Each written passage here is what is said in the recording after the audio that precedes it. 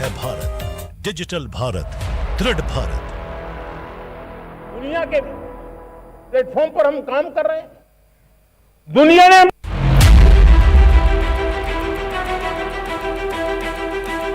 भारत जो पुरातन से भी पुराना है और नवीन से भी नया, विकास जिसकी परंपरा है और दृढ़ता जिसकी पहचान, वो है भारत, डिजिटल भारत, दृढ़ भारत।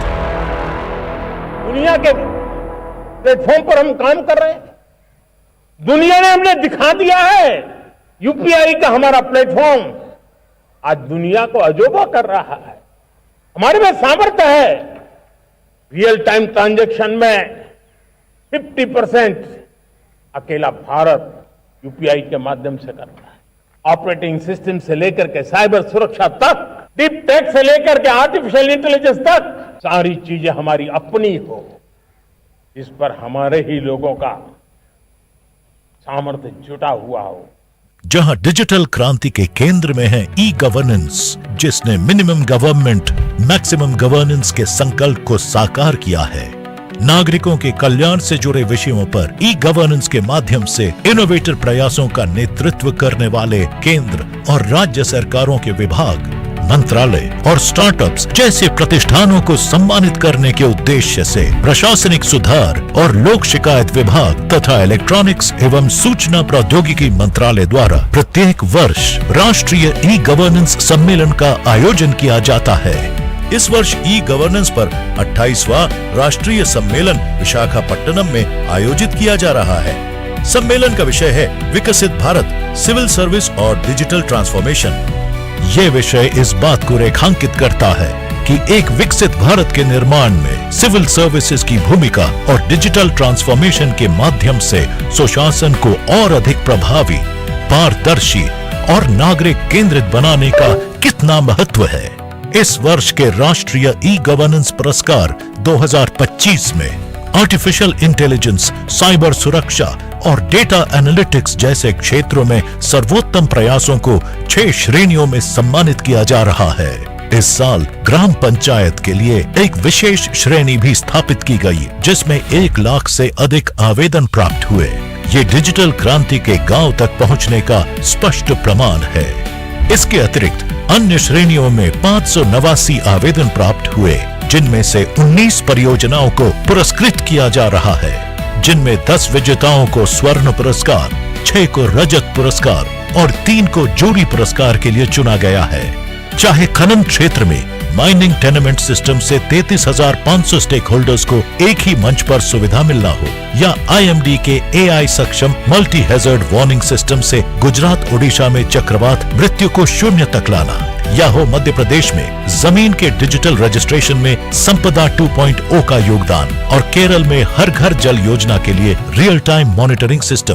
भाषिनी ने सेवाएं पहुंचाई हर नागरिक तक उनकी भाषा में, और डिजी यात्रा ने 6.36 मिलियन हवाई यात्रियों को 24 हवाई अड्डों के जरिए बनाया कॉन्टैक्टलेस और सीमलेस।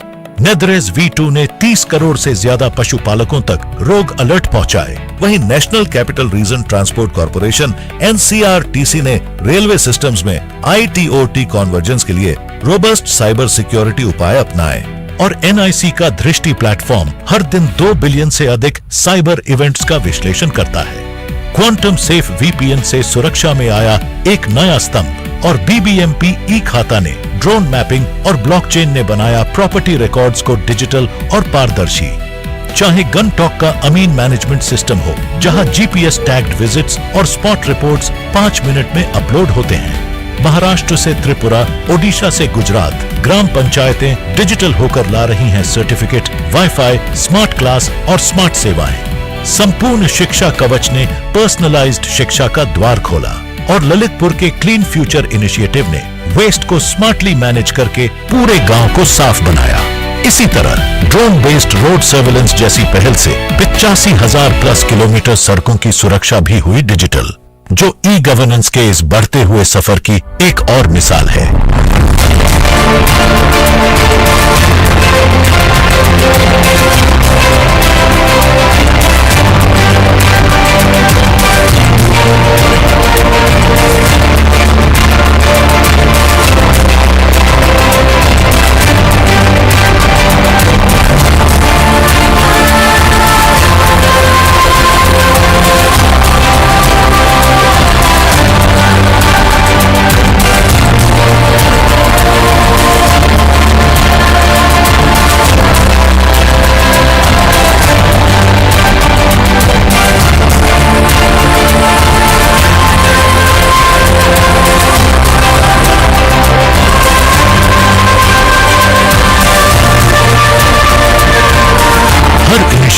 एक डिजिटल सॉल्यूशन ही नहीं, एक सशक्त भारत की ओर एक मजबूत कदम है। E governance for all, excellence above all. Visakhapatnam Andhra Pradesh के एक आकांक्षी जिले में आयोजित किया जाने वाला ये 28वां राष्ट्रीय ई गवर्नेंस सम्मेलन इस बात का प्रतीक है कि प्रधानमंत्री श्री नरेंद्र मोदी जी के नेतृत्व की ये सरकार डिजिटल परिवर्तन की यात्रा को देश के हर कोने तक ले जाने के लिए प्रतिबद्ध है। मैं आंध्र प्रदेश के माननीय मुख्यमंत्री श्री चंद्रबाबू नायडू जी को उनके दूरदर्शी रोड मैप के लिए बधाई देता हूं।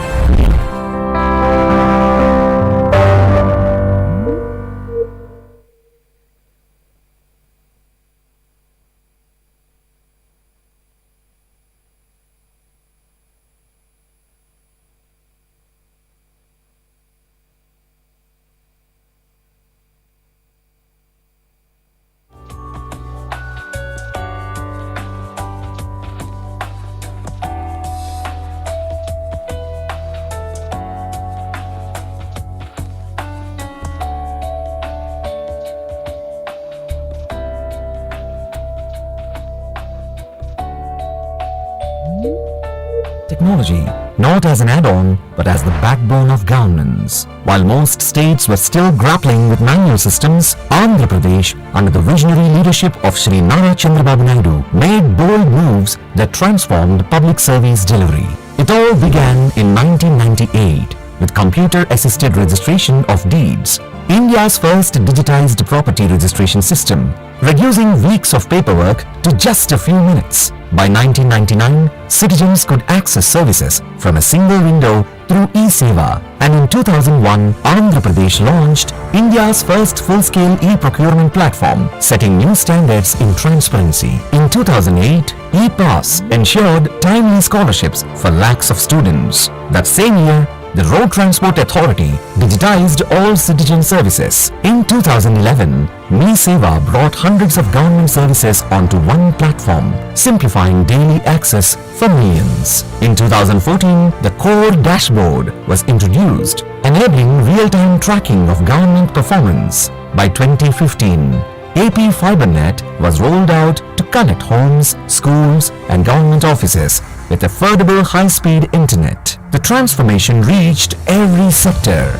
In agriculture, the Agriculture Information and Management System utilizes satellite data to assist farmers in monitoring crops and managing risks. The Integrated Irrigation Transformation Project restored over 1,000 tanks, helping nearly 3 lakh farmers across 12 districts. Water resources information was digitized through the Water Resources Information System and Water Audit MIS, allowing real-time tracking of reservoirs and irrigation flows. Urban citizens benefit from the Municipal e-Governance Suite, streamlining services like birth and death registration, property tax, and building permits. The MA and UD smart dashboards track sanitation, waste management, and citizen feedback.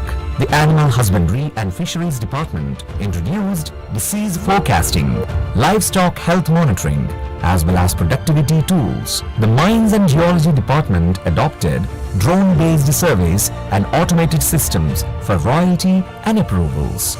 In education, the School Infrastructure Monitoring System and Digital Classrooms Dashboard helped improve teaching quality and school infrastructure conditions in real time. At the grassroots, the Gram Award Sachivaliyam system brought over 500 services to every village and ward, monitored daily through real-time dashboards. Andhra Pradesh's P4 model, combining public, private, people and partnerships, is creating a huge social impact and fighting poverty across sectors. Transport advanced with the APSRTC integrated mobile app, enabling real-time bus tracking, bookings and feedback. Inside the government, the e-office converted office file work to fully paperless operations. The planning department introduced a portal that tracks 170 schemes in real time. In public finance, budget dashboards and expenditure trackers ensure every rupee is monitored and used effectively. The Housing Department monitors layouts, construction and beneficiaries through live dashboards. The comprehensive hospital monitoring system transformed public healthcare by tracking diagnostics, medicines and staff performance. The Civil Supplies Department adopted e-POS devices and warehouse tracking for smooth ration distribution. The Revenue Department upgraded land administration with ECCLA systems. Tourism became smarter with QR-based heritage site management and digital feedback systems. Skill Development Department tracks progress across ITIs and polytechnics. The Minority Welfare Department digitized loan and subsidy disbursals, linking beneficiaries directly with banks. The Environment, Forest, Science and Technology Department uses satellite data to monitor forest cover, detect encroachments and track pollution.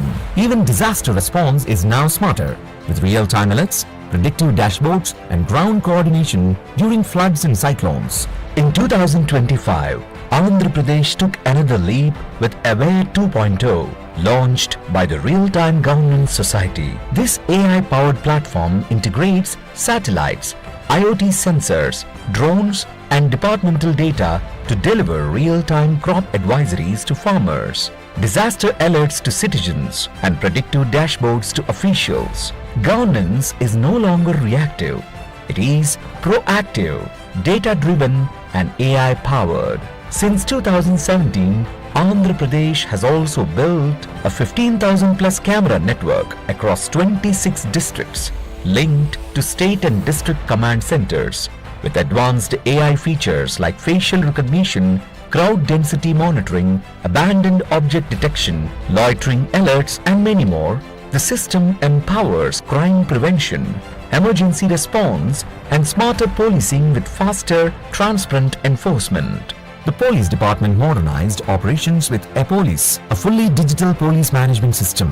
Recently, the state launched an AI-powered super app for women, connecting them to financial aid, healthcare, safety alerts, jobs, and upskilling opportunities. The Tribal Welfare Department rolled out digital survey tools and dashboards to track development and land programs in real time. The state also launched WhatsApp Governance, Manamitra, India's first platform offering 700 plus government services through a simple WhatsApp chat. From paying bills to downloading certificates, citizens can now access governance anytime, anywhere. It's a game changer in real time. Citizen first governance. From agriculture to education, welfare to infrastructure, every department is digitally empowered. Every service is traceable and every citizen benefits. At the center of this revolution is Sri Nara Chandrababu Naidu, a leader who didn't just imagine the future but built it. A visionary who made technology the foundation of public service, transparency and accountability. From tribal hamlets to digital command centers, every reform tells the same story. Good governance is smart governance. This is Andhra Pradesh, where technology meets intent, where governance is real-time, responsive and people-first, led by vision, driven by execution, built to serve, setting the benchmark for e-governance and leading the way for India and the world.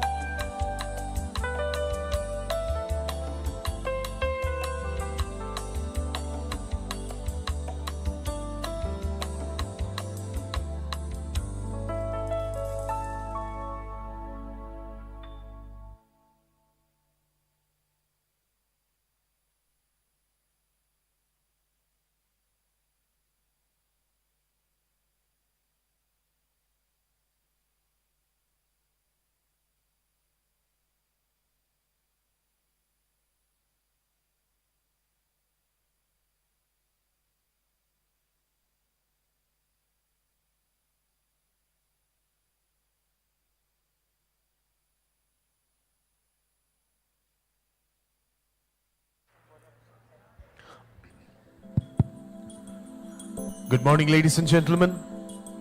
Welcome to the second day of 28th National Conference on E-Governance. Within a short while, within 5 minutes, we'll start this day 2 session of 28th National Conference on E-Governance. I request everyone to kindly be seated in your respective positions.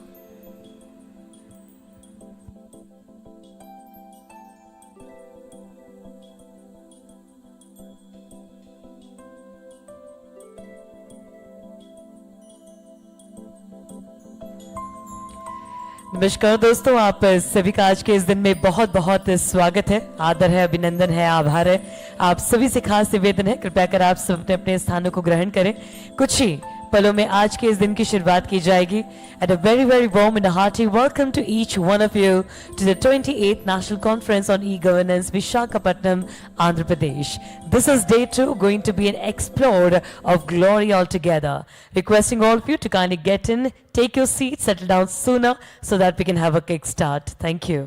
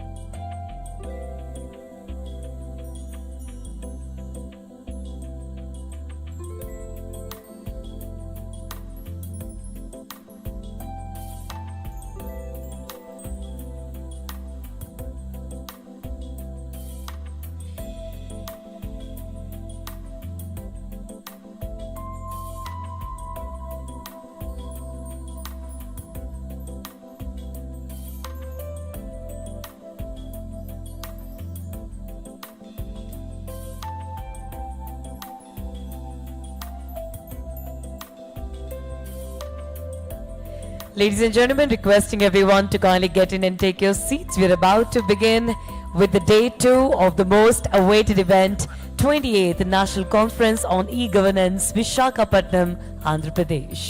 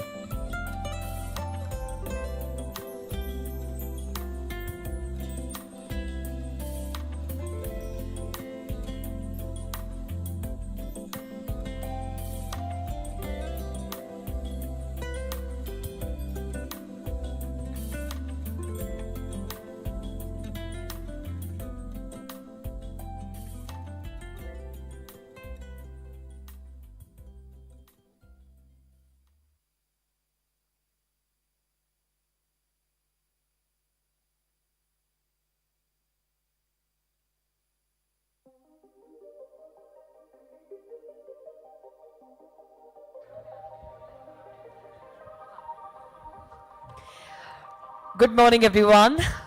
Well, yes, a humble request before we begin day 2 of this event. Requesting all the people, those who are at the back side, to kindly come front and take their seats. We can see a lot of chairs are still waiting for you to be seated, for you to get settled down. Let's make it a bit more faster. In next 5 seconds, we're about to begin. Thank you.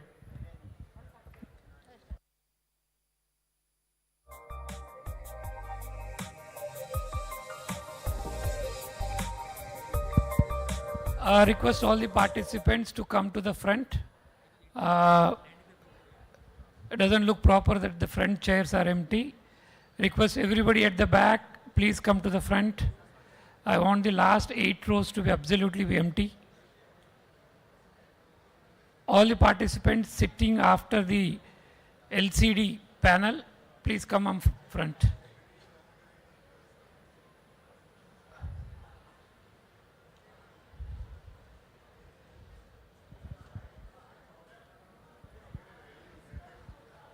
The session is about to start. Request all the participants who are at the last 8-9 rows after the LCD panel, please come up front.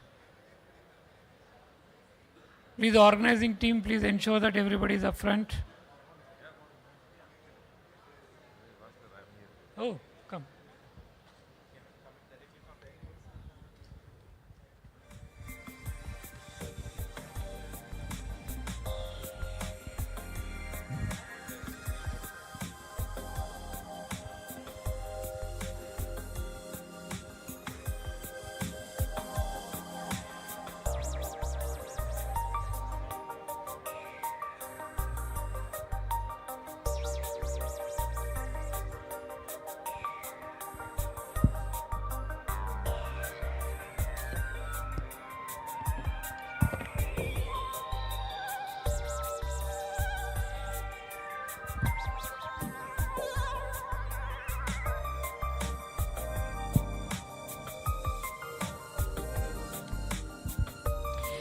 All right, ladies and gentlemen, and with this, a very, very good morning to one and all present out here. Greetings of the occasion.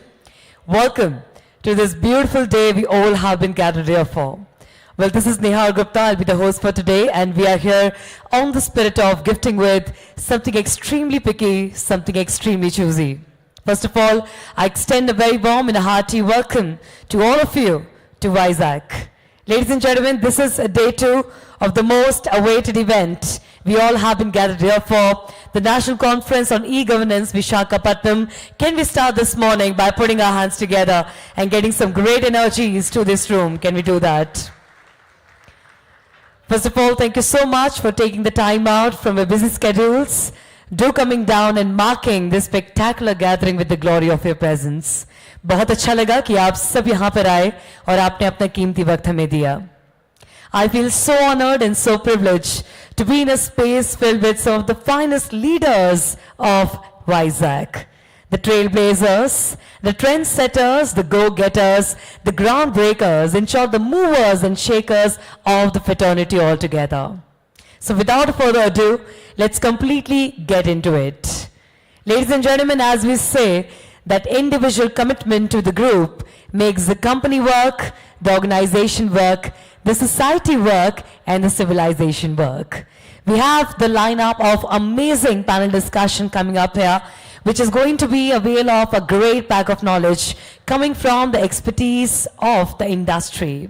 So without further ado, let's get into it. The first plenary session we are going to be moving forward with is all about taking over the topic civil service and digital transformation. I'd like to invite our distinguished guests and also our speakers for this session onto the stage. With a thunderous round of applause, please welcome our panelist, Ms. Rashmi Chaudhary, Secretary, Chief Information Commission, Government of India Chair. Hearty welcome, madam. Requesting you to kindly come and join us. Followed by Srimati Mona Khandar, Principal Secretary, Food, Civil Supplies and Consumer Affairs, Government of Gujarat. I know it's a morning session, but I truly believe that we have all the reasons to be happy, to be excited about the day. So make sure everyone, a big round of applause as I welcome our next panelist on stage. Shri Puneet Yadav ji, Additional Secretary, Department of Administrative Reforms and Public Grievances, Government of India.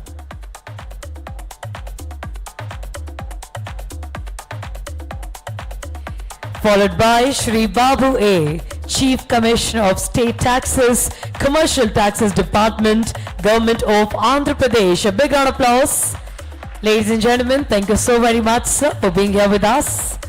And I must say you have a great fan following. I mean, people have been clapping the loudest. Next up, we have Shri Sriram Rao, sir, Special Secretary, Electronics and IT Department, Government of Kerala. The gentleman have just landed, so we need to wait for him a bit. He'll be here anytime soon. And last but not the least, may I please invite on stage Dr. Piyush Singla, Secretary, Information Technology Department, Government of Jammu and Kashmir. And I love how the lineup of this discussion is going to be from Jammu and Kashmir to Andhra Pradesh, from Kerala to Gujarat. I mean, we have actually followed in the whole country altogether. तो चलिए दोस्तों, इसी के साथ आज के इस session की शुरुआत करते हैं। आप सभी से खास निवेदन है, कृपया अपने फोन्स को आप साइलेंट मोड पर रखें और मैं चाहूंगी इस सेशन को सर आप आगे लेकर चलें। जी हाँ, over to you. And yes, as we have the ladies onto the forum side as well, ma'am would like to request you to take it over. And before than that, there's a wonderful session we would like to do. Yes, please. Can we have a token of gesture, honor, and love from our side? Yes, please. Beautiful flower bouquet for a beautiful woman.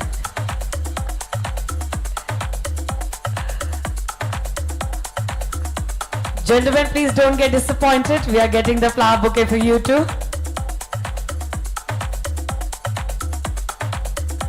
Thank you so very much, sir.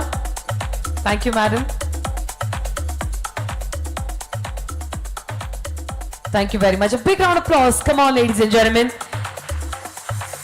Make sure it is going to be a great pack of knowledge coming from the experts themselves. And before we take it over, ladies and gentlemen, as we say that some women fear fire and some simply becomes it. We've got two women onto the floor, and with this I'd like to request madam to kindly take us forward. Over to you. Thank you so much. A very good morning to all of you. So we have this first session of the day 2, plenary session 3, and actually this is the heart and soul of this session of this conference on civil service and digital transformation. So let me just introduce, we have a very wonderful panel with us today, very eminent speakers and extremely with vast experience in this field. We have Srimati Mona Khandar. She is the Principal Secretary, Food and Civil Supplies, Government of Gujarat. We have Shri Puneet Yadav, Additional Secretary in DARPG. We have Shri Babu. I think Babu has probably, Mr. Babu. Chief Commissioner of State Taxes, Government of Andhra Pradesh. Sriram Sambasiva Rao, I believe he's on his way. Special Secretary, Electronics. Oh, you're here. Lovely. Sorry, I didn't notice. Presentation by Mr. Piyush Singla, Secretary, IT Department, Government of Jammu and Kashmir. So before actually I move forward, permit me to do a small presentation to set the stage. I would begin by quoting the Honorable Prime Minister, technology as a means to empower and a tool that bridges the distance between hope and opportunity. This is what he said in 2015 in Silicon Valley, very philosophical and very prophetic words. So essentially, what is the connect between civil services and digital transformation? Essentially, the foundation is citizen centricity to seamlessly serve the citizen with the correct things at the right time. And how digital technology can help civil servants deliver better services to citizens, and how digital technology can empower. What are the tools that digital technology can offer to empower a civil servant to deliver services better? Just very quickly, it's worth going through this once again. Evolution of digital governance. This was the early 1990 phase. Honorable Chief Minister mentioned the e-Seva Kendras. So that was the foundation phase. In fact, railways, and I'm from the railways, so I'm very proud to say we were among the first to establish the Center for Railway Information Systems, which brought together all the ticketing systems in the entire country.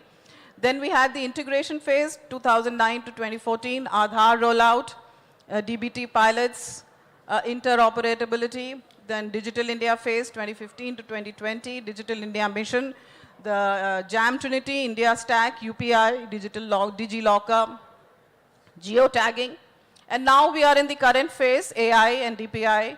Of course, during COVID times, we had this amazing COVID platform. Then digital commerce, India AI mission, Bhashini, and the DPDP Act, of course, and now the AI and cloud first governance. Some of the transformative initiatives, and I'm sure all of you know about these, the JAM Trinity, 43 lakh crore DBT amounts have been delivered using this JAM Trinity. UPI, 18 billion transactions a month. It's just humongous, the numbers that we have achieved. The digital public infrastructure, Aadhaar, 138 crore Aadhaars, IDs have been issued. UPI, DigiLocker, CoWIN. Government e-marketplace, transparent procurement, 1.64 lakh plus government buyers. And 5 lakh crore, the market value has been generated using the GEM system. And some other transformative initiatives, agriculture, Kisan Suvidha, 3 lakh crore, plus active users, MyGov, citizen engagement, 5 million plus app loads have been downloaded, Common Service Center, Ayushman Bharat Digital Mission, Umang app. So I'm sure you're all familiar with these. Coming to how the digital technology can actually empower the civil servant, what tools can he use so that he becomes a better public servant and delivers better services to the citizen. I got in Mission Karam Yogi, upscaling for online training. It has now more than 1 crore users and more than 5 lakh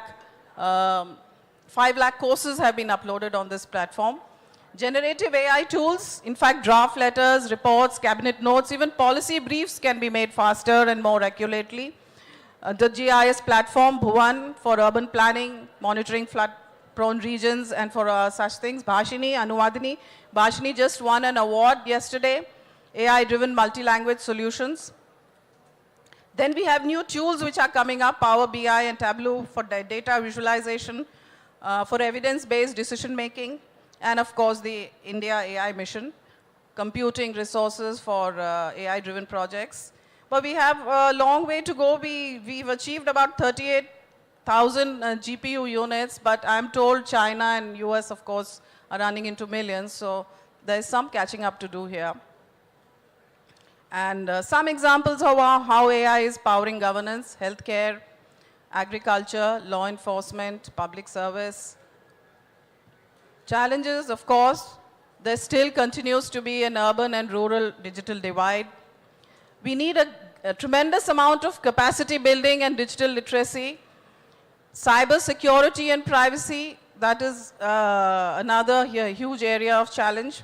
And of course, we all resist change. It's not so easy to adapt new technologies and use it to improve our lives. So that is also one of the challenges. So future roadmap for a digitally empowered bureaucracy, I think all of us would agree on this. Digital first approach, we embed digital planning in all our streams. Training institutions should incorporate courses on AI, data science. Ethics is extremely important, especially using AI for decision making. And then we need next-gen infra, real-time, we need hardware, data exchange, cloud collaborations, energy. Innovation platforms, of course, are there.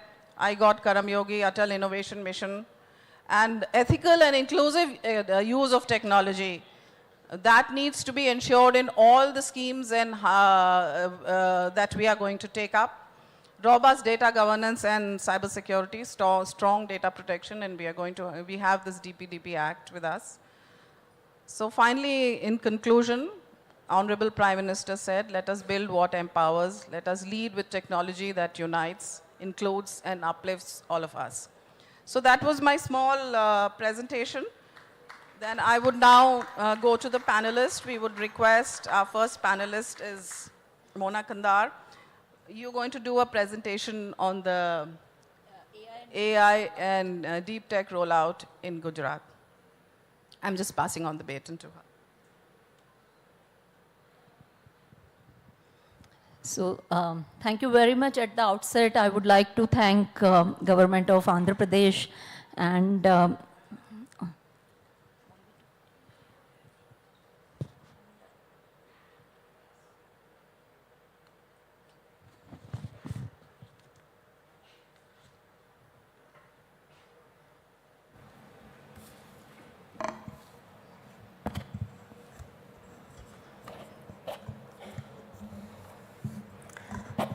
good morning.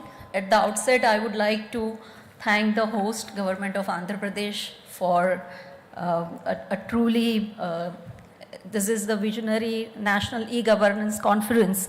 I wasn't present yesterday, but I heard how the deliberations took place and how much futuristic deliberations have taken place and how it is going to be taken forward.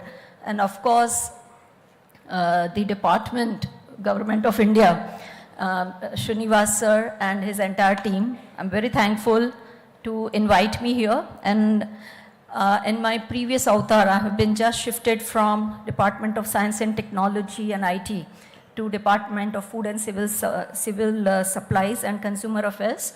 So I would like to talk about the AI and deep tech rollout in Gujarat. As you are all very well aware, Honorable Prime Minister was Honorable Chief Minister and served Gujarat for more than 12 years. And the foundation of digital governance was laid down by him, which was pursued with the equal zeal by all the successive Honorable Chief Ministers. And the present Chief Minister is deeply committed to this. And I would like to talk the comprehensive rollout of AI and deep tech. It's not restricted only to government departments, but it was the vision of the government that from the very beginning we should also have a private sector onboarded, especially MSMEs. And we need to democratize the futuristic technologies so that the entire community is benefited. So I would like to begin with setting up of AI Center of Excellence. We have a policy on IT-ITES, and that covers very comprehensively AI and deep tech as well. We decided that we shouldn't wait for Government of India's policy to roll out, and we should begin by setting up Center of Excellence. We signed MOU with NASSCOM and Microsoft, and then other private sectors are also being onboarded. So in January, we signed the MOU in June 24, and January 25, the center was operationalized. The objectives, the main objective of the Center of Excellence is to ensure technology adoption, not only in public, but also in private sector, especially MSMEs. Gujarat has more than 1.5 million MSMEs, and accelerate the entire ecosystem that is getting developed in Gujarat, deep tech startup ecosystem. Also ensure a solution co-creation with the private sector, academia, and government departments. Ensure AI literacy and organize extensive training and capacity building workshops. Ensure infrastructure support and set up an experience zone demonstrating cutting-edge solutions. So these were the objectives. Now we have like two categories of startups. In one category, we just register the startups and they explore on their own the use cases. I mean, meet government departments, private sector, and they develop their own use cases, and we arrange for pitching sessions and mentors, program, boot camps, all this. There is a well-structured definitive program. And the other set of startup wherein we come out with innovation challenges along with the use cases that have been provided by the departments and private sector, and startups register for that. So in the first category, we have more than 18 startups now working with us. And we have arranged for several mentoring sessions for them. We also have onboarded the mentors who constantly mentor them. And now I come down to the second category, where we work on a problem statement either from government department or from the private sector. And then we throw open innovation challenge almost every month. At present, 4th innovation challenge is going on. And then startups, they apply for the solution. There are 2 rounds of screening, and a startup gets selected. Then they develop proof of concept and get it validated by the owner department or MSME, and then there is a full-scale deployment.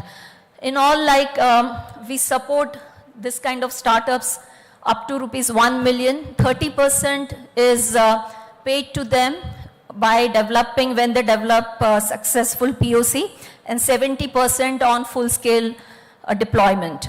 So this is only for the startup. The required hardware or application software or system software, these are all taken care by either the government department or the MSME itself. So now in 4 innovation challenges, more than 300 startups are working with us. These are some of the use cases that we started. It includes like tracking of visitors, and this is applicable to all the departments, even the field offices, by using their facial recognition technology. Then digitization and classification of Gujarati and English documents. Now this is common application for both government and private sector. And also one such use case is AI-based emergency call analysis and response system. In the second group of use cases, we have object identification and tagging, including cattle detection. This was developed for municipal corporation and urban local bodies. Then we have a trend, seasonality and anomaly detection of commodity pricing. This was required by our statistics department and planning department. For forest department also, we are developing a wetland intelligence and digital platform for Nal Sarovar, a wetland area, very famous wetland area in Gujarat. Then automated blueprint evaluation, theft detection for electricity transmission and distribution. This is required by our Urja Vikas Nigam Limited. And analysis of news, this is required by our information department. Now these are some of the examples. Some of the other examples that we have done for private sector are like predictive maintenance of EV charging stations, robotic process automation, container freight station.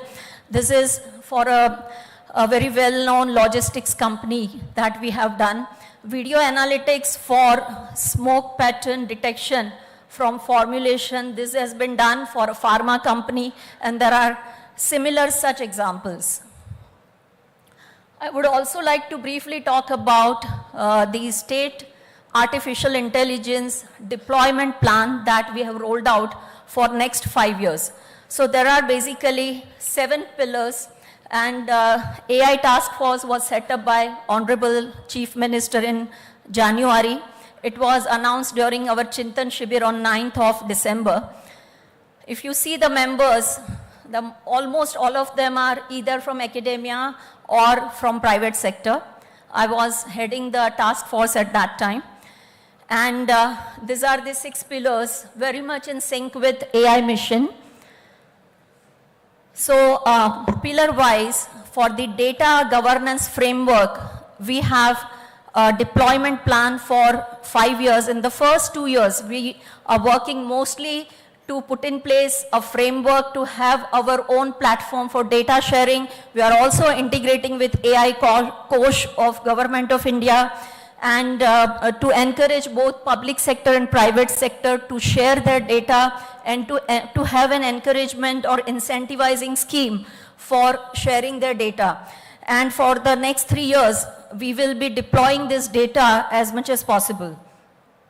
So similarly, if we now come down to infrastructure, not only that we will build our own government AI cloud, but also we will be partnering with private sector like Microsoft, Cisco, IBM to have the private cloud as well.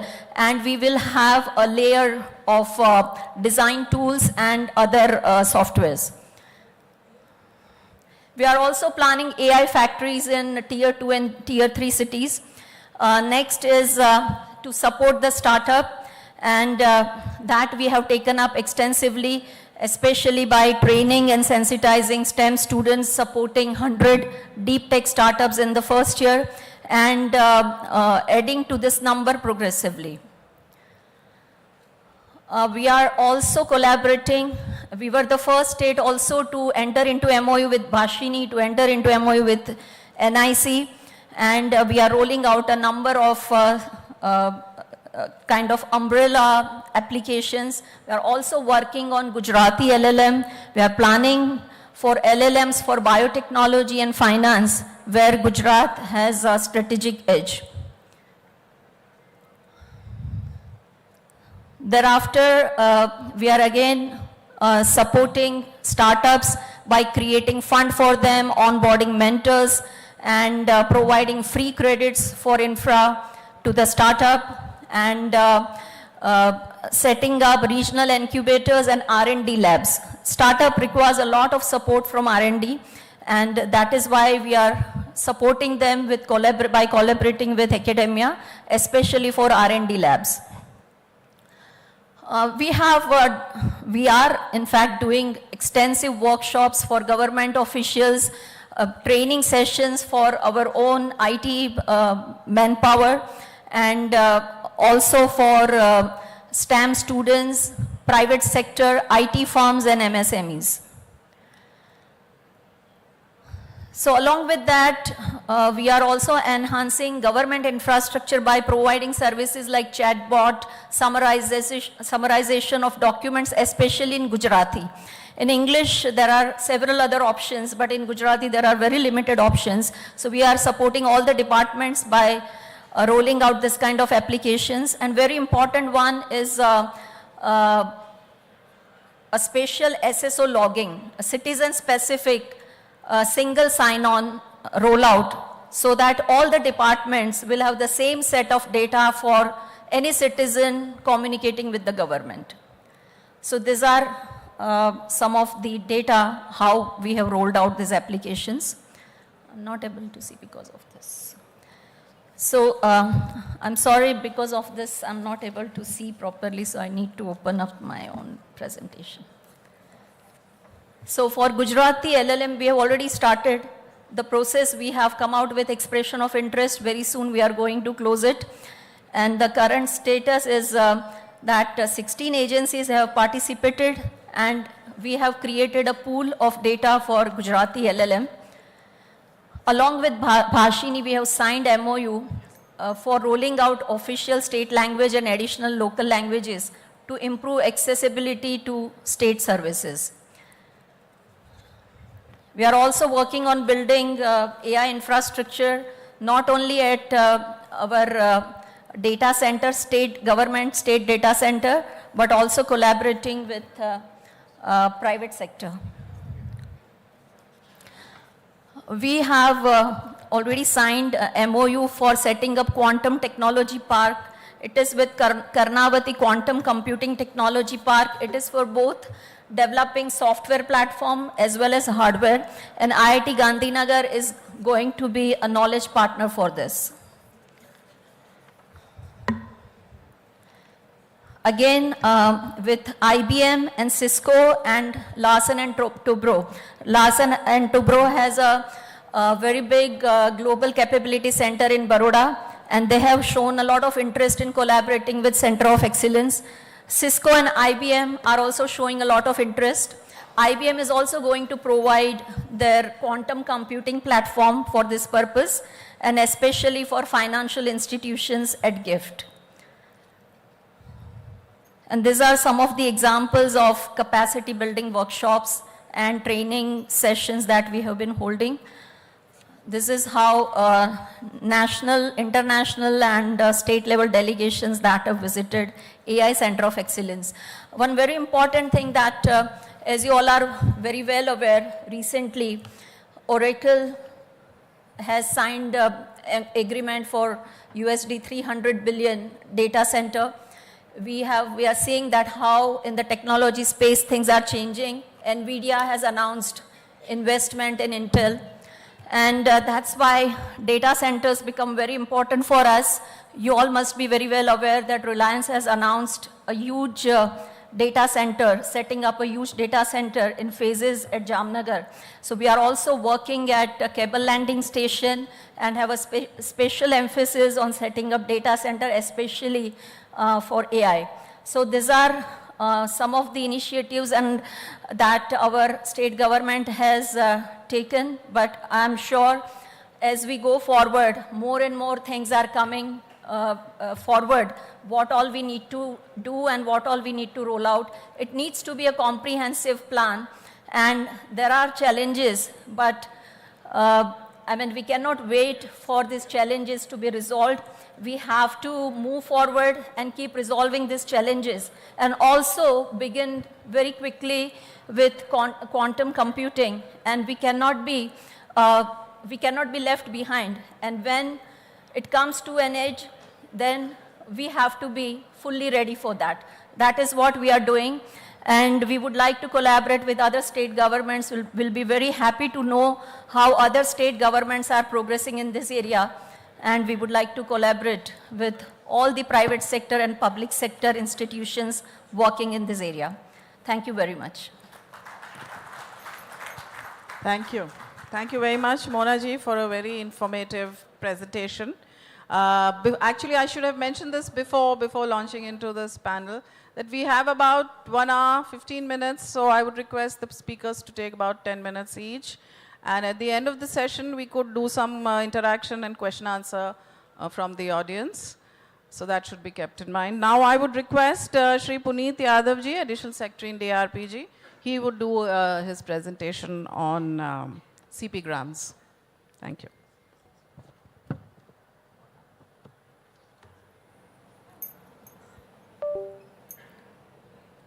Thank you, respected Chairperson, dignitaries on and off the dais. It's my proud privilege to speak on our initiative of CP grams among this August gathering. And as you know, DRPG has been handling this very important portal called CP grams, and we have been running it for almost 19 years now, beginning from 2006. And when we talk of digital transformation, this transformation has been significant over the last 2 decades or so. Yesterday, Honorable Chief Minister was also speaking about the same. And this curve of the CP grams is exactly a replica of how the transformation across the government service delivery has happened, and how the civil services has been a part and parcel of this change, how they have been the innovators, how they have been driving, and how we continue to move ahead on this learning curve.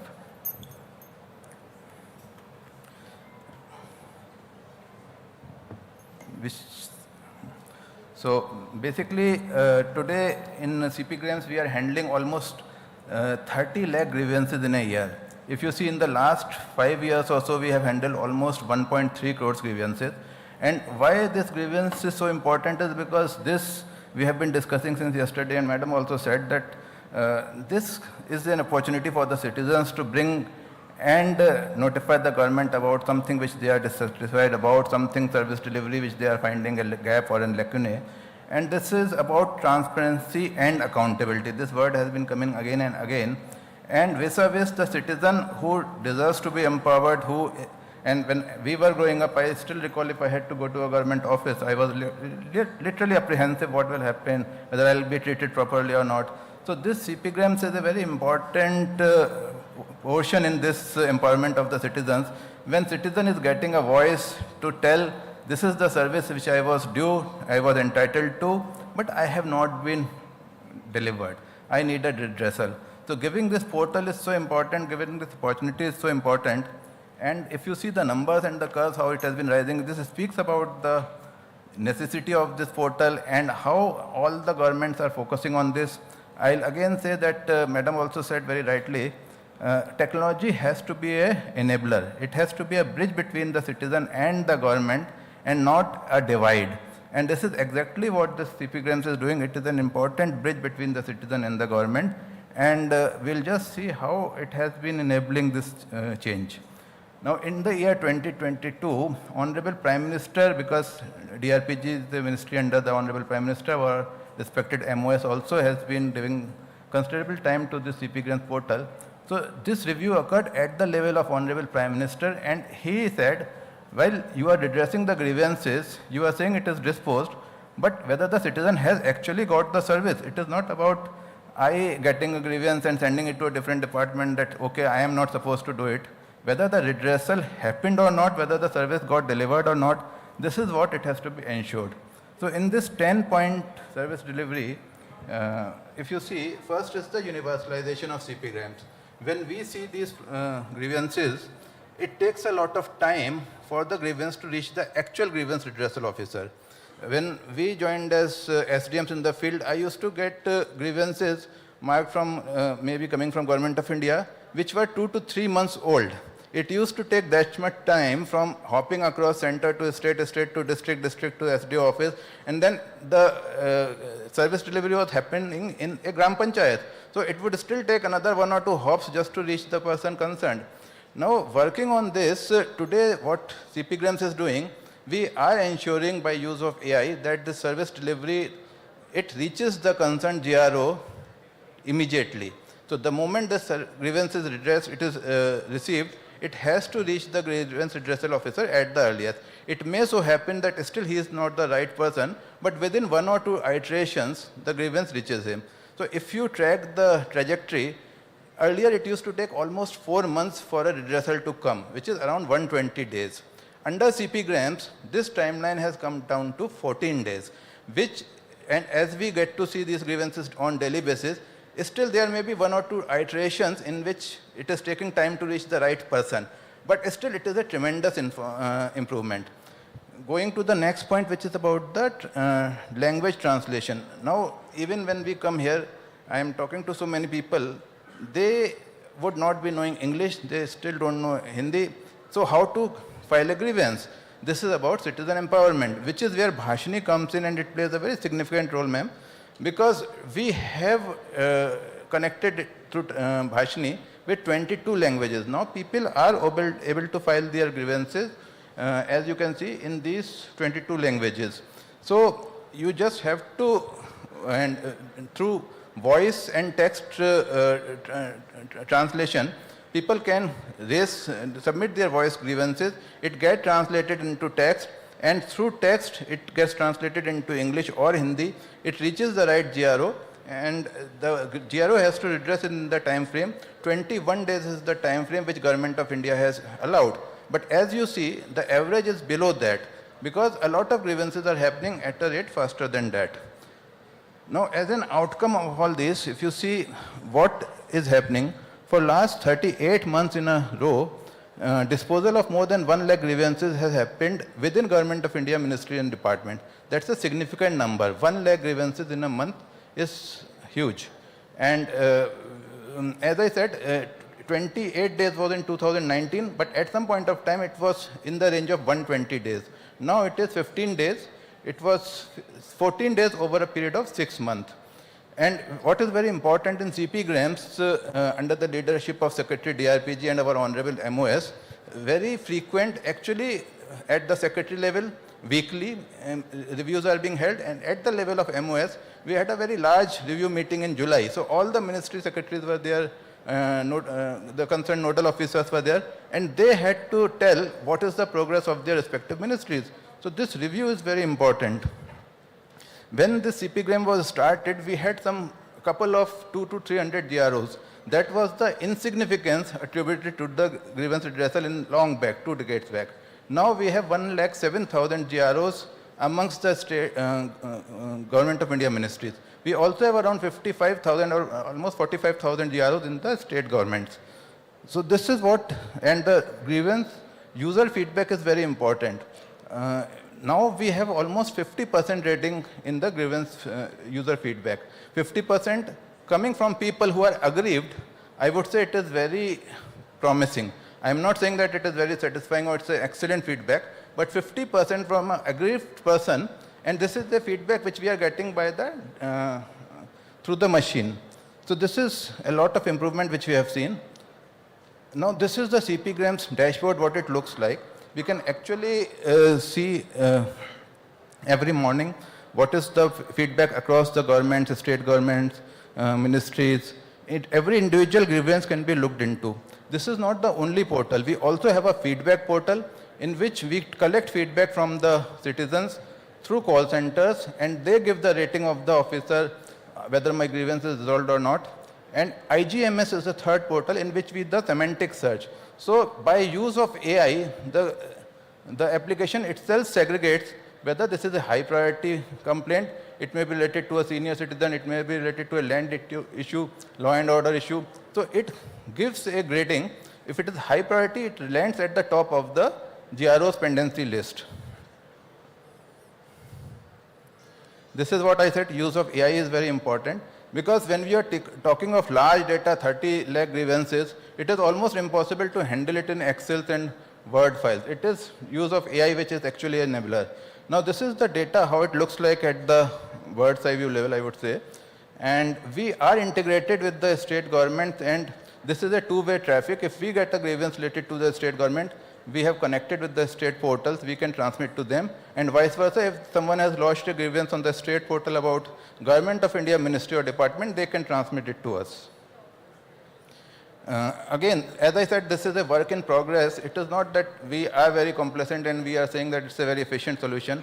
Honorable PM again reviewed this project in December 24, and what he said that what is missing now is supervision from the top level, after which Honorable Cabinet Secretary issued this letter, and which the Secretaries to Government of India and the Chief Secretaries of the state government were requested and asked to give more priority to this and review these grievances at their own level.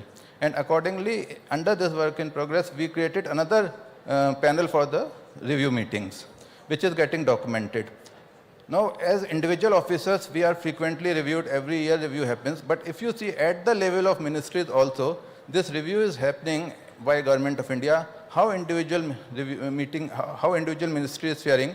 And Honorable PM actually reviews this thing in his Pragati meetings. So this is where the focus of the Government of India is so evident.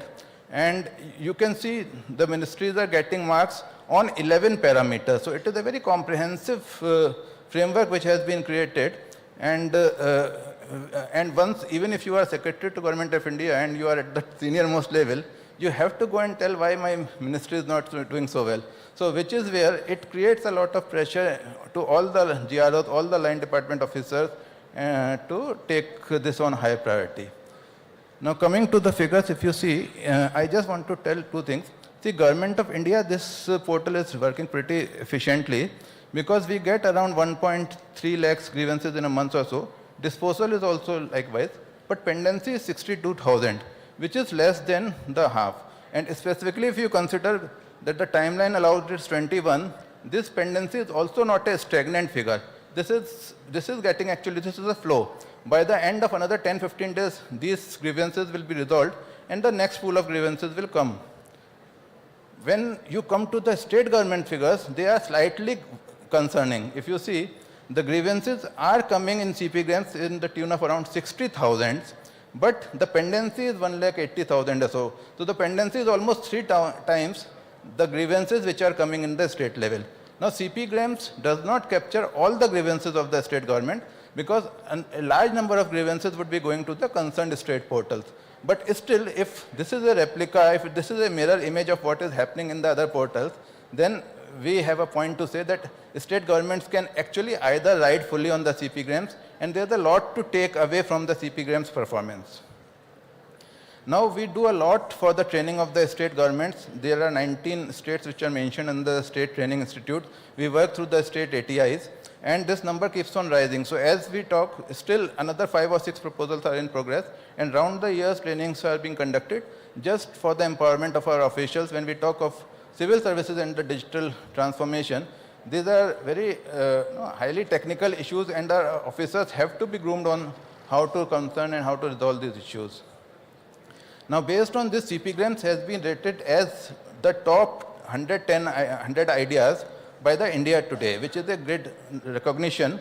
And when we also compare as best practices of the other countries, we normally see that they receive grievances to the tune of 80,000, 1 lakh in a year. So our scale is uncomparable. We are huge compared to any other country, and which is where the Commonwealth Secretariat had requested the Government of India through Secretary DARPG that they want to implement and copy and use this model of CPGRAMs in the 56 Commonwealth countries. So which is a great recognition. While MEA works on the proposal, we can at least say that the efficacy of CPGRAMs is recognized globally. But as I said, that it is a work in progress. We are going ahead to further strengthen this portal. Now, when we are talking of strengthening, the focus is again, it has to be citizen-centric, and digital divide is genuine. As we speak, there are a lot of people who would not be able to even open a website. Now, what we are trying to build, and which is where AI comes into picture, we are trying to integrate AI in a manner that the person who logs into the CPGRAMs, they don't have to open a portal, they don't have to type anything. They just see even on the mobile, they'll just see the land on the page and press a button and start speaking their grievance. Yes, ma'am. Yes, ma'am. I'm just completing, ma'am. So this is where they can speak their grievances, they can load this thing, and obviously they can load through WhatsApp also, chatbot is also there. And through this we are trying to make a more robust and more comprehensive model. Thank you, ma'am. And it should be going live by March 26th. And we'll request all the state governments to onboard our CPGRAMs. Thank you. Thank you so much, Puneet ji, for this DARPG ka showcase product hai, CPGRAMs. So next we have Shri Babu A. He is the Chief Commissioner of State Taxes, Government of Andhra Pradesh, and he's going to take us through the history of digital governance in the country. Mr. Babu. And I would request you, the speakers, to kindly adhere to the timelines, please. Thank you. Thank you, ma'am. The topic today is that of civil service and digital transformation.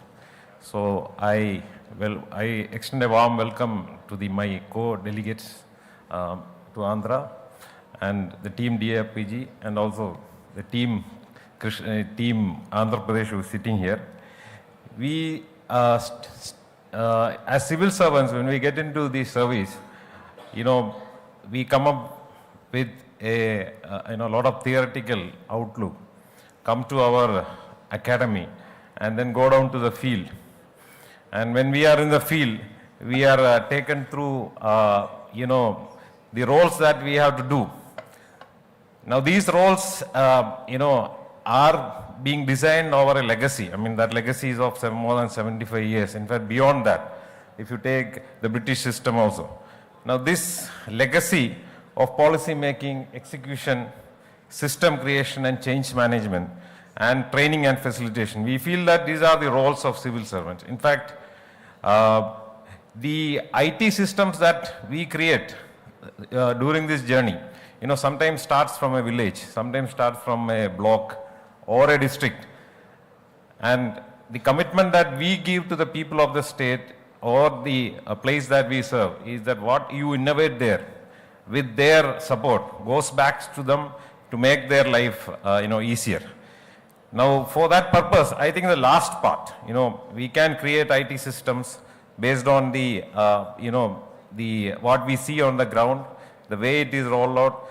You can change the systems, but the last part, The last part is most important. I feel that the persons who are creating it or making these IT systems should also be participating in training and facilitation. So that the last man out there in the service delivery, takes care of it and we learn from him. I mean, doing the implementation, there will be a lot of bugs, there will be a lot of, workflow related issues. We learn from him and improve upon that. This leads to a situation where, we give a credible commitment, not only to the people, but to the government, the service members and the service providers who work with us. The role of the civil servant in rolling out any IT-based system should ensure that there is a credible commitment to all the stakeholders. Otherwise, there has been an old saying that the e-governance dies with the officer. You roll out certain things, perhaps this nowadays it is not that thing, because we have national systems which have been created, and most of these national systems have come up by the brilliant work done by civil servants and the public servants who are all here sitting here, from Andhra, most of them.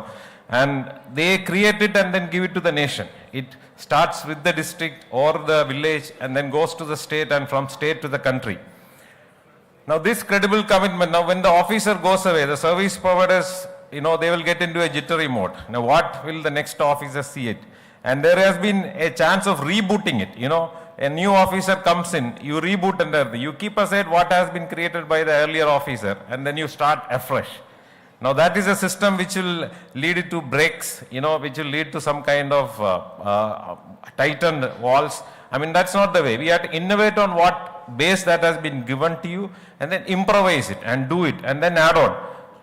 When this kind of a narrative comes into the mind of the civil servant, I think the role of the civil servant in digital transformation becomes much clearer. So I emphasized on training. I also emphasized on the credible commitment that we have to give. So the systems that you are going to create should be so strong that the motivation comes from the people, that system should be continued even if the officer is changed. Now when that motivation comes from the people, that this service helps me and I need it, I don't think any force can change it. Now that will lead to the credible commitment that I am speaking about. Now I just narrate the story of my journey in this cadre, in this great cadre. In fact, I dedicate this to the people of this state. In fact, they have been the first testing points or first touch points of many digital innovations that this country has seen.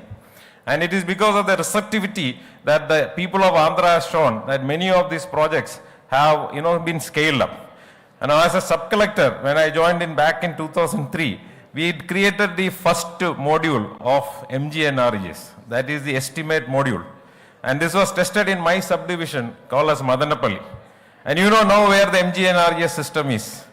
It was created in Andhra Pradesh, block by block, brick by brick.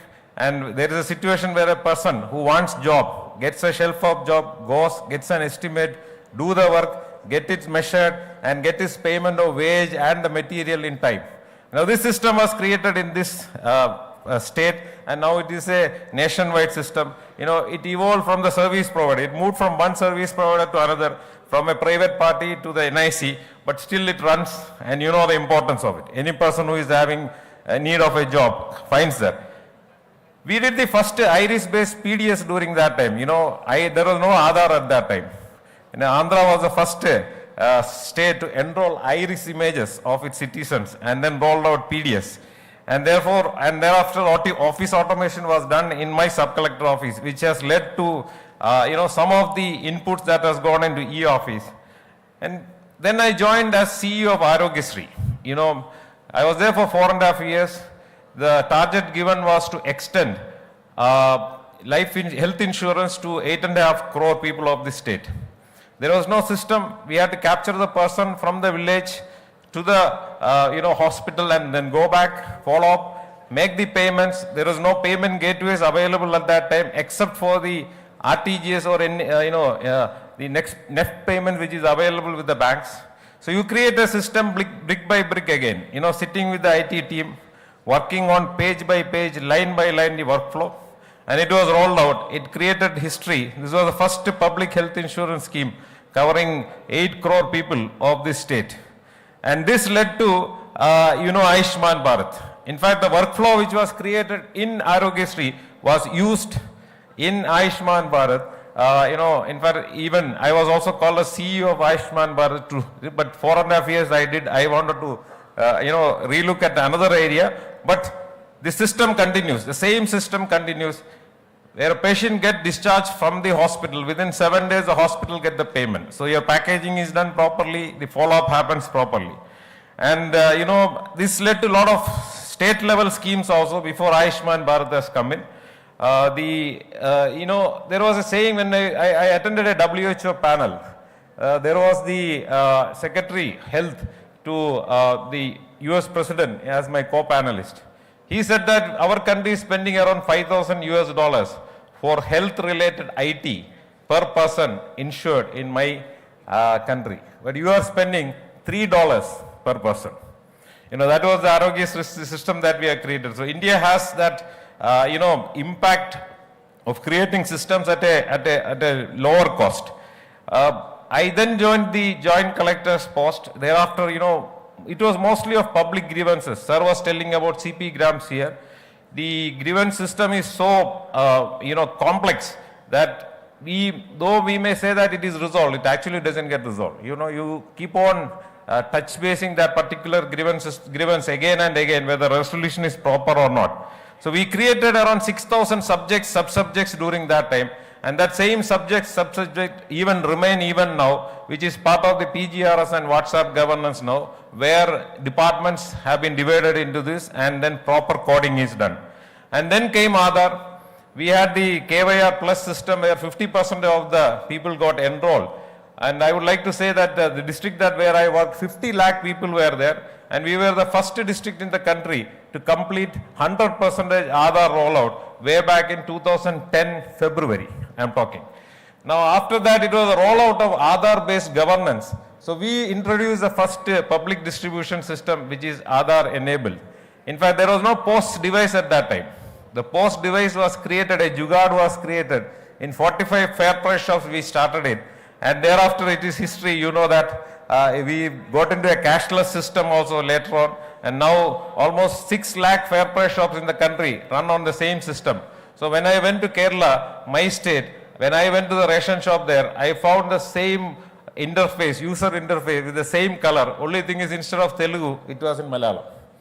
So I feel so proud in getting it done. Similarly, the AEPS and the LPG DBT. This first rollout happened in East Godavari, where bankers were rolled in.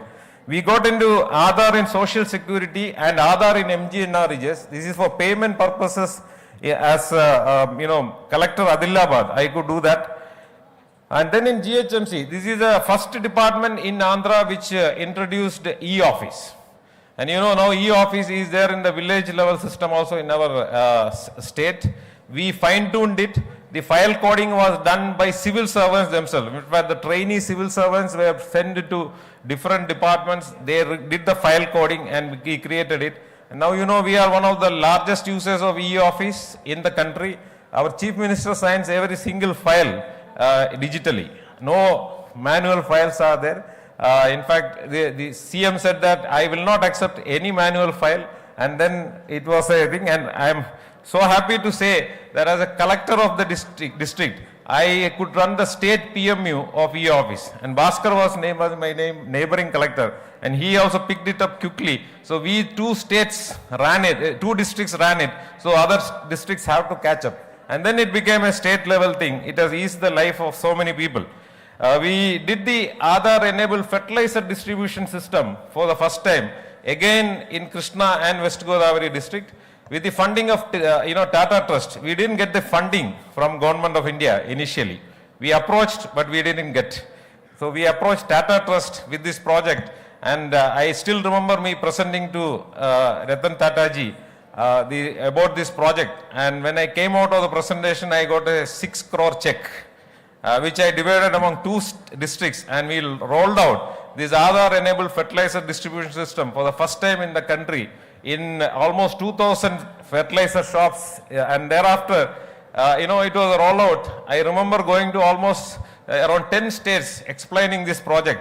Now it is called as IFMS, The only thing is that IFMS is missing, but what was there in Aadhaar-enabled fertilizer distribution system is linkage of the land and the soil health parameters, so that the actual amount of the fertilizer is calculated and shown to the people so that they select the best one.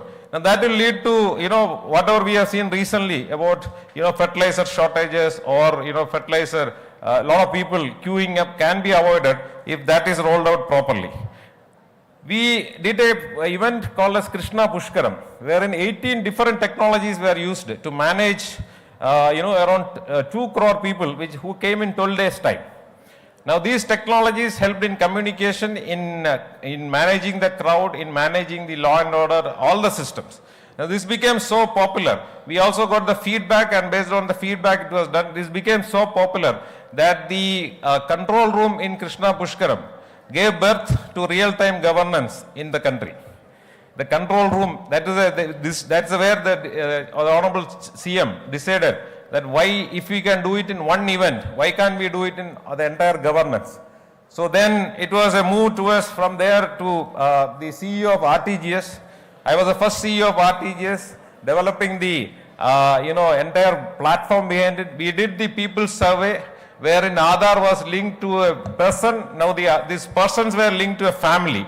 Now because the family orientation came, we created a virtual ID over that called as household ID. And this household ID helped us in creating, I will finish ma'am, in 1 minute ma'am. It helped in creating, a family-based environment, family-based unique IDs, wherein the PM Kisan, when PM Kisan came in, Andhra was the first state to get 47 lakh farmers credit. I am talking about 2018 beginning. Now, if the data environment or the family-based database environment was not there, it would have been difficult.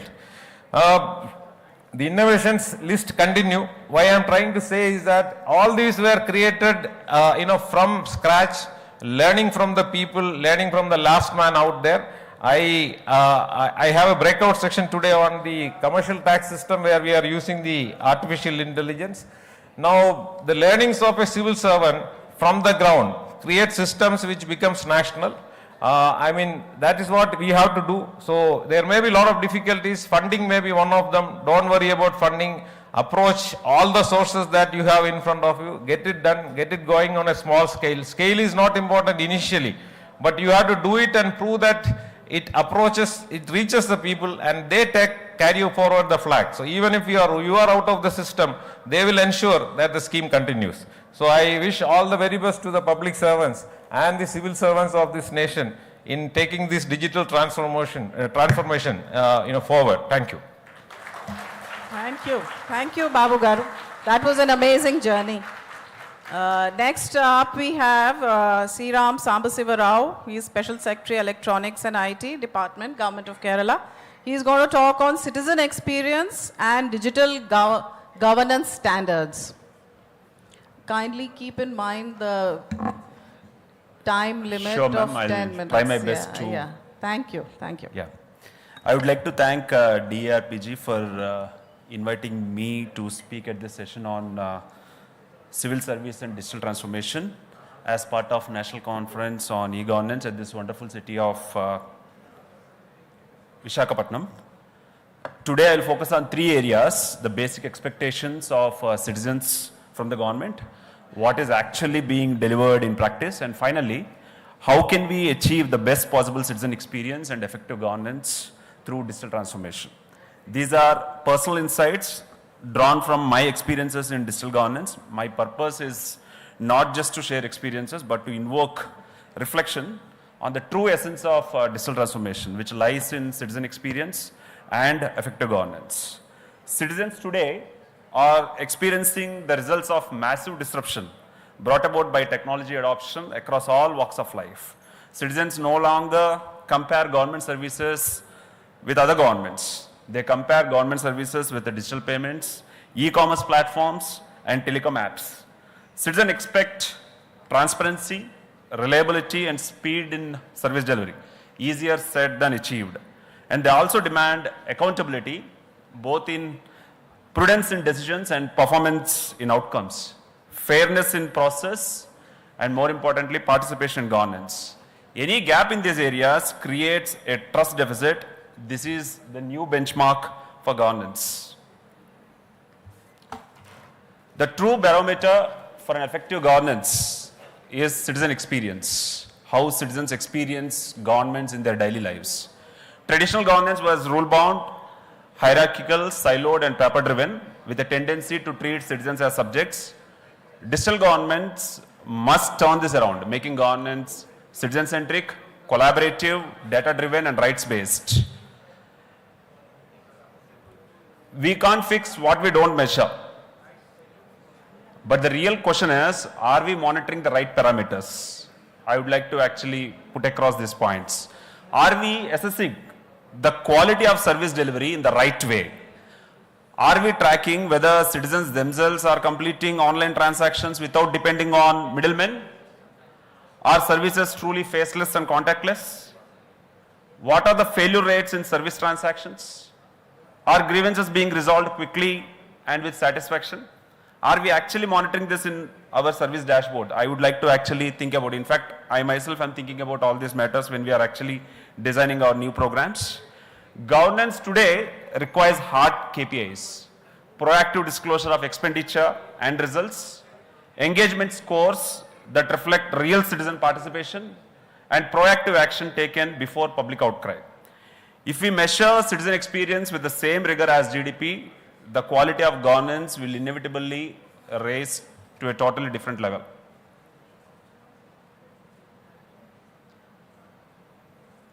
I would like to highlight some models of digital government solutions at various levels. Estonia, often cited as a model digital society, has demonstrated what the best possible citizen experience looks like. Seamless service delivery, interoperable data, and proactive governance. Years ago, the system was so mature that once a woman became a mother, she automatically received alerts and access to all eligible schemes and services on a digital platform, like a platter.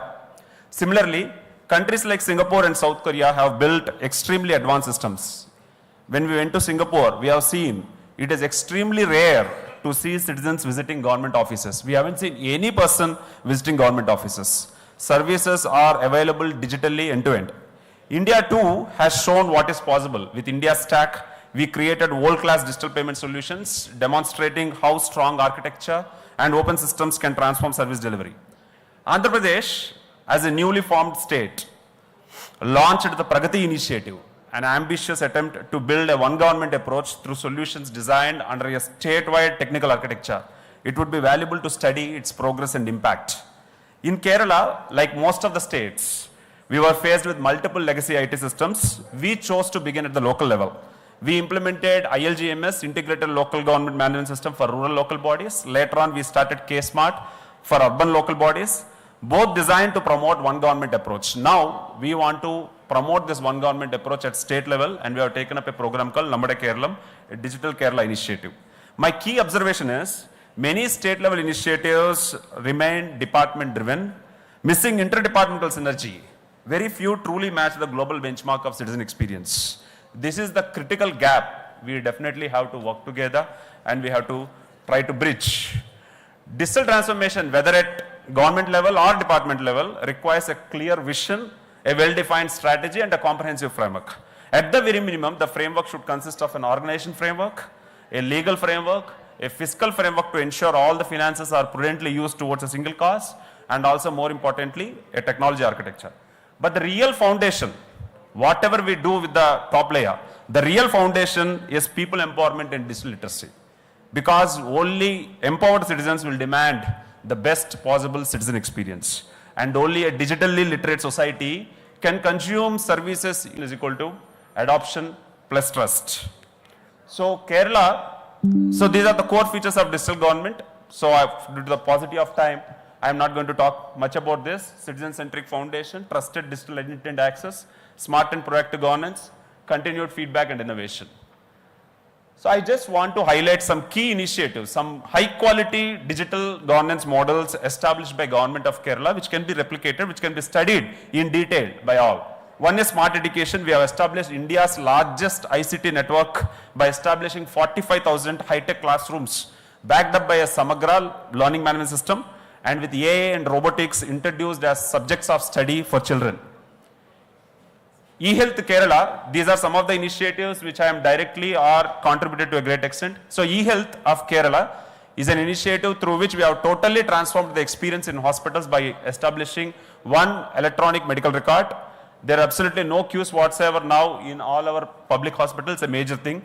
And doctors also started doing OP consultation, and I'm sure this is going to pave way for adoption of AI in a meaningful manner.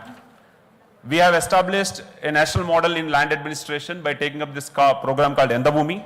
We totally transformed the land administration by establishing an end-to-end digital survey system, followed up by an integrated land information system. So all revenue, registration, survey related services are provided on single interfaces and totally digital integrated, and immediately after land transactions, survey records and revenue record gets updated on the same day and the same moment. Now local governments in Kerala, 30% of the funds are directly devolved to local governments, 30% of the state plan funds. And all constitutionally mandated functions are devolved to local governments. So local governments in Kerala are like mini governments. So we have taken this opportunity to establish one government approach in local government, and we started with the initiative called ILGMS, and later on evolved into K-Smart, a world-class enterprise solution which can be studied in great detail, covering almost all functions delivered by local governments. We managed all disasters which Kerala faced recently, whether floods, COVID or whatever, by developing tech solutions on the fly. And we managed all disasters so effectively, and you can see COVID is managed really nicely with lowest fatality rate in the country through effective interplay of policy, systems and technology. So Digi Keralam is one important program, as I told very clearly. So empowered citizenry is very important.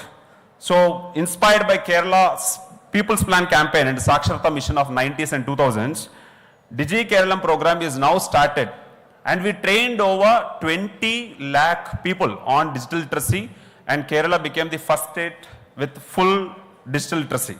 So all these models are not isolated models. They can demonstrate that digital transformation is possible, practical and replicable.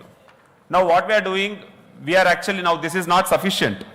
So we want to establish one government approach at state government level, because the real challenge lies in achieving scale and consistency. Today each department tends to build systems in silos. Citizens face fragmented interfaces, repeated data entry and inconsistent service levels. So Nammada Keralam is our initiative to address this challenge, a converging framework to establish a digital government standard. It's structured around 4 key initiatives. As you can see, one, Sevana Keralam. All service applications as part of this initiative will become right to this program already started, work in progress. I'm talking about work which is in progress. All service applications will be right to service compliant. All service applications will have SLA timers, auto escalation mechanisms, mobile first designs, unified digital identity and Malayalam first services. So all the services will comply with the standards which we declared. Next, real-time governance solution is being put in place as part of Nammada Keralam. WhatsApp-based service delivery and chatbot-based service delivery also are being designed. So this is the first component called Service Sevana Keralam, and the second component is Sadbarana Keralam. So we want to ensure governance is effective by ensuring data gets exchanged throughout the government. So 2 key initiatives related to this. One is to actually establish a data exchange platform in government of Kerala, and also unified registry to ensure proactive service delivery in government. And as part of this particular program, we identified a set of common applications and services which are to be developed, which are to be put up in government, so that all departments use these common applications and services. Second program. Third program is about Bhavi Keralam. It is about actually deployment of emerging technologies to improve governance. We have started this program already. We started with the AA. A program called KAA is initiated. A system of technology workshop followed by use case identification, prototyping and solutioning is put in place. 40 use cases are identified for artificial intelligence, and they are under development at this point of time. Next, Jana Keralam, fourth component. It is very important to focus on citizen empowerment. So we identified programs called Digi Keralam 2.0, Safe Tech campaign, and also systems called Right to Service app, Transparency portal, Anti-corruption app, etc.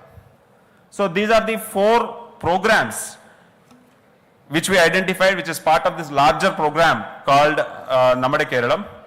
So I would like to actually end by communicating two messages.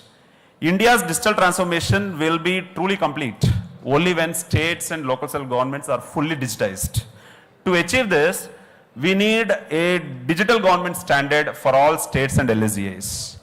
Central government has to define clear principles for digital government standard, focusing on citizen centricity, interoperability, security and inclusivity.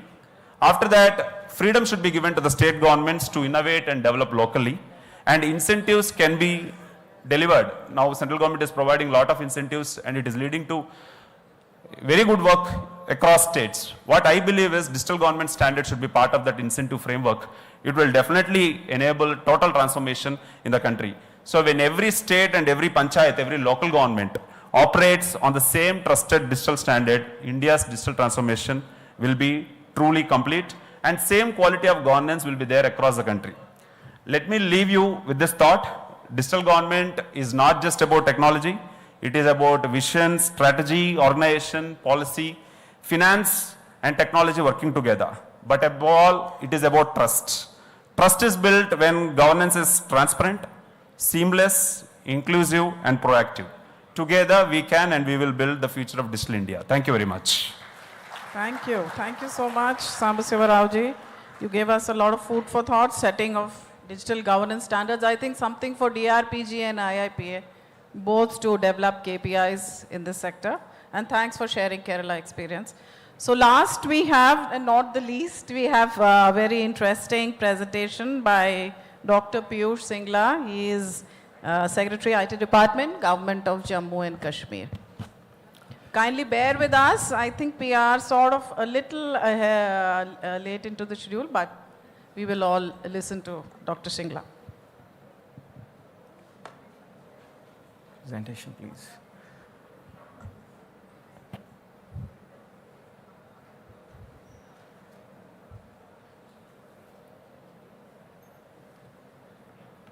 First of all, I would like to thank DARPG, Government of Andhra Pradesh, for giving us this opportunity and platform to share our experiences, to learn from our peers and have an amazing gathering. My topic for today is the digital transformation in Jammu and Kashmir, especially citizen-centric, how it can transform the lives. We know there is a lot of discussion, Jammu Kashmir is talked about a lot, but how it has transformed into a digital public infrastructure, how we are creating our challenges into the opportunities and trying to put best systems for our citizens. This presentation captures the transformation of Jammu and Kashmir through digital tools, focusing on how IT is enabling governance that is more inclusive, transparent and citizen-centric. It highlights leadership commitment and central role of technology in reshaping service delivery. The key focus is Unnat, e-Unnat, the flagship initiative designed to integrate and simplify access to government e-services.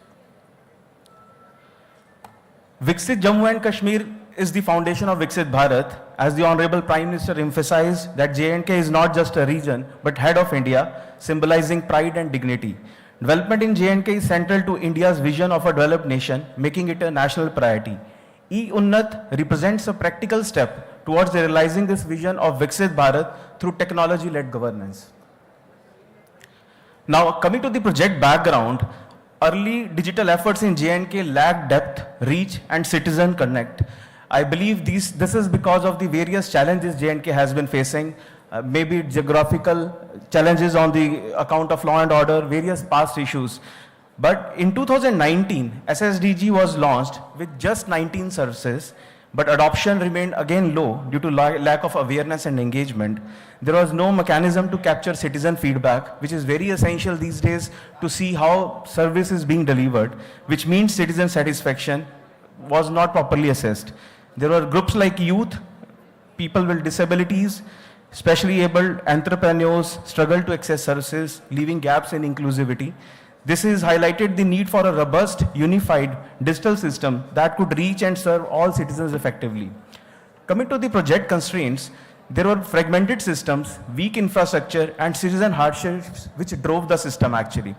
So, जब भी आपने कभी video photographs देखा होगा, you must have seen a lot of far-flung areas of Jammu and Kashmir being shown on the televisions, where you must have noticed there is deprivation, with regard to the digital connectivity. That digital ecosystem was missing. In the recent past, lot of push has been there from the government side to create that digital connectivity, create mobile connectivity in the far-flung areas, rural areas, so that we are able to connect better with our citizens. JK's weak IT and power infrastructure in the past meant only online services were limited, leading to citizen frustration. Geographical constraint adding another layer of difficulty in accessing government offices, and all these issues underline the urgent need for reform that empowers our citizens. Now, what is e-Unnat initiative? It is paperless, faceless and cashless. e-Unnat redefines our service delivery. It is a unified platform which provides access to certificates, land record, transport services and many, many more. It streamlines the interaction between citizens and government, making processes faster and transparent. It is designed to be inclusive. It ensures citizens are accessible to people across geographies and demographics. This initiative places citizens at the center, which reduces bureaucracy and improves governance outcomes. Talking about the implementation framework, skilling, staffing and restructuring, the backbone was the backbone of e-Unnat. Initially, only 120 high-volume services were identified for priority digitization, ensuring maximum and early impact. There were a lot of training programs which were imparted to the skilled IT personnels, supported by a digital internship program for engineers. Additional resources were recruited, creating a pool of 55 highly trained professionals which were totally dedicated to e-Unnat. JK has been strongly relying on the fact of building in-house capabilities. This built institutional capacities and ensures sustainability of the initiative. Talking about the timelines, progress path, from 60 services, I would take the pride to say, in the last 5 years, JK has moved from 50 services to 1,546 services as we are speaking today. And we are not limiting our journey to this. There has been exponential digital leap in last 4 years, but our emphasis has to be integration, how we can create more effective, single sign-on, integrated platforms so that our citizens need not to go to different platforms, start searching for the government services, again refer to another platform. We want to have an integration, though we have digitized end-to-end 1546 services. Another emphasis, I would like to use this opportunity to say there's a lot of emphasis in the GPR, government process reengineering, all the services which are right now digitized. We see in our department there are a number of services which are there, but again there is a lot of redundancy. This document is also required, that is also required. We are studying each and every service, trying to come up with the GPR, how we can enable the best efficient system with the minimum interference, with the maximum governance and minimum government. So this journey begins in 2021 with only 60 online services, which was a modest start. By 2022, this number grew 10-fold to 600 services, supported by low-code, no-code platforms and internships. In 23, the platform hosted 1546 services with key features like auto appeal, mobile dost and RAS. So this exponential growth shows the pace and ambition of JK's digital transformation. On the regulation and policy side, policy support ensured e-Unnat was not an option, but it was mandatory. Government orders mandatory online delivery of services, removing discretion and ambiguity. PSGA was extended to cover all online services, ensuring accountability. As on date, we have linked our services to Public Service Guarantee Act, and there is an auto appeal system in place. All these services which are under Public Service Guarantee Act are auto escalated if a particular time frame is not given. So we are seeing a major push with regard to the delivery, transparency and accountability. So this regulatory push institutionalized digital governance, making it sustainable over time. DG Sahayak, it's a chatbot integration. It was created by 24/7 multilingual digital assistant. So this chatbot is integrated to e-Unnat, answers common citizen queries using question bank of 600 plus questions initially. We are expanding this question bank department wise. It supports Hindi, English, Urdu, making digital governance inclusive across languages. With text and voice support, it caters to varied user needs, enhancing accessibility. This chatbot presently is under security audit, ensuring it remains safe and reliable for citizens. Talking about the mobile dost, governance at your fingertips, anytime, anywhere. It was launched in July 2023, making e-services accessible through smartphones. It has already crossed huge number of installs from Android and iOS. I would like to emphasize this is work in progress. There are a lot to be done, and we are trying to reach out. The only goal of the governance in J&K is to reach the last mile, the last person of the far-flung areas. So this app ensures citizens can engage with government services from convenience of their homes. Digit Dose service, this talks to government to the government citizens' doorstep. DigiDose allows citizens to call a toll-free number and access services through 856 touch points. So we, JAKEGA, Jammu and Kashmiri Governance Agency, got into MOU with CSCs, and they charge a very nominal fee, and we request the CSC operator to visit the person doorstep to provide the service. So a very nominal charge of 75 per service allows that person from the CSC operator, nearby CSC operator, to visit the household and provide that service. So this doorstep delivery model reduces dependency on physical visits to offices. Top services access to digital doors highlight its growing role in building accessibility gaps. As you may see, this list is very huge. PAN card service, cash pension withdrawal, golden cards, e-shram card, G2C services. There are a number of calls around are more than 54,000. But yes, this number looks small, but we are building up this number so that more doorstep delivery can be ensured.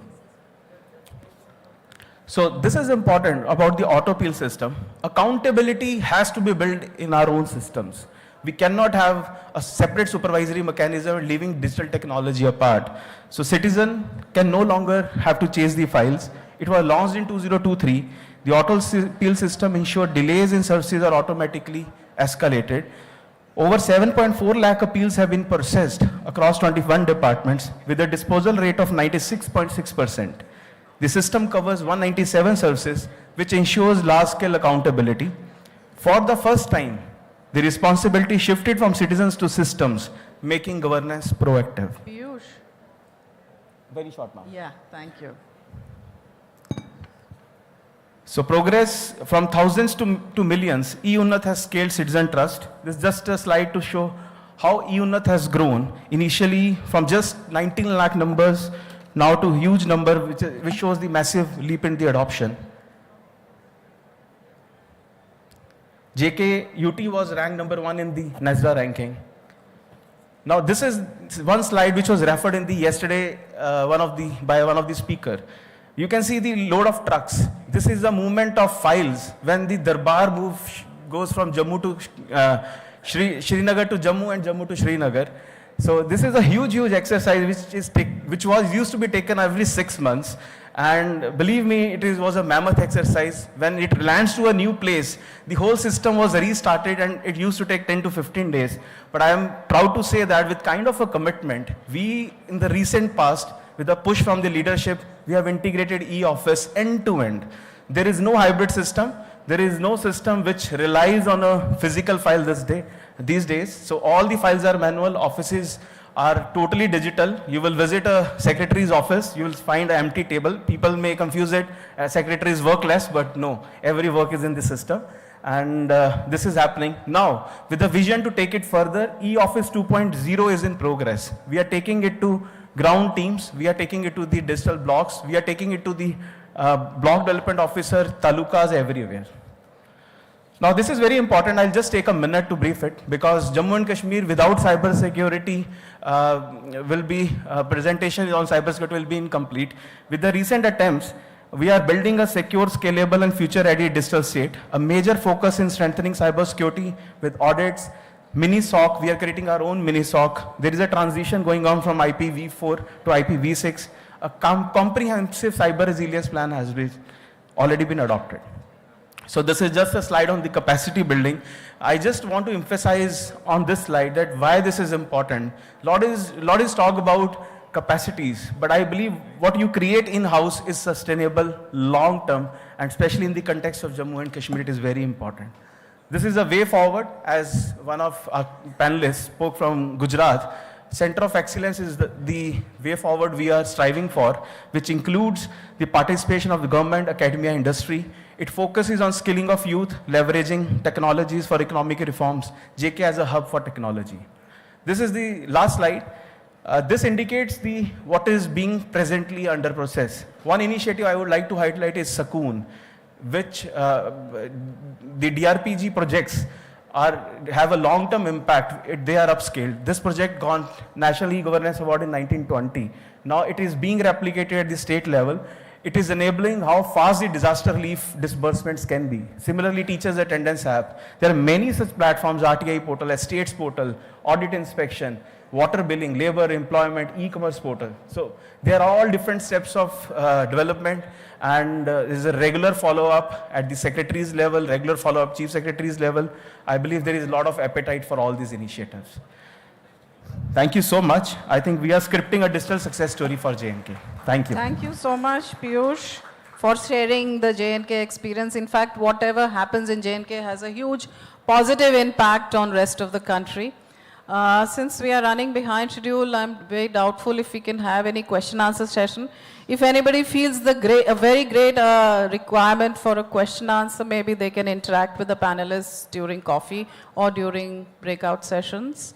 So I will take this opportunity to just wind up. Let me thank all the panelists for excellent presentations coming from very rich experiences from their state governments. I see this as great opportunity of collaboration between state governments.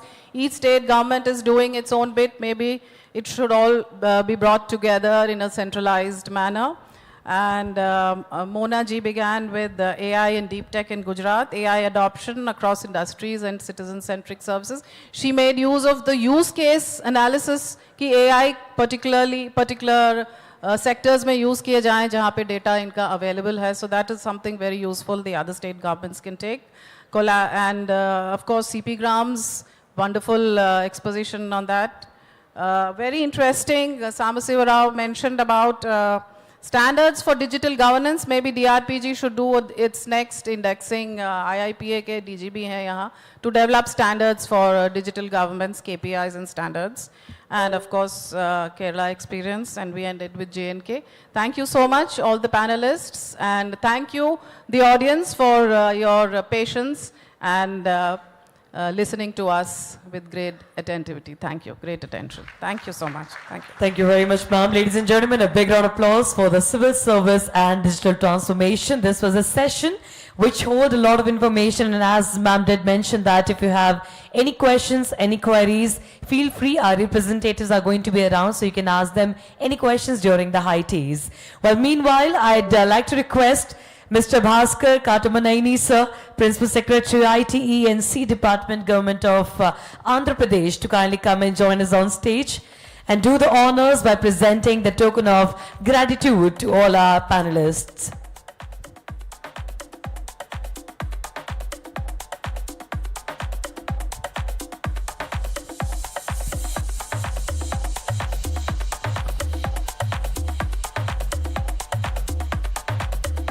Come on, ladies and gentlemen, a big round of applause. Ms.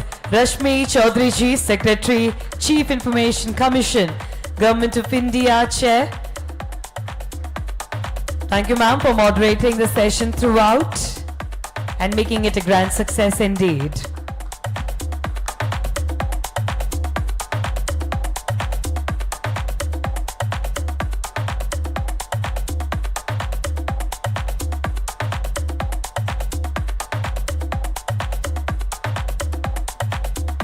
Srimati Mona ji, Principal Secretary, Food, Civil Supplies and Consumer Affairs, Government of Gujarat.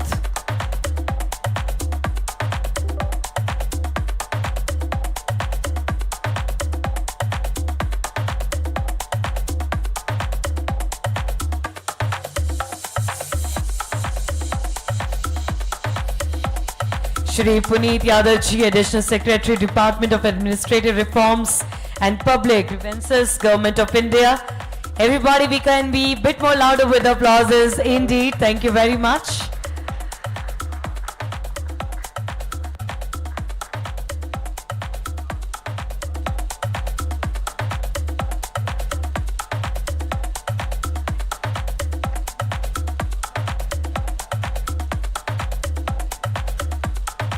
Dr. Piyush ji, Secretary, Information Technology Department, Government of Jammu and Kashmir. Thank you so very much, sir.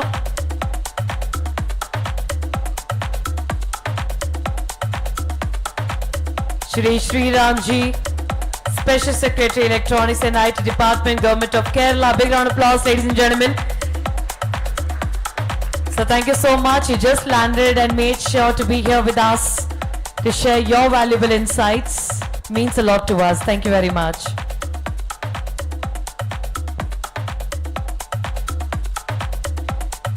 Shri Babu A, Chief Commissioner of State Taxes, Commercial Taxes Department, Government of Andhra Pradesh.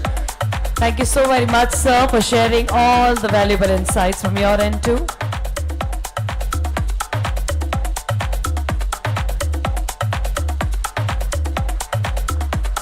With this, I request all our panelists to kindly join us for a quick group picture. Bhaskar sir, kindly stay back, yes, for a moment. Thank you very much.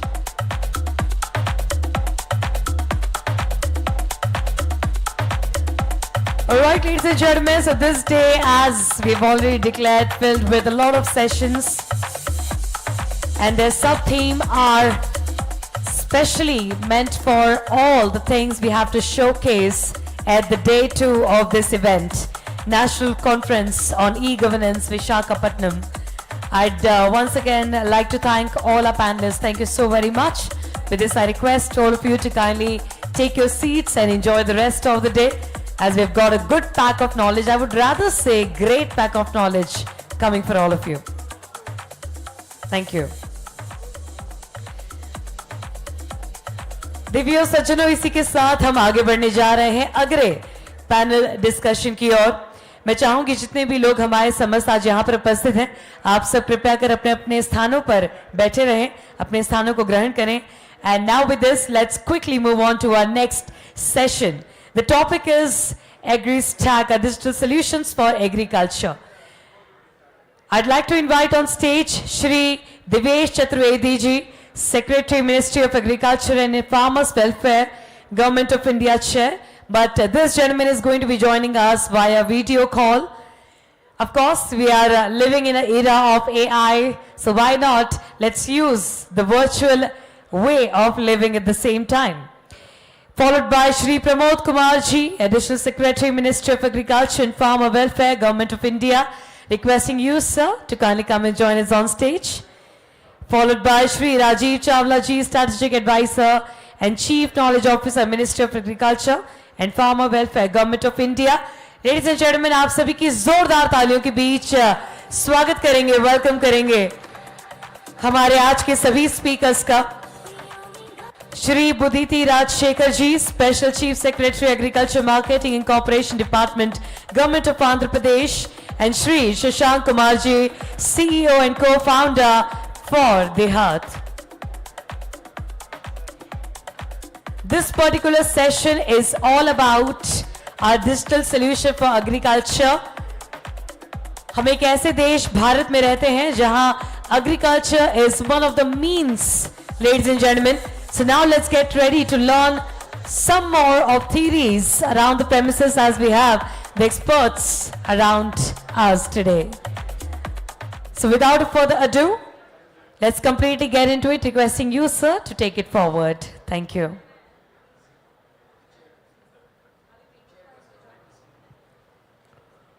I request the technical team. Yeah. Ladies and gentlemen, Shri Devesh Chaturvedi ji, Secretary, Ministry of Agriculture and Farmers Welfare, Government of India, Chair for this session, is joining us through video call. And sir is already here. Over to you, sir.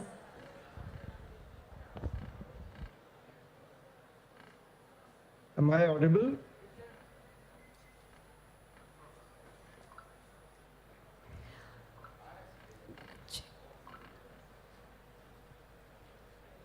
क्या आप सुन सकते हैं हमको?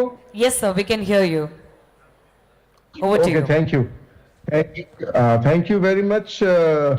Welcome all delegates in this plenary session of 28th National Conference on E-Governance.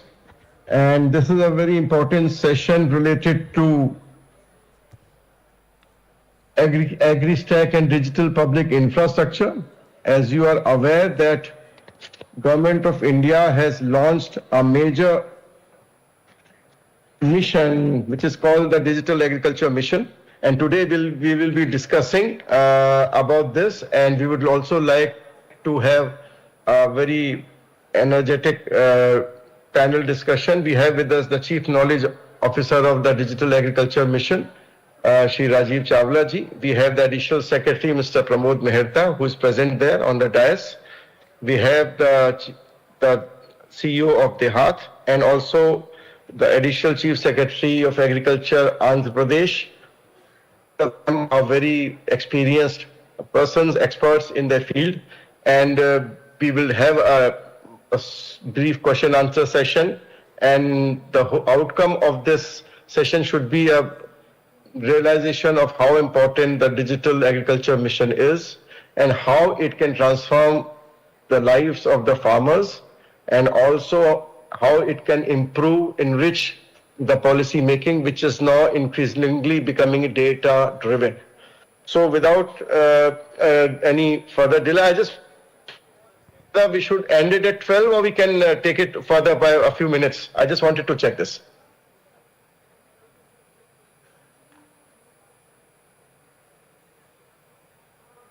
Can the organizers tell us whether we can go ahead for by 15-20 minutes, because we are starting half an hour late? Since we are starting late, sir, can we go beyond? Yes, sir, we can do that. Can do that. Thank you very much. So, okay. So, as I mentioned, I will briefly introduce this topic because of the fact that this is the way things have moved in last 1 year. We had approved the Digital Agriculture Mission last year in September, October. Before that, we had done pilot in 2 districts of Maharashtra and Uttar Pradesh, and seeing the encouragement and the potential use of this mission and the way it can be transforming lives of the people, we took this initiative of the implementation across the country. Now, what is Digital Agriculture Mission? One of the important aspects of this mission is the digital public infrastructure, which we are building with the help of the states. And AgriStack is something which is named name given for the digital public infrastructure, which is basically the 3 layers of the agriculture land records, which we are transforming from the land records to the farmer, which each and every state is developing with the help and support of Government of India. Most of the states have signed the MOU, and different states are at different levels of implementation. Now, of course, Pramod will give a brief presentation on what this AgriStack is. But I would like to mention that why farmers were not able to get the services without any, in a seamless way, without any sort of absence of any physical verification. It was because the land on which they are owning and cultivating is available, the records were available in non-digitized form, and even if they were in digitized form, it was plot-wise. So we had the plot and the owner of that land. And many times in many of the states, in fact in most of the states, each plot of land, because of successive succession and fragmentation, there are more than one owners or co-tenure holders or co-owners which are present on a land parcel. So we didn't have any system of one farmer or one entity or one individual, how much land the person owns and what is the share of that person on a particular plot of land where there are co-tenure holders or there are co-shareholders. So that was the biggest hindrance. And the second hindrance was that the Girdavari or the Partal, which the revenue department used to do, was mostly manual in most of the states except maybe a few states.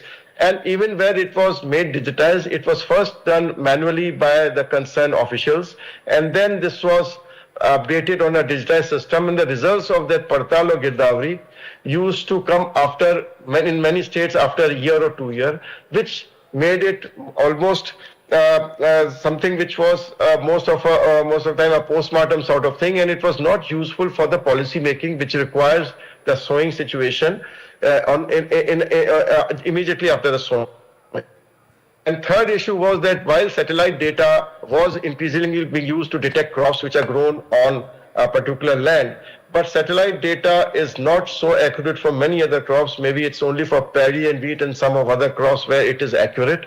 For other crops, that technology is still emerging. And secondly, for intercropping, multiple cropping, and even mixed cropping, this sort of satellite data was not suited to capture what is being grown between different crops in the same field. And therefore, there was a lot of underreporting of intercropping or mixed cropping or multiple cropping or even horticulture cropping intermixed with some other crop.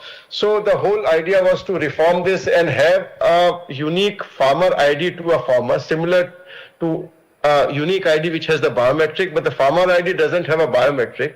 It is linked to Aadhaar so that the identity is established. But then it has at the back end very important data. One is what is the land ownership of the person, different villages, what is the share if they are a co-tenure holder, so that we get the exact record of the land. It is at the back end linked dynamically to the land records or records of rights, because this farmer registry or farmer ID which we are developing is not a record of right. It is a record of the cultivator, which doesn't have a legal one. I should make it clear, does not have any legal value. It is only for delivery of services. The legal right is accrued through the record which the revenue department has. So that is a big difference, but it is dynamically linked to record of rights, so that whatever changes happens in record of rights, if a person dies and some inheritors are coming, then automatically the farmer registry also gets updated. If a person sells a land, then automatically the farmer registry gets updated, so that it is the real-time data of what a person holds, if at all the person holds any agricultural land or not. The second aspect was, which we are very thankful for the Department of Land Resources and also the revenue departments of the states, that they undertook a major activity of georeferencing the plots of land. So once the georeferencing was done, then an accurate Partal or e-Partal or digital crop survey became easy. Now georeferencing helps in two things. First, if a person is going individually, maybe a patwari or some resource person deployed or an agriculture worker going to the plot of land, unless the person enters into the plot, the app will not open. So the person has to physically be present inside the plot. The person cannot sit in a panchayat bhavan or sitting at home and just fill up the crop sown based on the past experience or discussing with some village head or some few people based on hearsay. So the surveyor will have to reach inside the plot, and then only the app will open and a photograph will be taken to ensure that there is authenticity of the crop, what has been done, and then we have the AI tools to understand whether what the crop, the photograph was taken and what was recorded, is it the same or not. So that gives a tremendous opportunity of accuracy, of capturing all possible crops which are grown on the plot, and also ensuring that this data is available immediately after sowing, maybe a month or so after the sowing.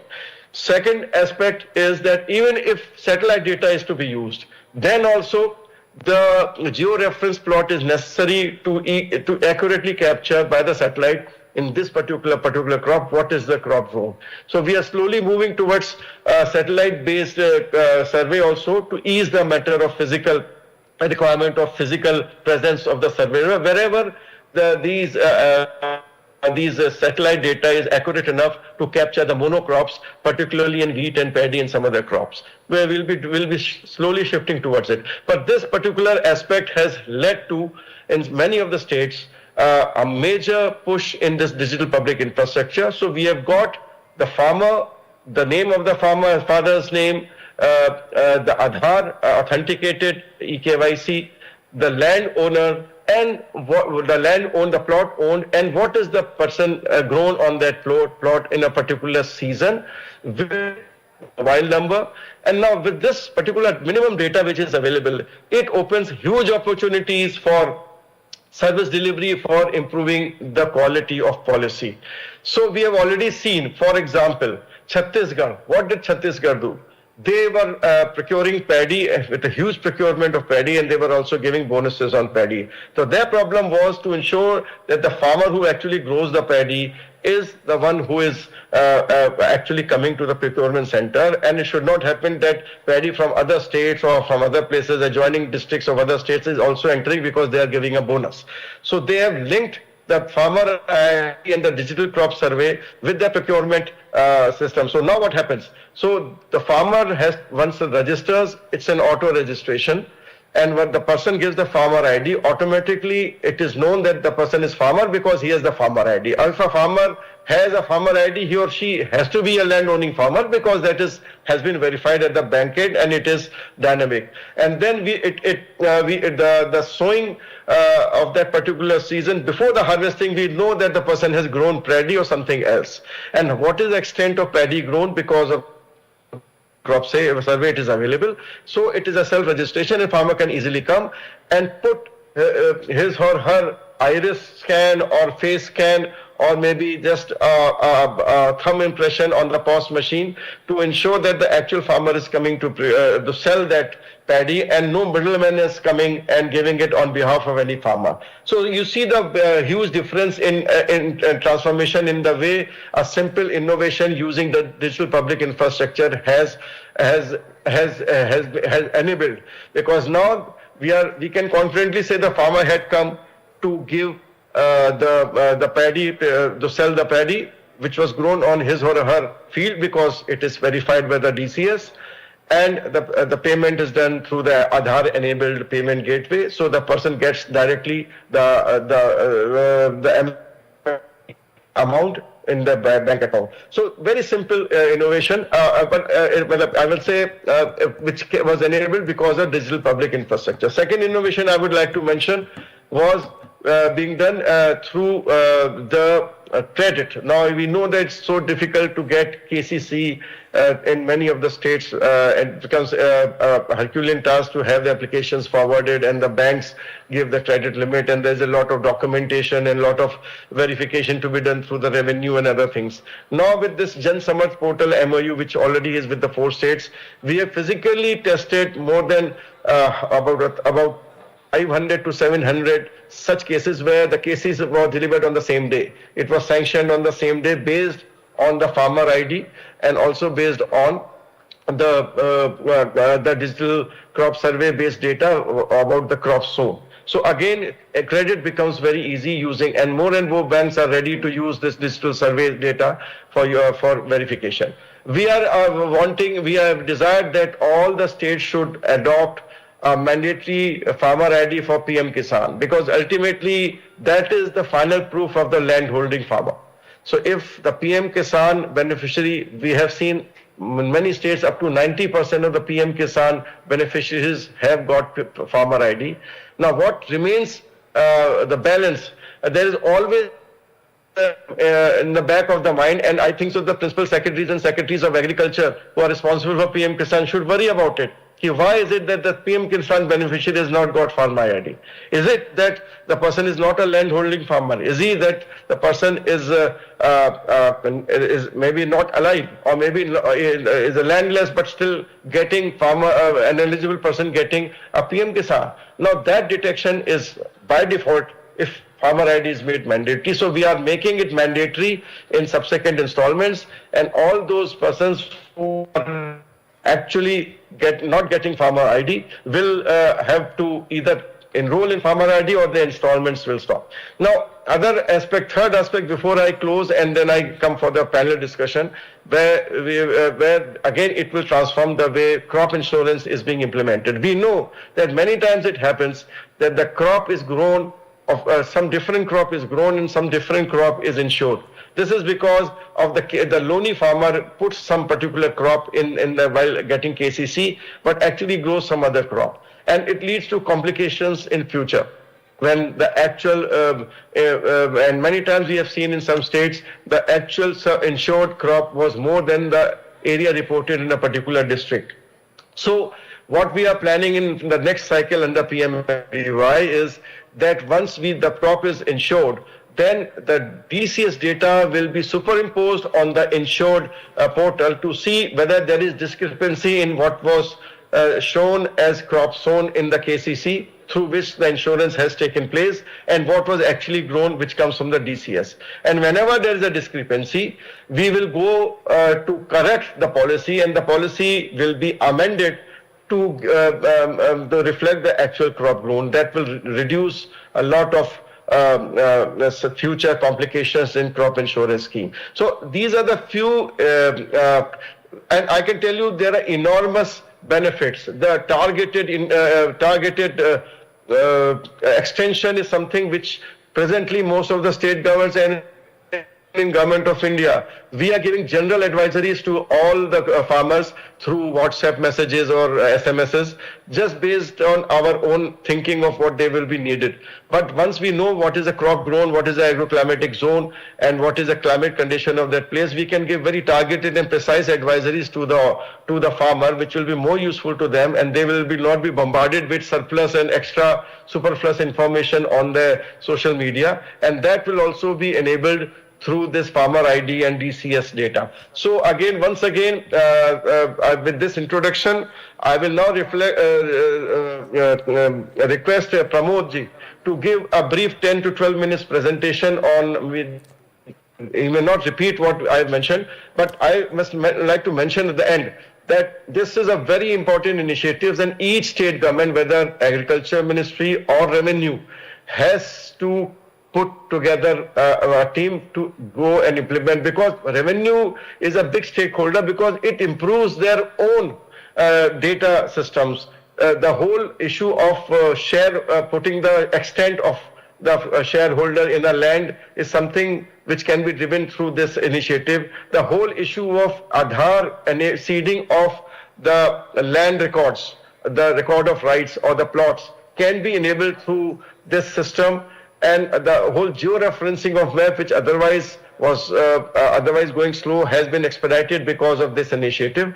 Therefore, my request would be that take due importance, and in the future, this will open a lot of opportunities for innovation, for service delivery, for data-driven policies, very accurate policies for the state and the center. Thank you very much. Pramod, I will request you to kindly continue with your presentation.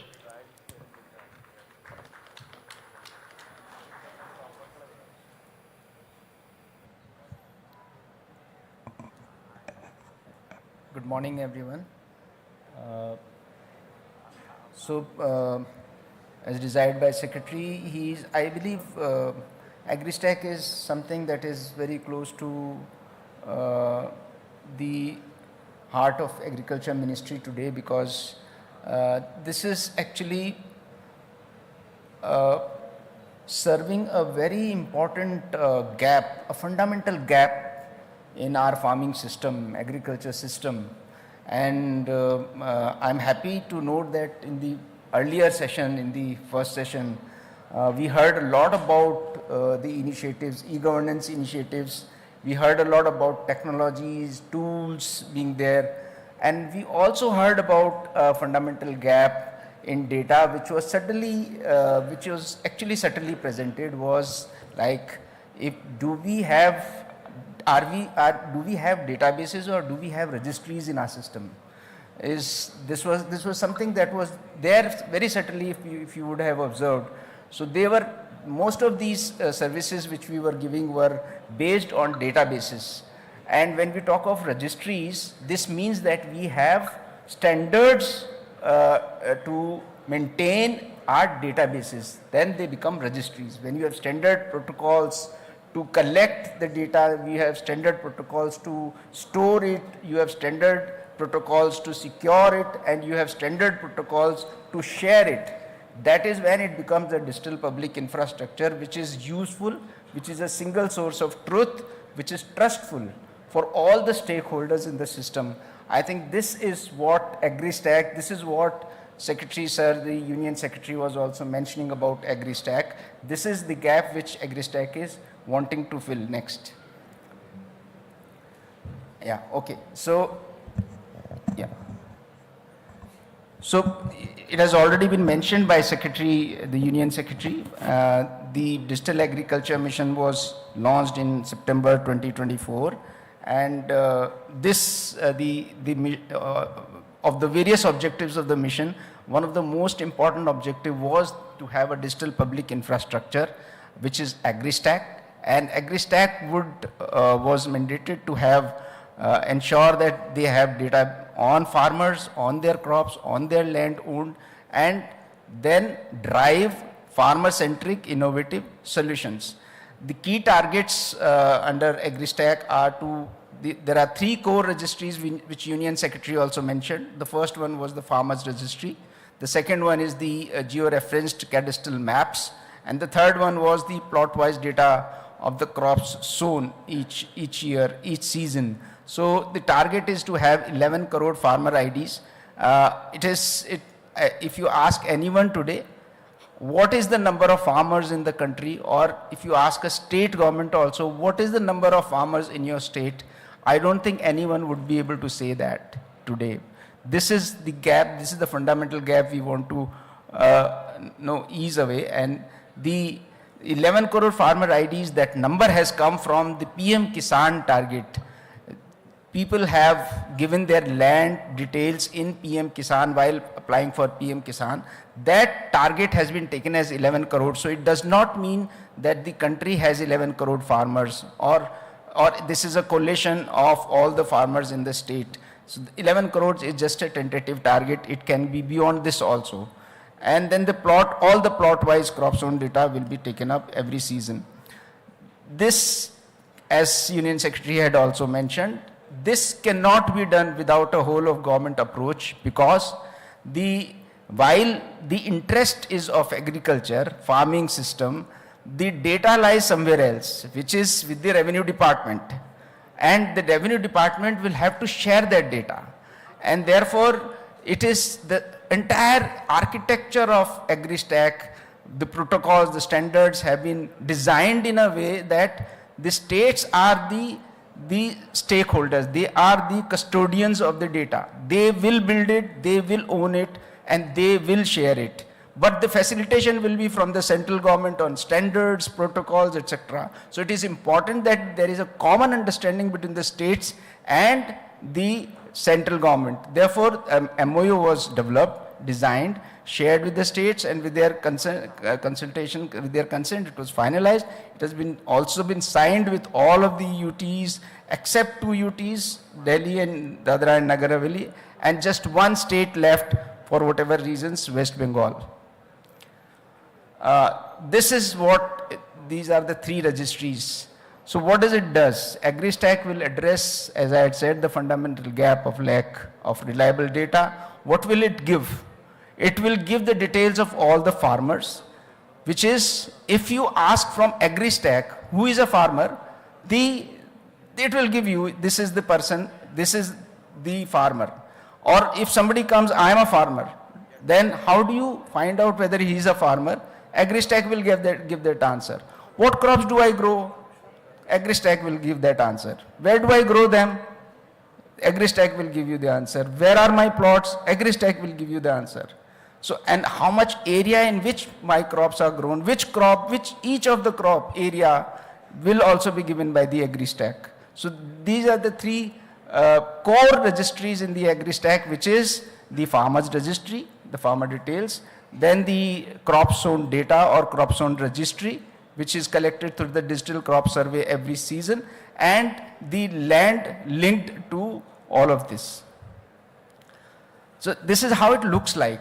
So the farmers details would be there in the farmers registry, all linked to Aadhaar, the extent also known, and there is a dynamic updation because it is linked dynamically to the digital land records, which means any change in the digital land records, any day, it gets incorporated in the farmers registry also. The person, if he sells or somebody else purchases, if I purchase, I become a farmer, I sell all of my land, I am no longer a farmer, I am out of the farmers registry.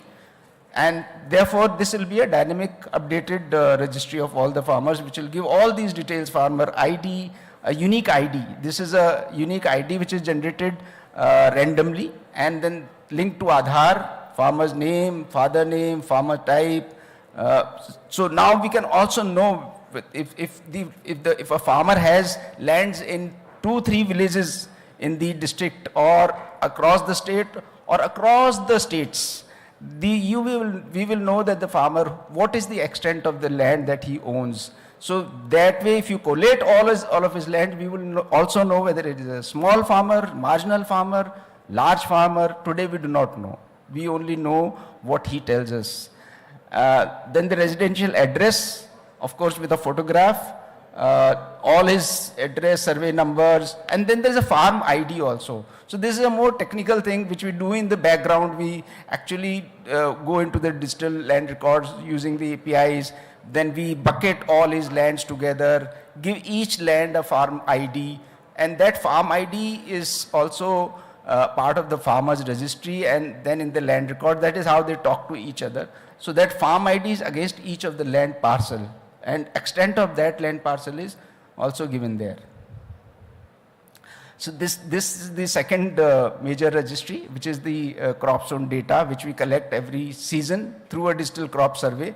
These are we do a survey through the surveyors. They go to the plot, they take a photograph, they upload it, and they cannot do it unless they are inside the plot, near the plot, which means that the survey number is geo-fenced. You cannot take a picture of a survey number if you are not standing beside the survey number, and take the photograph of the crop.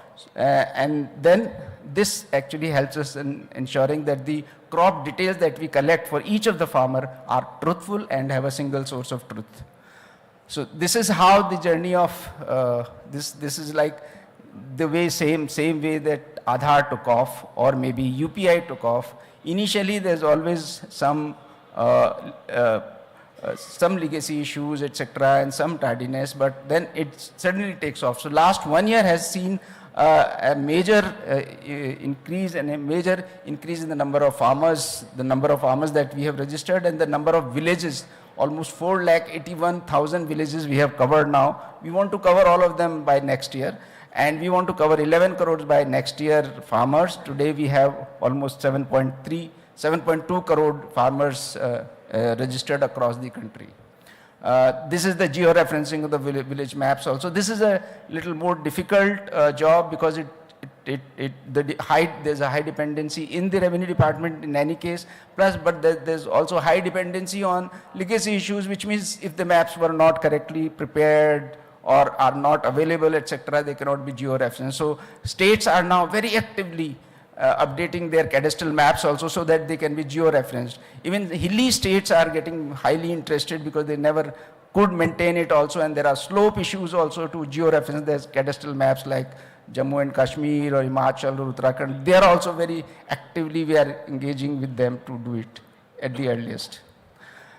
So now the proof of the pudding is in its eating, obviously. If we develop all of this and it's not used, then there's no reason why we are doing it. So we have started using this for keeping two main stakeholders in mind. One is the farmer and the other one is the government, the governance part.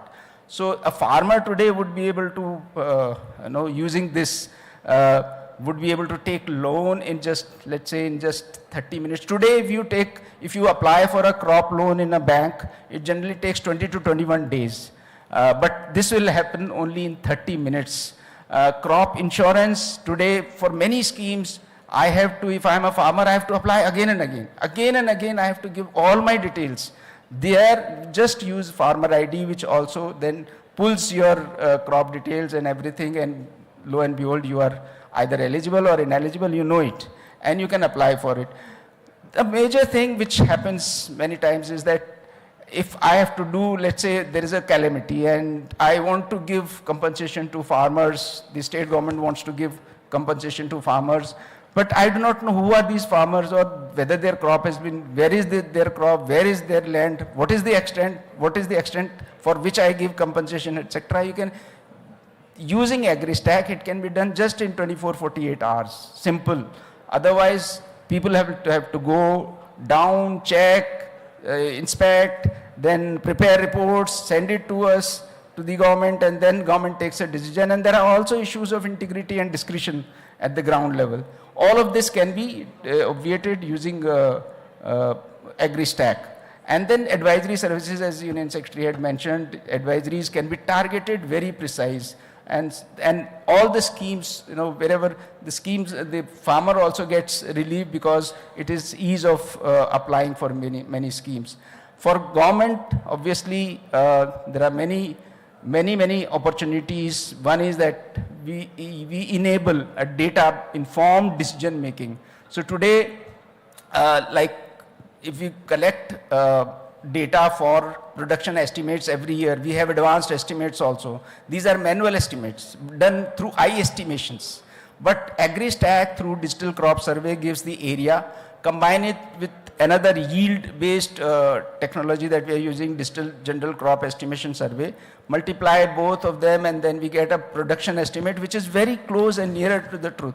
And imagine that production estimate of rice, production estimate of maize, production estimates of oil seeds, pulses.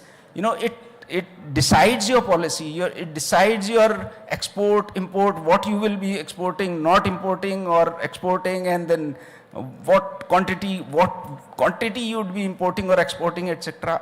All of this can be decided using AgriStack. And it also gives aggregated data for many other schemes also. For instance, if you want to know who are the farmers who are getting fertilizers, and are they all farmers, match it with farmer IDs, you can take decision how to go about policy decision on fertilizers, or if you have to give equitable distributions, government can decide. Government can also identify eligible farmers who are not getting benefits. For instance, today if we ask somebody to apply for PM Kisan, he applies and then comes to our system, we allow him. But in this system, we can actually find out who all are eligible, and without even them knowing about it, we can just run through the exclusion criteria and decide who are the eligible farmers. And then also support many of the benefits that will go into these systems, which are very complex today, such as the minimum support price, also the MSP based procurements that we do. And of course, finally, help our private tech players. We are also developing a sandbox environment. At some stage, it will be a regulated, consent-based sandbox environment will also be open for private agri-tech players also to innovate precision farming systems for farmers, to give them advisories, knowledge, innovations, etc., which can be propagated. This is just a glimpse of how the states are very enthusiastically doing. In PM Kisan, for instance, we have, as Union Secretary had mentioned, we are going to mandate the farmer ID. Already almost over 1 lakh farmers, when we mandated for some of the states, we were confident that the number has gone about 80-90%. We said no new farmers will get registered under PM Kisan without a farmer ID. And already more than 1.07 lakh farmers have used this farmer ID to get registered in PM Kisan. And for the existing ones, we have given some time that they should have their farmer ID. After that, we also make it mandatory for them. Pradhan Mantri Fasal Bima Yojana is also a big scheme where almost more than 4 crore farmers are engaged, are applying every year. Here also the farmer ID is being made mandatory. Maharashtra is getting very enthused. Maharashtra has all their DBT schemes, they are using AgriStack farmer ID. In UP, they started with digital crop survey, crop data for the MSP procurement. Chhattisgarh has now gone much beyond other states, and they have started using both the digital crop survey and farmer ID for their procurements. In other procurements such as pulses, NAFED is also using. Sometimes farmers also do not know that they are eligible to sell their produce. So in case of urad, dal, etc., we had sent messages to farmers saying that you are eligible for it, apply here. These are your mandis, wherever you can go. And then for Tamil Nadu is using for their Kurvai scheme, Andhra Pradesh is using for their AP aims, MSP Chhattisgarh I mentioned, soil health card also data we have started integrating, Krishi Mapper land-based tool for asset-based systems also. So these are live systems on the state and state level system who are using this data. So a lot of traction from the states we are seeing, and we are facilitating them through both financial and technical support that we provide from the central government to the state government. And this is going to be dawn of a new era in agriculture system. That is what I can sum it up with. Thank you.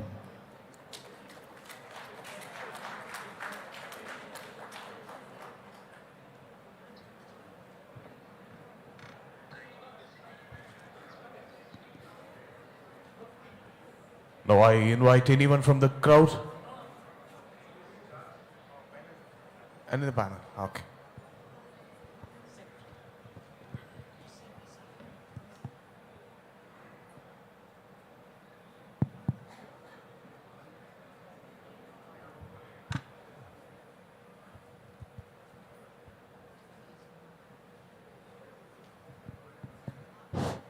VC. So while the Union Secretary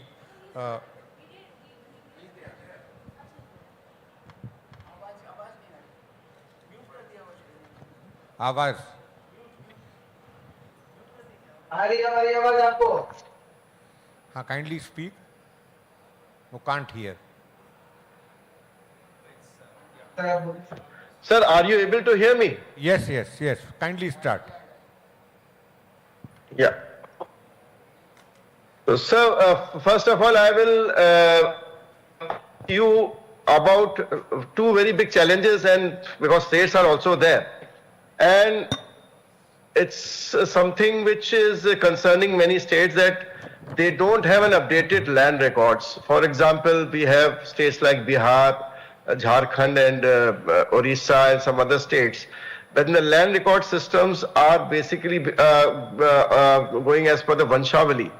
So, since the land records are not mature, so how to ensure that the agri-stack develops in those states? Number two, there are a lot of forest right dwellers which are and we want to give them benefits, and we already have a scheme of Ministry of Tribal Affairs to give various schemes, benefits to them.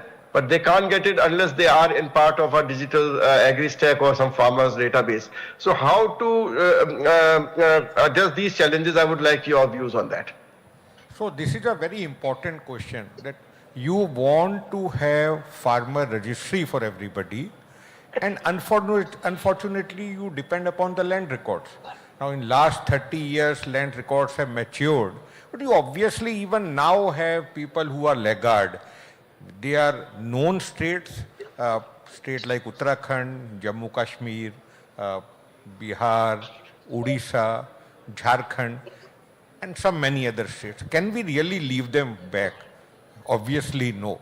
So what AgriStack is now doing is that the farmers are understanding that land records are not just for their security, it is for benefits.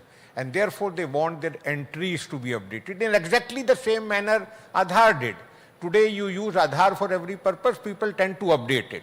So now farmers are making demand on the state government that you update your land records. Now this is very heartening, that it's the reverse process which is happening, that AgriStack is now facilitating or pushing updating of land records. So you have huge updation process going on in Odisha, going on in Jharkhand, Bihar has taken special drive, and many other states are now talking. UP did a wonderful job over 1.5 years where they updated their records. So AgriStack is leading to updation of land records. On the other side, what happens if the land records are not updated? Will they not get fertilizer? Will they not get crop subsidy? Will they not get PM Kisan? Are you not unfair to them? Because it was your responsibility. And therefore, the Ministry of Agriculture came up with a mechanism where they said, if you make a request to the government for updation of your land request through what is called legal hearsay papers, the moment you make a legal request, the moment you make a request electronically through farmer registry, you will be given a temporary enrollment ID, and that ID would work for some months for you to get the benefits which government have to give.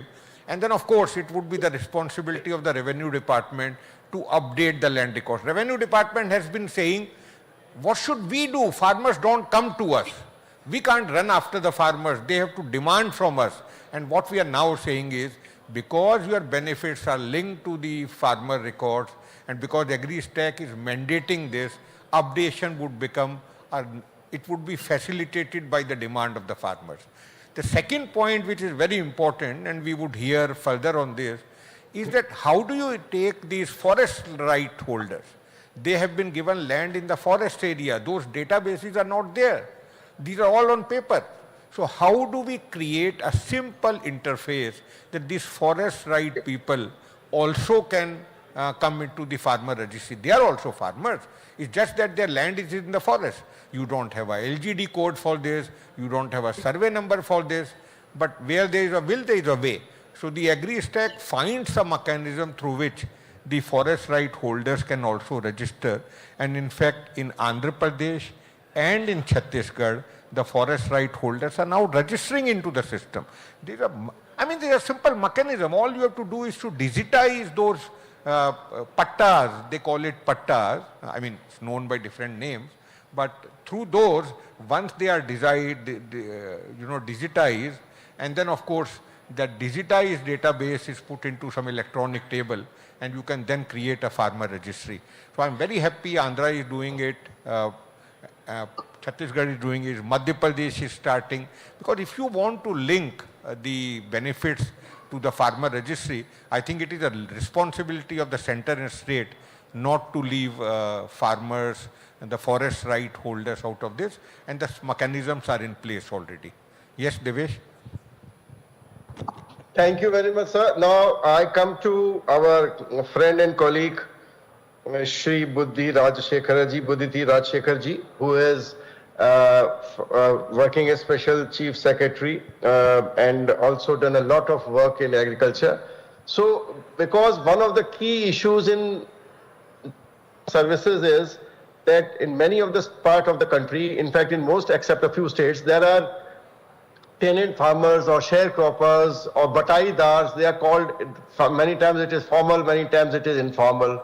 And they, how to ensure that those people who are the actual cultivators but not the landholders, how can they get the benefit? So I would like to listen from you, from the Andhra Pradesh's experience. How are you planning to do or you have done? And then also to add to what Mr. Rajiv Chawla ji said, that forest right dwellers, how are you ensuring that they also are mainstream into the digital public infrastructure? So these two challenges, how I would like to hear, we would all would like to hear the views of the Special Chief Secretary. Thank you, sir. I think this is extremely event for states like Andhra, where the farming is actually done 90%, more than 90% of the farming is done by tenant farmers. Now, I would flip this whole concept of farming and the definition of farmer. In fact, just now Pramod ji in his presentation spoke about farm ID emanating from the ROR, Record of Rights. Today, increasingly, land is just becoming a means for agriculture. It's the crop. Of course, people will argue that crop doesn't grow in air and it needs land. But the land comes in later. First is, we need to identify the cultivator.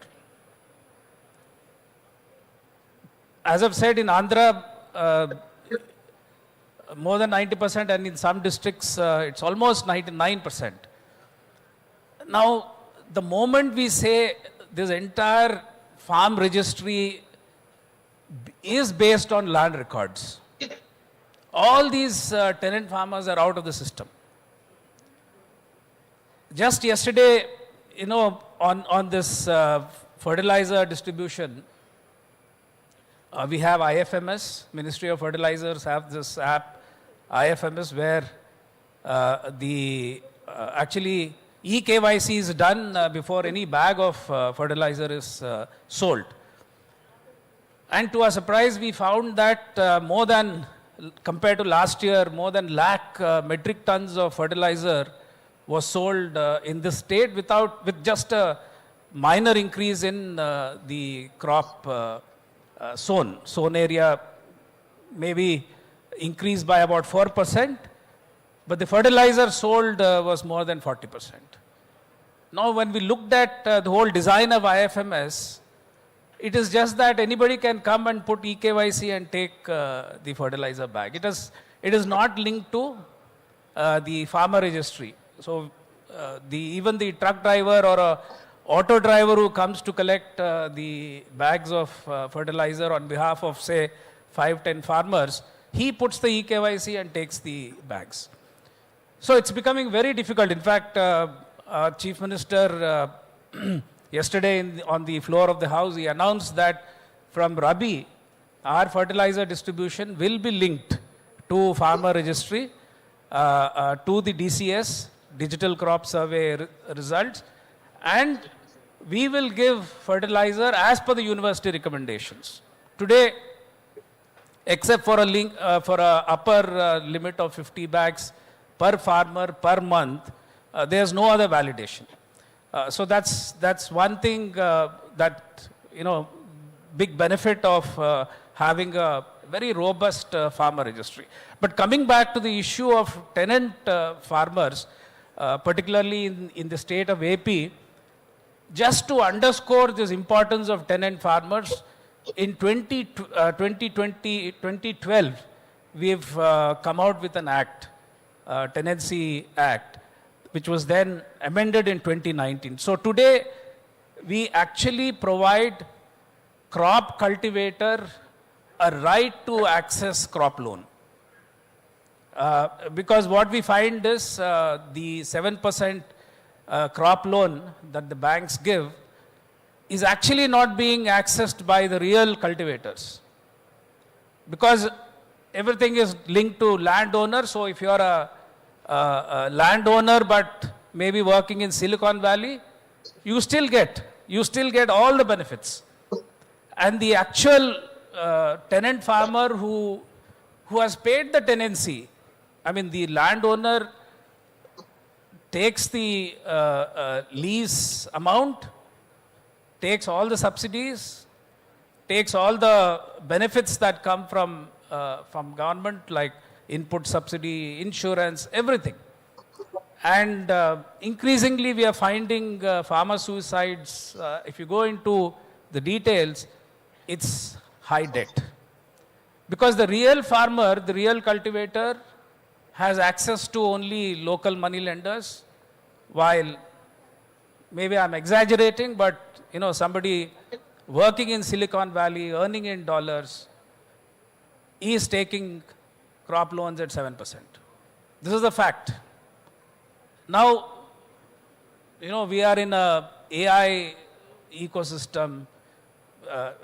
We are talking about deep tech, AI, and we haven't solved this problem because, in fact, Secretary Sir is here, and I've been raising this issue for a very long time. Unfortunately, we have not defined who is a farmer in this country. Who is a farmer? We are saying, from a system design point of view, it's very easy to define farmer registry based on land records, because most of the land records are Aadhaar, enabled. So that's the easiest way out. But as the reality, we ourselves have defined development as, going to the towns, accessing higher education. So people are moving out of villages. Now, who is actually doing the real farming? It's the poor, the marginalized. They are in the villages. They are doing all the hard work. And, next time you have breakfast, lunch, or dinner, just think about these people who actually do the actual cultivation. They take the risk.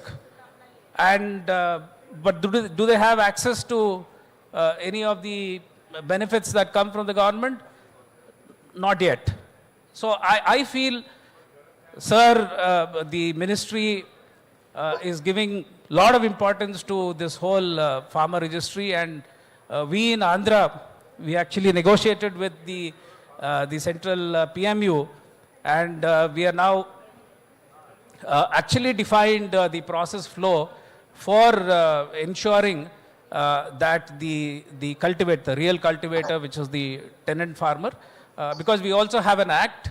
Under the act, nearly 10 lakh tenant farmers get what is called a crop cultivator rights card. In fact, that act itself is a crop cultivator rights act.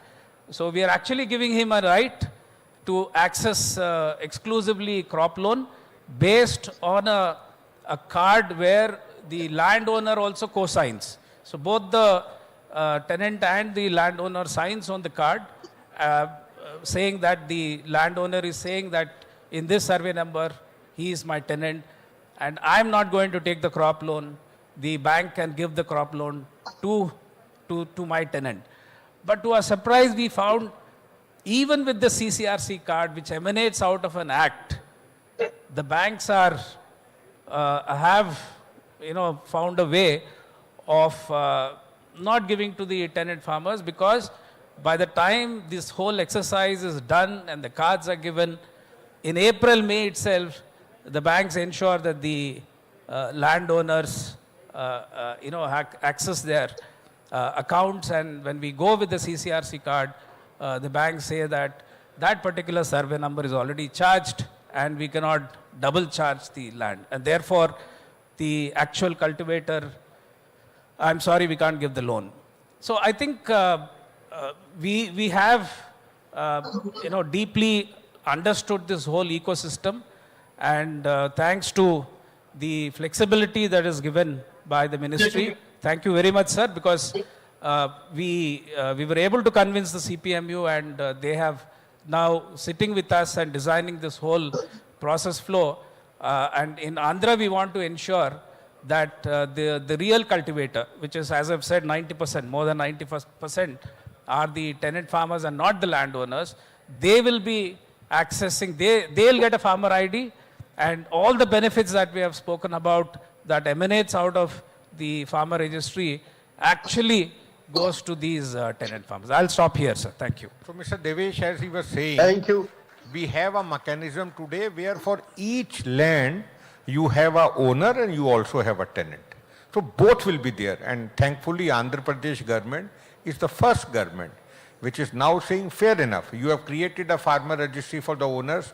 Now for each piece of land where a owner is already indicated, can the tenant name also be indicated? And we are very happy that we will be able to create farmer IDs for them. Depending upon the scheme, it will either give benefit to owner, or it will give to a tenant, or it will give to the both the farmers, both the people. Thank you, sir. And in fact, we have one more flexibility, that in many states where the governance is not as forthright and people are not so forthright in saying that we have a tenant. Of course, Andhra has that because of but in many states it is not so, and the owners are still unwilling to openly say that they are having a sharecropper or tenant. We have a system of authorized representative. Rajiv sir, I hope I'm correct. You are correct. That there is, a landowner, for example, in future, if fertilizer sale is linked to farmer ID, or even if MSP it is being done, the landowner can authorize any person. The person can be his son, or a brother, or maybe old person gave it to his son authorization, or maybe a sharecropper, that I'm authorizing this person to take the benefit, which of course is not linked to the land mortgage. It is linked to more of actual cultivator. So that flexibility is also there, so that for each particular land parcel, only one benefit will be given, and that can be given to the owner of the land or the cultivator or whoever is cultivating. So that flexibility is also there in farmer registry, which other states can use, and Andhra Pradesh of course has a formal system, so they can use it using the way it has been designed for them now. Thank you very much. Now we come to as Devesh Mr. Shashank. Mr. Devesh, it is very important that those states which have a problem with tenants, because they unfortunately don't want to even recognize a tenant. We are saying fair enough. Don't want to be as bold as Andhra Pradesh, don't be. You tell a authorized person, and that authorized person from a backyard is the representative. We will not ask you embarrassing question, you means the owner, as to who is that authorized person. You just authorize, and you authorize by doing a fingerprint and then giving the Aadhaar name and Aadhaar number of that person, and that person can then pick up for whatever purpose you have authorized. It can be fertilizer, it can be MSP. So we have both the processes ready. Those who are brave, like Andhra, will take a route of clearly saying he is a tenant. Others will do it through an authorization process. Sorry, Devesh, I just... Yes, sir. And it is all left to the states. We are not imposing anything on this. If they don't want to use tenant farmer, they will not use it. But then it will lead to a lot of issues of delivery of services to the actual cultivator. Now we come to Shri Shashank Kumar ji, who is CEO and co-founder of DARPG, as we know is a very important organization in the private sector. So I will ask Shashank ji 2-3 combined interrelated questions. That first of all, how can the private sector in future be interested in using the AI agri-stack without disturbing the privacy related laws and the data protection related laws? And how can AI be used to enrich agri-stack and also improve services to the farmer as well as help private sector innovation? So maybe your views on that. Sure, Devesh, thanks for having me. Hi everyone, good afternoon. I'll answer the second question first, which is what AI can do and what role AI can play in AgriStack. See, we all understand, right, the prerequisite to build your own agent or your own LLM based on agentic AI or any AI module is the computation, is the data. So that means that again in agri, in AI, obviously, right, I mean having data itself is a huge, I would say, chicken and egg story or the problem statement. So the first thing is that if AgriStack succeeds, that will eventually bring all possible data sets and data sets related to farms, related to farmers, and dynamic or the real-time data sets related to what I think what just Pramod represented, which is the crop being grown, the ownership, the land record, the farmer, and also, I think, the nature of farmer, whether the farmer is just the land owner or is the actual cultivator. This primary, on the success of this primary data set, then I think if this is there, and that too at a large scale, then the basically again AI, comes into the picture. I run DARPG, we started DARPG in 2012. We'll just bring few examples. For example, at this moment on our platform, we have 8.5 million farmers.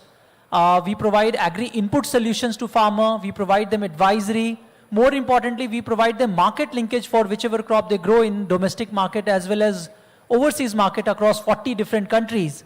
I'll bring few quick examples because I think that will explain you that that what AI can do and on an AgriStack. Soil test, right? You mentioned about that, that roughly 5,200 soil tests you got it done for the farmer ID. As non-farmer, as layman, we all have, I'm sure all of us must have got our blood test done.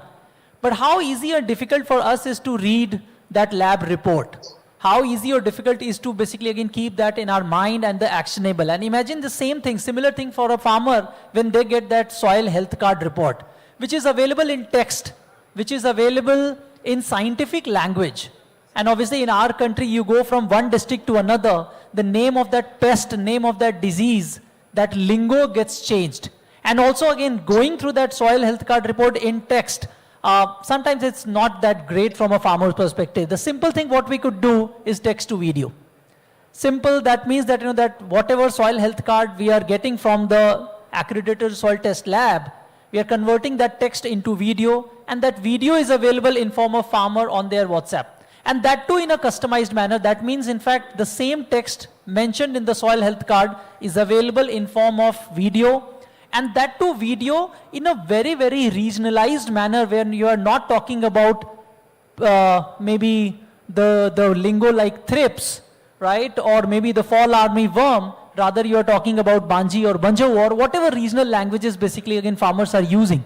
And also in form of actionable. That's just one simple use case. The second is because market linkage. Every day, today we aggregate 10,000 metric ton of produce across 11, 12 states wherever DeHaat is operating. So the crop status, the crop quality, the harvesting schedule is very important, right? I mean, we did not want to get into that vicious circle that once harvest is done, then on behalf of our cultivator, we are going to find the market. So again, the use of AI, the simple thing what we could do, that whatever data we have available within our ecosystem, we just try to forecast the yield, we just try to design the harvesting schedule, and based on that, basically the buyer identification, the market identification, the demand aggregation is done upfront beforehand. And that's the reason why we are in a position to aggregate such large quantity of the produce, whether it's corn in Bihar, whether it's grapes in Maharashtra, or whether it's oil seeds in MP or Rajasthan for that matter. There's one more use case is that since, and again the clustering of farmers, right? Because more than 90% farmers or the cultivator, they are small. So, and at the same time, data might not be available for every individual farmer, right? And now we are also talking about ODOP. So that means clustering or aggregation is very, very important in our sector. So the benefit of clustering with the help of data, with the help of AI, that is something what we could do. And again, based on whatever data we have available on our system, so that if one farmer with certain crop variety, with certain sowing date is facing some problem on a particular date, why do we have to wait to hear from other neighboring farmers? Right? I mean, following the simple clustering rule and bringing some bit of, preemptiveness, for the other neighboring farmers falling in the same cluster, falling in the same harvesting or the sowing schedule, giving them a kind of preemptive alert that, hey, so this is something which is happening, why don't you go and check your farmer? I can go on and on, but the long story short is that AI largely can bring the inclusiveness, which is inclusiveness in terms of crop or variety or the regionalism or the language, and so that basically again it will be more adaptive for the farmer. The second is interactive, because just the text might not be again the best possible user-friendly manner to deal with the farmer. And then the third is the customization, right? Because every farmer, every buyer, they might have their specific requirement, but we need to find solution for all. So that is something what AI can do. The first question, which is the private player, the way how I see, sir, that again, I'm a farmer's son, went to IIT Delhi, then I started DeHaat. I strongly feel that a farmer requires complete 360-degree solution. They don't need solution in silos. It's not like they just need soil test, they don't need input linkage. It's just like, they require input linkage, they don't need advisory. But they need every single solution, because that is important for their P&L, whether it's soil test, whether it's input, whether it's advisory, whether it's credit, insurance, offtake, everything. Eventually, this agri-stack will have to play a catalytic role, and it can, because again, it can play the catalytic role to bring the right solution right at the farm gate of farmer. Right? I mean, whether the solution comes from one private player or a combination of many, that's different. But the core objective is to bring every single agricultural value chain solution for the farmer right at the farm gate. Then only, basically again, that overall profitability and productivity of farmer and farm will improve. So for private player, the biggest challenge is the access to farmer. The biggest challenge is to know the farmer. The biggest challenge is to know about the variabilities and the diversity related to one village or one block or one cluster. And it's a very, very costly affair. And not just in terms of money, also in terms of time. Today, we are operating in 126 districts, 128,000 villages. But there have been many failures, right? I mean, because with certain assumption, we went to one village, we went to one district. And after 8 months, 9 months, we get to know that no, our assumptions were wrong. So probably I think to the private player, depending upon whatever solution they are offering to the farmer, AgriStack can bring a huge efficiency, and it can definitely create a win-win situation. Yes, we'll have to think about a lot of guardrails. It's not new. Globally, it has been done within the government ecosystem. You have already created, whether in case of UPI or now in case of healthcare, that that what should be the criteria for the private player to basically become part of or to leverage the agri stack, right? In my view, it should be only around farmer. It should be only around cultivator. It should be only around the solution to the cultivator. The usage of agri stack can be done only if a private level player has credibility, capability, and a solution or promise to the cultivator. Something what Google Earth does, sir. Like, when we buy images from Google Earth, we are not allowed to sell that image, sell that data to anyone else. We are only allowed to use that Google Earth images to build our model, right? And then basically to do something, but there is a very, very strict watertight clause that we cannot use that image to sell. So similarly, no private player should be allowed to sell that primary data or secondary or tertiary insight to anyone. But the usage of AgriStack can be done if there is any solution for the cultivator, for the farmer. Because no private player has ability to reach out to 110 million farmer or 140 million farmer. So lastly, I feel the current situation, the overall global geopolitical situation, the readiness of the farmer in terms of the younger age getting to the to farming, whether they own the land or they don't, the physical digital connectivity, people are looking at India as a reliable source of food. And I think I have been again just jumping in my mind when I was hearing about the serious discussion between the central government and the state government towards the data collection related to the farm and farmer. I think, sir, we are very much ready to think about scaling up this AgriStack initiative, integrating AI on top of it, bringing right partner for the farmer, for the cultivator. And I strongly believe that, that whatever Viksit Bharat we are discussing, I am very, very bullish that the current roughly $600 billion agri economy, there is no reason that, that again, we should not aim to at least 2.5 times it, in next 10 years or so.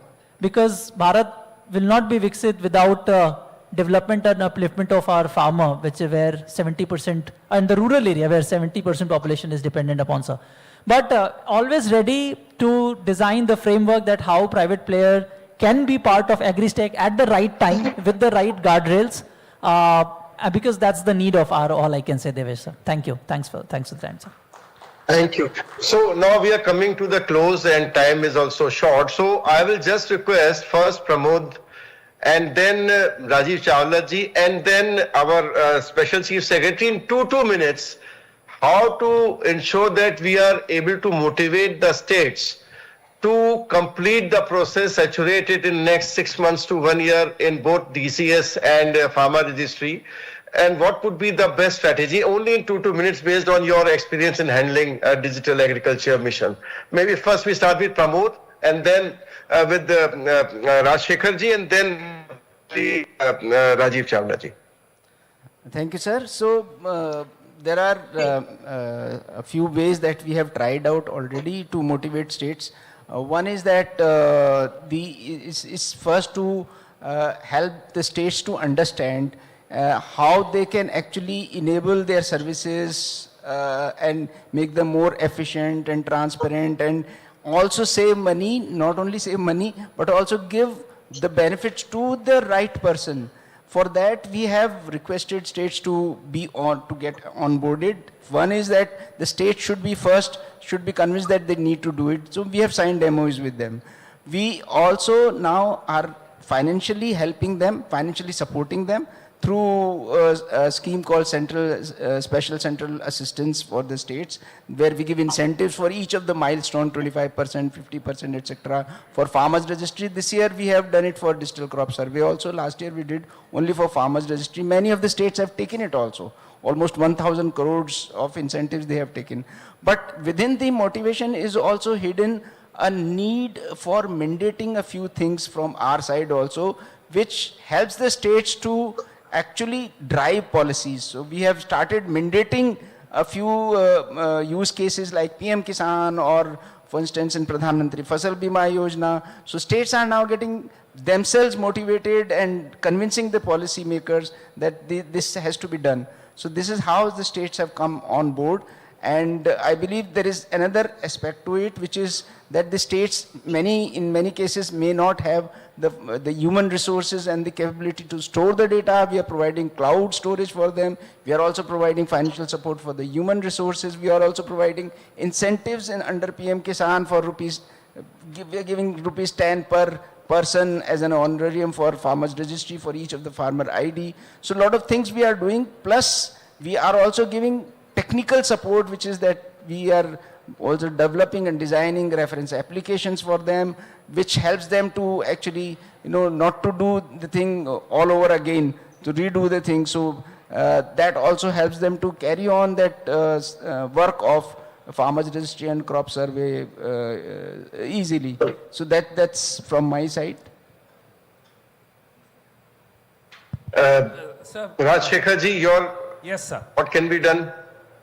Sir, for AP, as you all know, sir, in fact, this hosting this National E-Governance Conclave itself is a testimony to the leadership being provided by our Honorable Chief Minister. So, for Agriculture Department, sir, today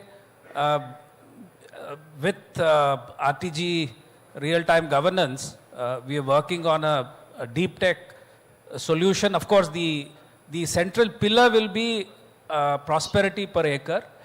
We are trying to maximize income to the farmer, but how do we leverage the technology that is around us? And in that pursuit, we have AP AIMS, sir, Agriculture Information Management System 2.0, which is sort of deep tech based, and we've come a long way from the first version, and this particular version is centered around the cultivator. As I've said, sir, in our state, our emphasis is to ensure that the real farmer actually gets all the benefits, and therefore we are designing this whole system based on the tenant farmer or cultivator, and ensuring that there is a seamless pathway for the tenant farmer to access all benefits. As in the presentation we envisaged what AgriStack should do, that the farmer sitting at home should be able to access all the benefits. We are saying in Andhra, the tenant farmer should be able to do that by leveraging technology. So AP would like to fully leverage AgriStack, and whatever Government of India, in whatever way we can help us in being a little bit flexible, sir, particularly for us, because we are at slightly sort of advanced stage, we'll be extremely grateful, sir. Thank you. So, Rajiv sir, briefly bata so that we can close after that. I'll say a little different thing. I'm saying have some killer use cases. UPI was never promoted. It got promoted because there were use cases. So what are those use cases which can actually help the farmers? Now, use cases may be government, use case may be private. I think we should open the AgriStack for use cases by private sector in some controlled manner, and have some very important, nice, efficient use cases. Two of them I can immediately say: if you can have credit in 10 minutes, if you can have credit in 10 minutes, farmers will come after you. You will not go after the farmer.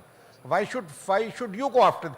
They will come. They will say, I want credit in 10 minutes, the way they want UPI. And then, of course, depending upon the government appetite, if government can think of regulating and facilitating what Babu was saying earlier, or what Rajshekhar was saying, if we can have some efficiency linked to fertilizer, then of course people will start using. So you'll have to have a carrot and a stick policy, both in favor of farmers, because when you put a stick against unscrupulous people. So you say, I will give you fertilizer based on your farmer registry land, based on your crop. The farmers would be happy, genuine farmers would get that. And on the other side, things like credit. So I'm therefore saying, open it to private sector in a controlled manner and bring killer use cases, and your system will survive automatically. Thank you, sir. So we come to the close, and thank you very much for the panelists, Pramod ji, Rajiv ji, Shashank ji, and Rajshekhar ji, and also patient hearing by all the participants in the conference. I hope it would have been an enriching experience. At the end, only I will say only one thing before closing, that it's a whole of government approach. It's not just whole of government, the cooperative federalism also, where states and center are working together. And see, I just close my issue with one example. We have integrated farming systems, which are very important for prosperity and for diversification and for increasing income of farmers. Now, what is integrated farming income system? That there is 1 hectare of land, a person, apart from a monocrop culture, he can transfer to horticulture, they can go to fisheries, they can go to animal husbandry, they can go to beekeeping. Now, why it is not getting pushed through? Because a farmer, when he sits, they have 5 databases of farmers, one with animal husbandry, one with fisheries, one with horticulture in many states, big states, and one with agriculture. So for getting the benefits of all 5 for this 1 hectare land, he or she has to apply at 5 places, and one doesn't know whether they will get it or not, because criteria of selection of beneficiaries are different. So how can you have integrated farming for a farmer? So that integrated database for all the farmers, whether the person is doing fisheries, whether they are doing animal husbandry, whether they are doing all of these or some of these, that is the ultimate objective of AgriStack. And we are closely working with Ministry of Animal Husbandry and Fisheries to ensure that a farmer has to be at only one place doing multiple things, and application to a particular scheme should be on the same platform, so that this can move forward. And that whole of government approach will be very important, and states need to move ahead for that whole of government integrated farmer database, where everything is combined, and Culture Mission and DPI will play a very important role in getting that integrated system. Thank you very much for all the panelists and for the organizers for having given us an opportunity for providing this important policy input in this National E-Governance Conference. Thank you very much. Thank you, Srinivas ji and his team, and thank you, State Government, for an excellent organization and hospitality. Thank you very much. Thank you very much, Shri Devesh Chaturvedi ji. Ladies and gentlemen, and now with this, we would love to move and proceed further. I'd like to invite on stage Shri Bhaskar Katamanaini, sir, Principal Secretary, ITE&C Department, Government of AP, to kindly come and join us on stage and do the honors by do the felicitation.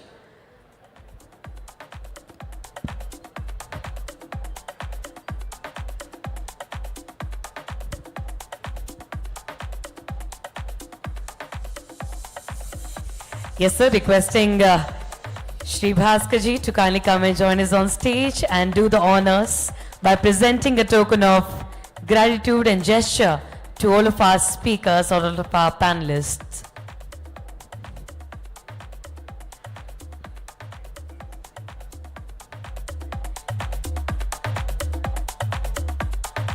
Ladies and gentlemen, a big round of applause to all of our speakers. For this session, we've had Shri Pramod Kumar ji, Additional Secretary, Ministry of Agriculture and Farmer Welfare, Government of India. Shri Rajiv Chawla ji, Strategic Advisor and Chief Knowledge Officer, Ministry of Agriculture and Farmer Welfare, Government of India. Shri Budhidi Rajshekhar ji, Special Chief Secretary, Agriculture Marketing and Cooperation Department, Government of Andhra Pradesh. And Shri Shashank Kumar ji, CEO and Co-Founder, Dehat.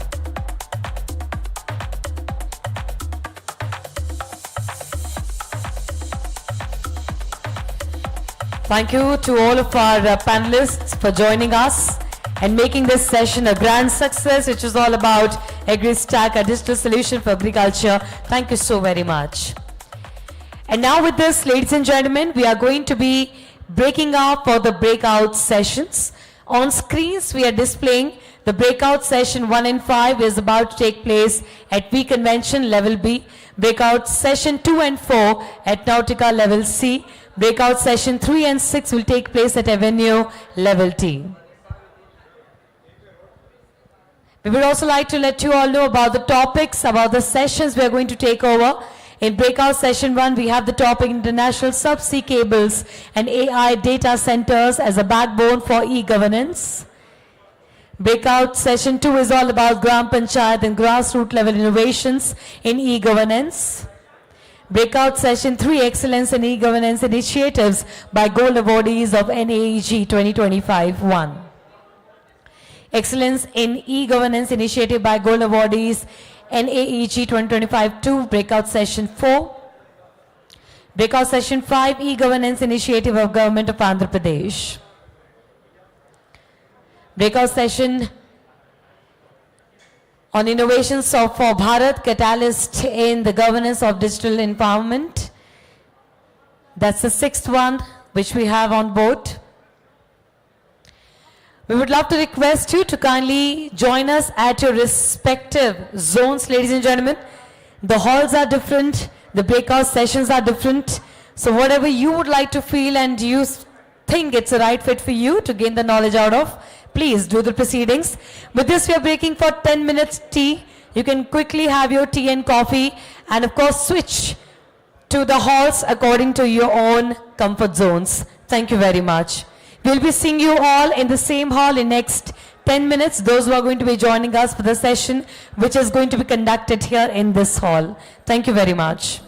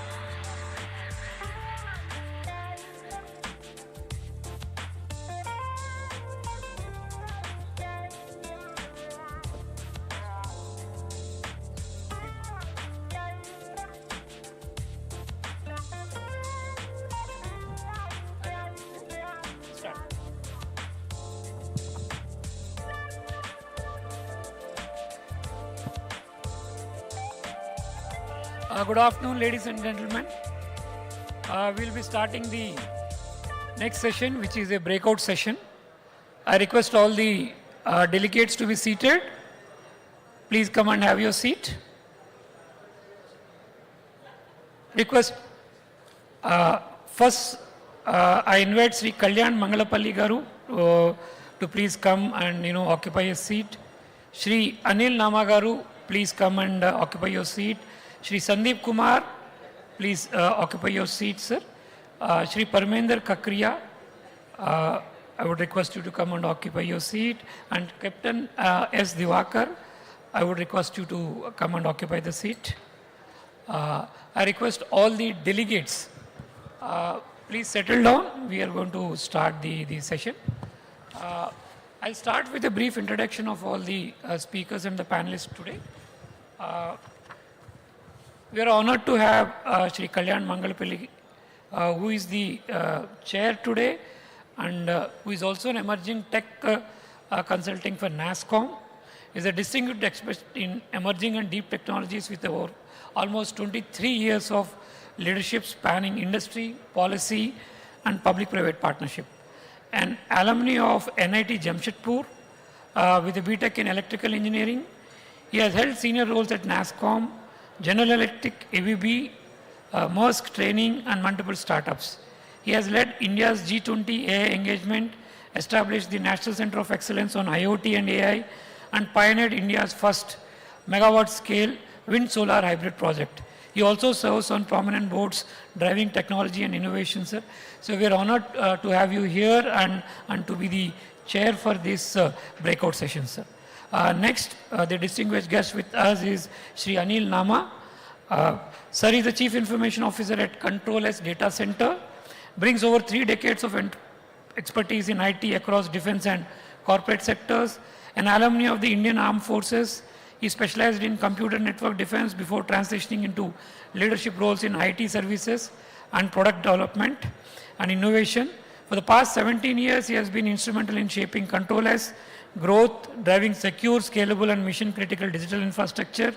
His leadership has positioned Control S as a trusted provider in data center and cyber security, strengthening India's digital ecosystem. We also have with us Captain S. Divakar, who is the Chief General Manager at Dredging Corporation of India Limited, bringing extensive expertise in maritime operations, dredging management, and port infrastructure development. In his leadership role, he oversees large-scale projects that support coastal infrastructure, port modernization, and inland waterways. With a strong background in operational excellence and project execution, Captain Divakar contributes to the strengthening of India's maritime sector by ensuring efficiency, sustainability, and innovation in dredging services. His work continues to play a critical role in advancing the nation's port-led development initiatives. Thank you, sir. Thank you for sparing your time and being with here. Shri Sandeep Kumar, officer of the Indian IRSSC, has over 27 years of expertise in RailTel and Indian Railways, an electronic and telecommunication engineer. He is currently Executive Director, RailTel Chennai. He earlier served as Chief Signal Engineer, Southern Railways, where he contributed to modernizing signaling and telecom systems and piloted the European Train Control System, ETCS Level 1. As Territory Manager, he expanded revenues fourfold, implemented Wi-Fi at 200 plus stations, and worked on KFON and NOFN. His ongoing projects include Puducherry Smart City, TAFINET, and AI data centers.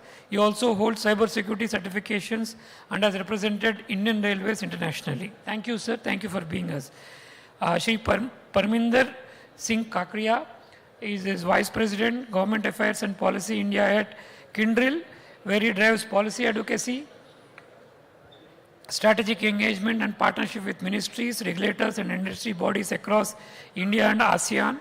An alumni of ABV, IITM Gwalior with BTech and MTech in IT. He brings over 2 decades of experience spanning Wipro, Star India, DuPont and Hewlett Packard. A former co-founder of Sion Solutions and Orion E-Services. He is recognized for aligning technology, policy and business priorities to strengthen ICT, media and public services. We welcome you, sir, and We hope we have a fruitful discussion. Now I hand it over to the chair, Sri Kalyan Mangalapalli Garu, to carry forward this session and engage with the participants here, so that I expect that everybody has a fruitful discussion here. Thank you.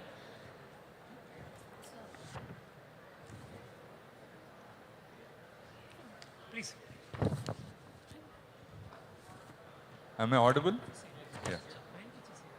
So let me thank Bhaskar Kattamneni Garu for introducing the panel. I'll try to share some numbers with you. First of all, when we talk of e-governance, I think we always look at smart city, smart dashboards and some of those tools, but what we often probably not acknowledge is the underlying infrastructure besides that.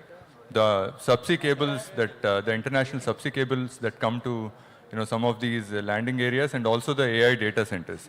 So I'll give you an example. There is this city on the east coast of United States, which is Virginia Beach City.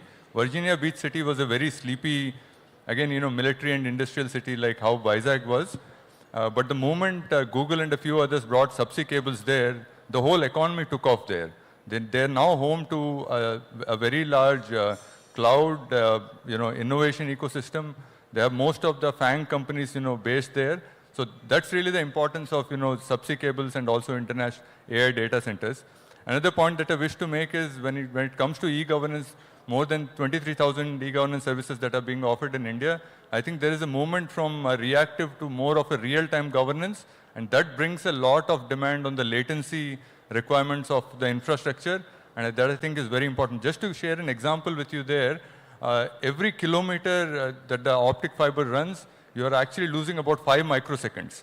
So imagine if you're bringing a cable from maybe a landing station in Chennai to here, you're talking of losing close to maybe 5 milliseconds there.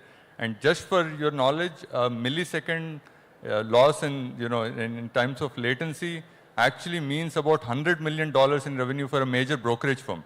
So that's the kind of loss you're talking about. And therein lies the opportunity. If you're able to create that kind of digital infrastructure, we can actually invite the likes of JP Morgans and several others who need that kind of low latency here to set up these brokerage desks, right? So with that, I'll possibly, ask Anil to address, Anil, from your point of view, especially when it comes to e-governance, what kind of compute and maybe cooling and other infrastructure would you need, What has been your experience? Okay, thank you, and thank you for calling me over to this event. So let's see what kind of e-governance has been going on in the past few years. There are 2-3 major trends which has come in, which is not the buzzword now. For example, computer vision. When we talk about safe cities, when we talk about smart cities, we see a plethora of cameras out there which are either used to regulate the traffic or maybe for surveillance purpose. And this computer vision started to use the GPUs or the T4 Teslas at that time. I am talking 3 years back. We now have more than, with us, only 40-45 such projects running. In each one of them, it's the GPU type of processor which does the computer vision to capture and convert the text. The second that we have seen large is the whole utility sector, where you have the smart meters coming in. In the smart meter, you have head-end systems and the meter device management. All over India, everybody is putting this smart device, all utility providers, and they use these type of deep forest algorithms to come up with the amount that needs to be charged when or if the particular meter is not working, but you have an electricity supply, which means their prediction is so good that you can make a bill even for the period that you were not running. Wow. And now we are coming to the third grade, where there is a lot of research which is going on. From the central government, it is projected to be 38,000 GPUs. However, when we feel and when we see the kind of private systems which are in and around the e-governance, and the research today itself which is going in right from public health care to surveillance to all such systems which are there to support the citizens, we feel it's a minimum 3x of this that will translate to the ground. Now, there are a lot of talk about the data. Remember, the data will be reused by each of the model. Yeah. So you have the same data which is anonymized going to teach a Bhashini or something like that. The same amount of data which is captured, which may go to create a model around the farmer or a healthcare. So data is not much. We are talking some 200, 300 petabyte of data which is handled. The data centers on the other side need to upgrade. This is a new generation of data centers. The old data centers can't handle this type of load because they were all designed on air cooled. Now these GPUs are very, very dense. For example, let me talk about Ola Kratim, which uses immersion. I mean, on this stage itself, they will consume more than 4 megawatts of energy. Yes. Now this density, this heat has to be taken out from here. And therefore, you have a separate set of cooling requirements and high density electricity which comes in. Yeah, so what you're really referring to is really the new set of cooling requirements that are needed for cooling this, right? So let me bring in maybe Sandeep here from Railtel. Sandeep, when it comes to, obviously we are talking about bringing the subsea cables to the landing stations, but then you have to actually bring those fiber optics from there to the last mile, right? What has been your experience in terms of some of those low latency requirements? I mean, how have you kind of approached it? And try to keep your answers short. Yeah, thank you, Mr. Kalyan. And it was nice to hear about the various use cases, what controllers has explained, that different, all the cameras and other data is coming to the data center. And ultimately, citizens want a service just like e-commerce service nowadays. Once you start browsing your Blinkit or something, immediately your packing starts. That is possible only when the kind of AI they are put on the top of the data, which immediately tracks that in this particular region, this particular person, this particular house, they want this at this time, this particular item. So as soon as you start browsing, they start packing. So this is the kind of expectation from the citizen. And for this, we need a very strong connectivity, number one. We need a reliable connectivity and we need a low latency network. So all this is possible only when you have, definitely without optical fiber it is not possible, and we are sitting on a very strong terrestrial optical fiber network starting from Kashmir to Kanyakumari. So there's no doubt. As far as your specific questions related to the last mile, inherently we are actually reaching to all the stations, all the 5,600 plus stations. We have got our point of presence, and from there we have got an 11,000 partners where we deliver our broadband service called Railwire. The advantage of this was that we are reaching to the last customer where the e-government services are getting used by the actual citizens. Now, to make it more elaborate, we have made actually short-term, medium-term, long-term strategy, because some of the villages are near to the station. Yeah. Say it is less than 50 kilometers or less than 20 kilometers. So we don't have any problem for the investment from the, because it is an investment from the partner. Yeah, so what you're really saying is you do have an installed base, installed network, where maybe any partner who is bringing a subsea cable to any of these landing stations, you can actually take it inwards to any of the cities in India, right? And you have your own network and you can actually partner with them. And there, maybe, if I can come back to you again, there, Parminder, I want to bring you here. And I think when we talk of last mile, we spoke till the citizen, right? But from a citizen's point of view, your company has done a lot with respect to actually porting some of those services, right? What has been your experience and what are the guardrails you think we should have in mind when we're doing some of those e-governance services, mainly from a citizen-centric point of view? Okay, thank you. It's a privilege and it's an honor to be here. Thank you for the opportunity. For those of you who don't know about Kyndryl, we are a spin-off from IBM, technology services of IBM. We spin off about 3 years back. We are headquartered in the US, overall about 80,000 employees. In India, we have about 28,000 employees. And we run mission critical services. So from payments to banking to airports, we run managed services for mission critical environments.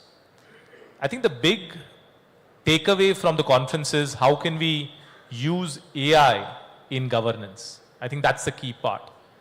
And when we look at AI, so I think from a citizen's perspective, what has happened is there's a big behavior change that's happened with citizens. They expect now a real-time response, just like payments. They also expect a one-stop shop, not going to multiple offices, but a one-stop shop. And the third is this, they expect security, like no frauds happening. And on the other side, we have government departments, and government departments, they are expecting that all my systems should be up all the time. One. Second is, my government systems, they should be fraud tolerant. And third is, they should be modernized. So I think when we look at these requirements, there are 2 or 3 core use cases that come to picture. One is, how can we use AI to triage how services are being delivered? One is part is services are being delivered. A land record grievance is there. Land record grievance is recorded, absolutely. But how is that getting resolved? And then there are specific rules to it. There are specific identifications to it. And then AI can identify what's the quality of the service which is being delivered. And if, let's say, there is a gap in the service, if there's a gap in resolution, then it gets routed to the specific officer. I think that's one. Second is, if you look at the payments infrastructures, how they are developed, there is a core API architecture that is being done. So there is a back end, which is the legacy, and there is a front end. Till now, they were very tightly coupled.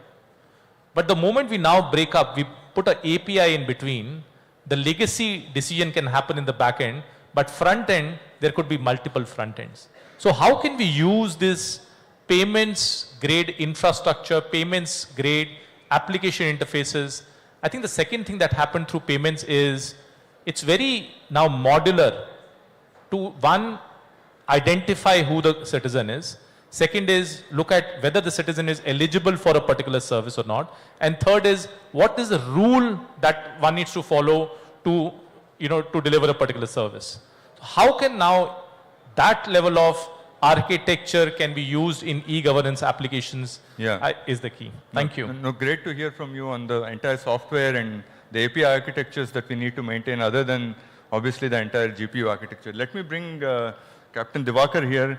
Captain Divakar, we all understand that especially on the subsea cabling side, India doesn't really have the, I would say, capacity to do that, right? And I know as Dredging Corporation of India Limited, you are you can probably contribute there, right? So what is your take, I mean, from whatever you have looked at, can we develop capacity in subsea cable laying and also in terms of providing the manpower for that, because a lot of it is imported today. I would love to have your views, short views on this.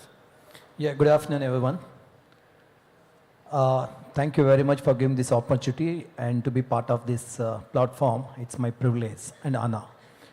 Basically, Dredging Corporation of India, we carry out dredging operations for the major ports, capital dredging as well as the maintenance dredging. We come under Ministry of Shipping, Ports and Waterways.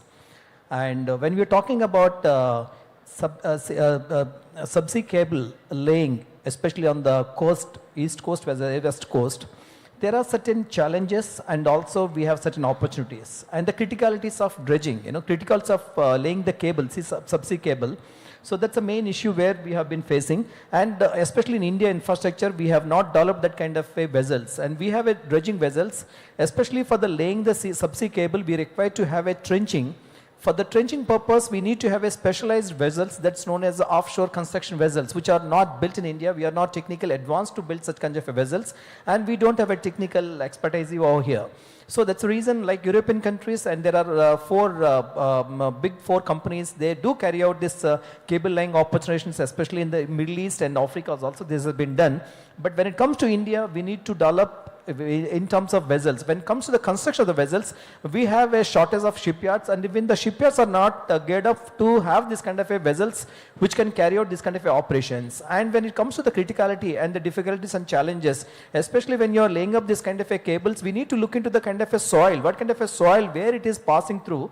If it is going through the rocky bottom and all, we need to look at it, otherwise the cost is going to go up. So Captain Divakar, I would ask you, how much would a vessel cost? Roughly it's going to cost about 100-150 crores for this kind of a vessels, and if it is sophisticated, it could go up to 350 crores.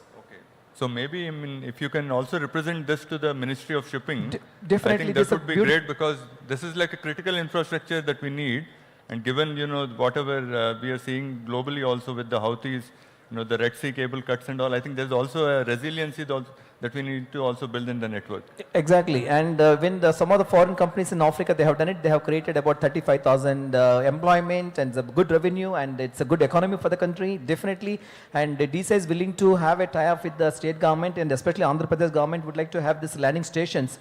And we will be playing a pivotal role in this, and we would like to bring in this expertise, and though we have not developed on our own, but we'll be able to bring it from the, this international companies. No, that's really great to hear. Let me also bring again Anil into the picture.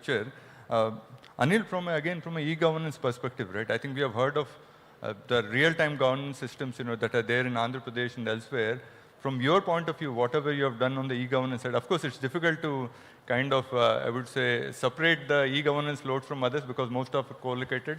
But what has been your experience on the latency requirements? And for that, technically, you know, what can be done at your end, right? When you're setting up the data center, is there something specific that you do to get that low latency other than obviously having the right bandwidth? Sure. I mean, on internet, what we see is the largest latency that we have. What networks have transformed into is ultra low latency and low latency networks. So just theoretically, if we have to see India to deliver e-governance both by center and state, so generally if you see all the ultra low latency was concentrated from Delhi, Mumbai and Chennai, because that is where the cable landing stations were there. Now we are very bullish as controllers. We are building data centers right from Visakhapatnam to Raipur to Orissa to Kolkata to along this plane.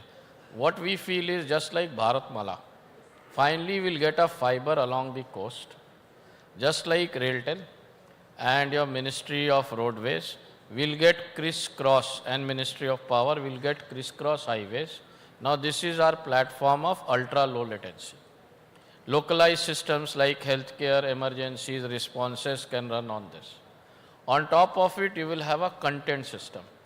The systems may reside in center, systems may reside in another stage, and they feed into their own constituency, the way we were saying agree stack or the respective. And then on top of it, you have these content networks which are consumed like the Facebooks, like the OTT platforms. Yeah. So all three would combine. But the base layer that we feel is in India going for a change with a lot more fiber coming in to create that ultra low latency triple ring all over India. Okay, so there's a lot of resiliency and redundancy that you're also building into the system then. Yes, so the redundancy, see, every state had already made their own network. Yeah. They had those redundancies, but these long haul multi-terabit ultra low latency networks, they were not present. Okay. Now they are coming in by virtue of each, as our infrastructure upgrades. Okay. It is coming in. No, that's really great to hear. And for that, I would also again bring you in, Sandeep ji. See, I heard about, see, most of this data, to his point, on the OTT and others, it's being consumed at the edge, that too in tier 2 cities, and maybe sometimes in tier 3 towns too, right? And I heard that Railtel, there was an EOI for about 100 edge data centers in railway operated land. Maybe if you can throw some light on what your thought process was and where are you with respect to some of those plans? Thanks for the question. And Mr. Anil has rightly pointed out, so it requires ultra low latency. So most of the data centers where the AI is going on, that is located in either Chennai or Mumbai or the places where our data center, their landing stations are there. So now coming to the point, then how do we reach out to the tier 2 and tier 3 cities with low latency? So that is possible only with edge data centers. Mega data centers can be there in the big cities and in the industrial towns. But when we come to actually deliver the service to the end customer with low latency, then we need to have edge data centers. So for that, we have tied up with the TECL and to make 102 edge data centers. and inherently we got the backbone ready with us. So that will be in the phased manner. That will be done in the phased manner, and the services will be extended. What is the timeline around those setting up those edge data centers? A short timeline is around 5 years, but it is extendable up to 20 plus 5. And So it you have those, I would say, infrastructure across, I would say 600, 700 odd stations in the cables and all? It is 6,000 stations. 6,000, wow, Yeah. that's a great number. So we can actually rely on your network and piggyback. Definitely, it's gold mine. Yeah. So maybe let me bring you again, Parminder. So again, from a trust perspective, right, at the citizens, and what has been, again, I've heard that you are actually setting up a AI innovation lab in Bangalore. So are you again thinking of maybe expanding some of that to maybe states like Andhra Pradesh and others? What is your plan on some of those, I would say, initiatives? So I think when we talk about trust, and especially when we are using now AI in governance, I think one critical factor becomes is explainability of the decisions. In government we always have an audit trail, but for systems, especially when now AI agents will be making decisions based on data, there is a need for control towers. There is a need for audit towers in the technology backbone that can capture how a decision is made. What kind of data was captured, what kind of logic was implemented in using that. I think that's one. Second is this ability to take feedback from within the government and also from citizens on a particular decision which has been taken by the system. I think that's very much required for one, to keep a check, but also second, for the system to learn from the mistakes. AI is as good as the feedback that goes into the system. So for this, as Kyndryl, there is a agentic AI announcement that we have done in May.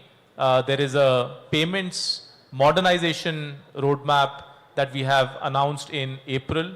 There is another part of trust is how do you get your workforce ready? One of the key things that we see in the next 12 to 24 months is, I think there's a big gap in terms of whether our workforce is skilled on AI. So one of the things that we are doing with now Mission Karma Yogi is how can we have one foundational AI courses for the government officials, for at a central government level, state government level, but also now how can we also have advanced AI courses for people when they think about developing governance applications? How can they use AI infrastructure, AI bots, AI, agentic AI into developing those systems? So Parminder, maybe if I can ask you, so many of these courses you are going to put it on I Got Karma Yogi? So yes. That would be really great, because you're also addressing the people part of the capacity building there. We are doing that. In fact, Vinayak is here from DSCI. Along with Vinayak, one of the things that we looked at was as technology is enabling the credit to go at a grassroots level. So the money is going at a grassroots level. But along with the money, the digital vulnerability is also going at the grassroots level. So, one of the beneficiaries, she came back, she said, look, I now feel very confident that, look, I have the funds, and now I'm confident. But look, you've given me this mobile, and so many frauds are happening on the mobile. Now, the cyber, readiness becomes a very key skill for the beneficiaries, also I think for the government officials as well. So that's something that we're trying to do with Data Security Council of India. Maybe just on a lighter note, maybe some of these applications, you should be probably winning the award maybe in the next e-governance awards, right? Maybe that should really be the target of the development, I guess. Coming back to you, I think we have probably about a couple of minutes. So on the challenges, right? Of course, we spoke about some of the challenges, but what else do you think we need to do in order to make this happen, right? Can we make some of the things that we spoke about on the infrastructure readiness and others? About the people readiness, of course, we spoke about the ships that are needed. What is needed in order to train our workforce to actually lay those cables? Is there something specific that we need to do? Yeah, especially for laying the cables, we need to have a specialized vessels, as I mentioned, that we call it as a offshore construction vessels. For that, as we were discussing about that, we don't have infrastructure. On top of that, we need to have the trained people for this, because we need to find out the places where this is safely could be laid. And as I was mentioning about the challenges, as we are very close to the fishing harbors, maybe close to the navy or shipyards and all those things, wherein we need to carry out the bathymetric survey and find out where exactly the cables could be laid. And for that, we need to have a proper training, and wherein we have IMU, Indian Maritime University, can also collaborate with the DCI and also with the shipyard, in consortium of shipyards, and then, again, academics and also industry could be possible to come out with this kind of a plan to get into this kind of a field. Do you also need the state government support to do this? Definitely, we require state government support for this. Okay, okay. No, great. I think, are we out of time, or do we have a couple of minutes? Yeah, we are out of time, right? So I think we have, that's what we were all talking, that we will limit it to 2 questions. I'm glad we're almost out of time, we have finished. But the idea of bringing together this diverse panel was just to address the key needs of, as I said, subsea cable, in terms of infrastructure, the gaps that are there and the opportunities. And I hope, each one of us sitting here can also contribute to the state of Andhra Pradesh, right? I'm sure, all of you have plans, and the right stakeholders are here, and I invite you to, come and speak to the stakeholders. With that, I'll end the panel. Again, we were asked to keep time, and that I hope, we have done that. Thanks a lot.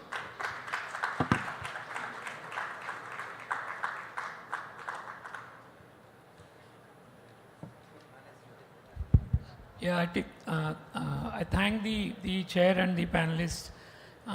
First, very informative, engaging session that we had, and very topical. This thing, undersea cable is something I think very important for Vizag, and the next undersea cable on the landing station which is coming up is in Vizag. So it makes all the sense, and of course the data center also, probably the world's largest data center is coming up in Vizag. It makes more sense that we had a discussion today, so all the stakeholders.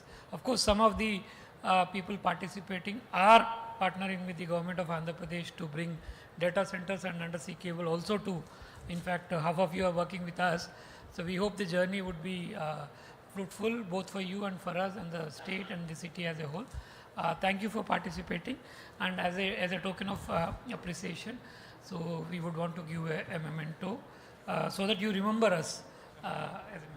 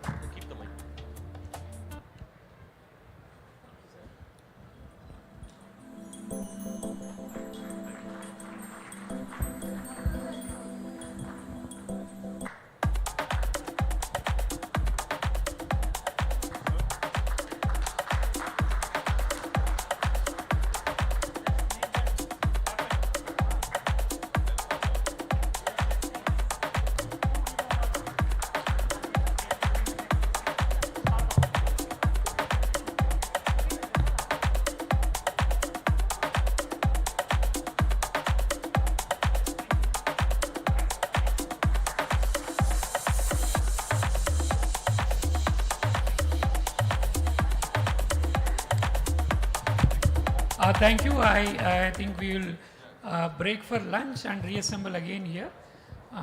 There are 2 more, sessions here, the breakout session and then followed by plenary here. So I request all the participants, we can have a quick lunch and reassemble sharp at 2 o'clock. I repeat, we will all reassemble sharp at 2 o'clock when the next breakout session will start. I request all of you to be on time. So we'll try to complete the sessions on time. Have a quick lunch and please come back quickly. Thank you. Oh, yeah.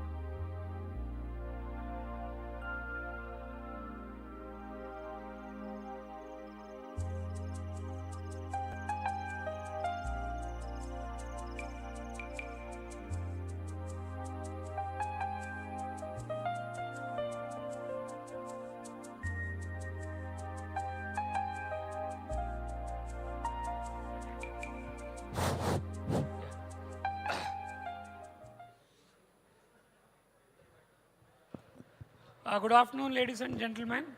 I think after the lunch, always a little slightly difficult session would always be post-lunch session. Keeping people, stopping them from falling asleep is a challenge. But I think, the topics that are on hand today, what we are going to showcase, I think, are something which will keep you interested, I think, because, offline, even before the event, many of these initiatives, a large number of states and union territories keep on asking us how you have done it, what are the technology stacks that you have used, how it is useful in the governance and all. So I think we would be definitely keeping you all engaged, even if it is a post-lunch session. Joining me in this journey are my colleagues from the state, because the subject at hand is e-governance initiatives of Government of Andhra Pradesh. All of us know that the Government of Andhra Pradesh started its e-governance journey long back. In fact, it's almost 3 decades more. In fact, with the registration department being totally digitized, first time in the country, and now the latest, the WhatsApp governance and aware projects. So Andhra has always been at the forefront of using technology in governance. Now it's almost e-governance and governance, there are no separate things in the state of Andhra Pradesh. Of course, every department has an IT layer in that. There is nothing called, separate e-governance system or a governance system. It's all one and the same, because this is the level of embedding that has happened, technology into the governance. So joining in this journey, I request my colleagues to come on to the state. Shri Babu A, Chief Commissioner of State Taxes, Commercial Taxes Department. Babu has almost 20 years of experience in e-governance. He started it with the flagship program of the government called Arogya Sri, which is now called Arogya Seva. From that to the recent use of artificial intelligence and chatbots in Commercial Taxes Department for improving the tax base and also collection efficiency. Babu has gone a long way. Next, joined with us is Prakar Jain. He is the CEO of Real-Time Governance. In fact, many of the people would have heard about real-time governance. But I think Andhra is the only state which has such a department called real-time governance. We all do governance, but what is real-time governance is a governance which is not reactive but proactive, where you can basically not going by the situation, but you are on the top of a situation. That is real-time governance.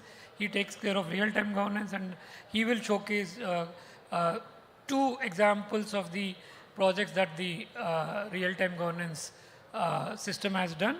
Next, I also invite Shiv Prasad, one of my colleagues. Shiv Prasad is an Indian Forest Service officer. He is also the MD of Housing Corporation of the state, and also is the director of GSWS. GSWS is again a very unique department which is not there in any state. In fact, RTGS is not there in any state. GSWS is also not there in any state. It is one layer below the Panchayat Raj system. At every village, we have a secretariat where 10 to 12 functionaries are delivering all grassroots services, from providing you services like caste certificates, income certificates, providing you welfare also. DBT schemes are run by this department, and all services at the doorstep of the citizen. They actually go house to deliver services. The pension is delivered in Andhra in cash at the house of the person who gets the pension. And when I say pension, the numbers are mind-boggling. Every month, I think around 66 lakhs pensions. 66 lakhs pensions are delivered to 66 lakh individuals. And can anybody guess, this is given in cash at the house of the individual. And how much time does it take to do this? Couple of hours. They start in the morning on the 1st of every month. Like we get salary in our account. All the pensioners in the state also get money in cash, in their hand, even before noon. They start in the morning by about 11, 11:30, 12 o'clock. Every pensioner in the state has their cash in their hands. And And it is not something that, we give cash that, somebody is going to take the money. It's all properly authenticated using Aadhaar. Every beneficiary authenticate himself using the biometrics, then cash is given. I don't think any other program, government of India or any state government is doing such a massive program where in such short period of time we deliver such services to huge number of people. And this is just an example, and in fact GSWS, RTGS together with their data sets can actually do this. When the state government wanted to actually give money to the farmers, of course this is again a both government of India, state government program, they asked money to be credited into the accounts of all the farmers. One day, that's what it takes. No applications are called for. We don't actually call for any application from farmers saying that please apply. We exactly know who are the farmers, the data is there, we know who is eligible, and we also do an analysis on who is not eligible, and on a data sets which are very dynamic. If my data set says that a owner of a four-wheeler is not eligible, he is not eligible. And today if you have a four-wheeler, you are not eligible. Tomorrow, if you don't have a four-wheeler and it gets transferred in somebody's name in the data set, you become eligible. It is as dynamic as and as simple as that. That's how the data sets work. He looks after the GSWS department, and the three of them along with me, we are going to present a couple of e-governance initiatives which government of Andhra Pradesh has taken up in the recent days. I request your indulgence and patient hearing with all of us, and with this I think I'll start being the chair. I have the privilege of starting the presentation, my presentation on what we are going, WhatsApp governance. So can the presentation be played, shown?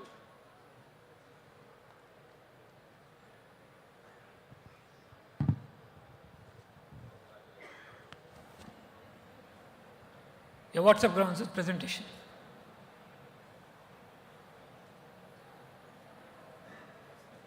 Yes. WhatsApp governance, how did it start? It started with our Minister for IT, Sri Nara Lokesh.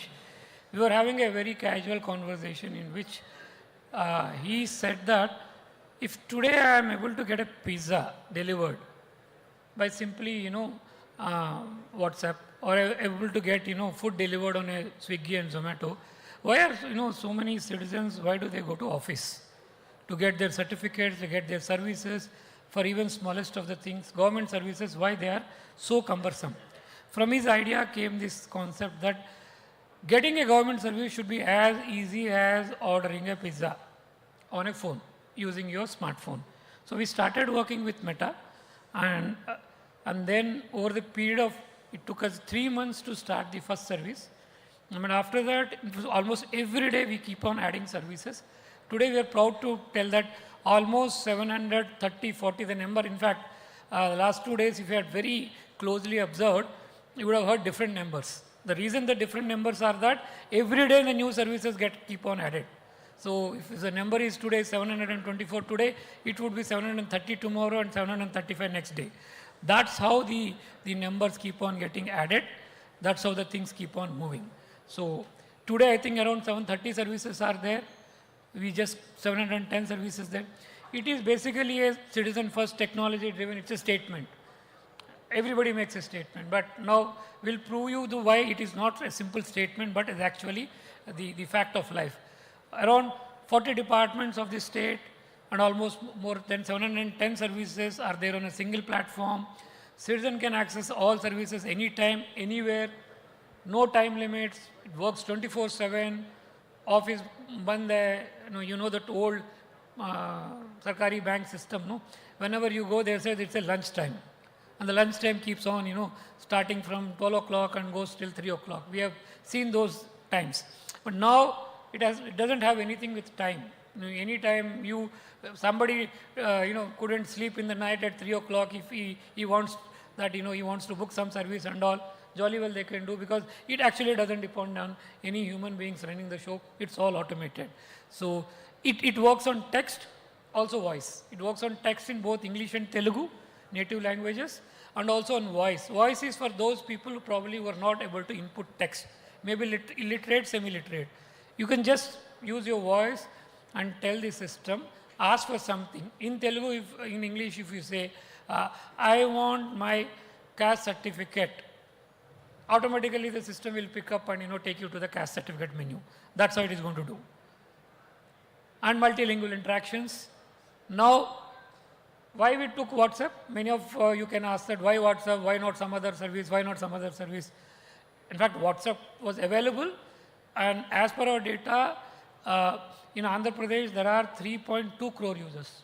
Almost 70% of the population uses WhatsApp every day.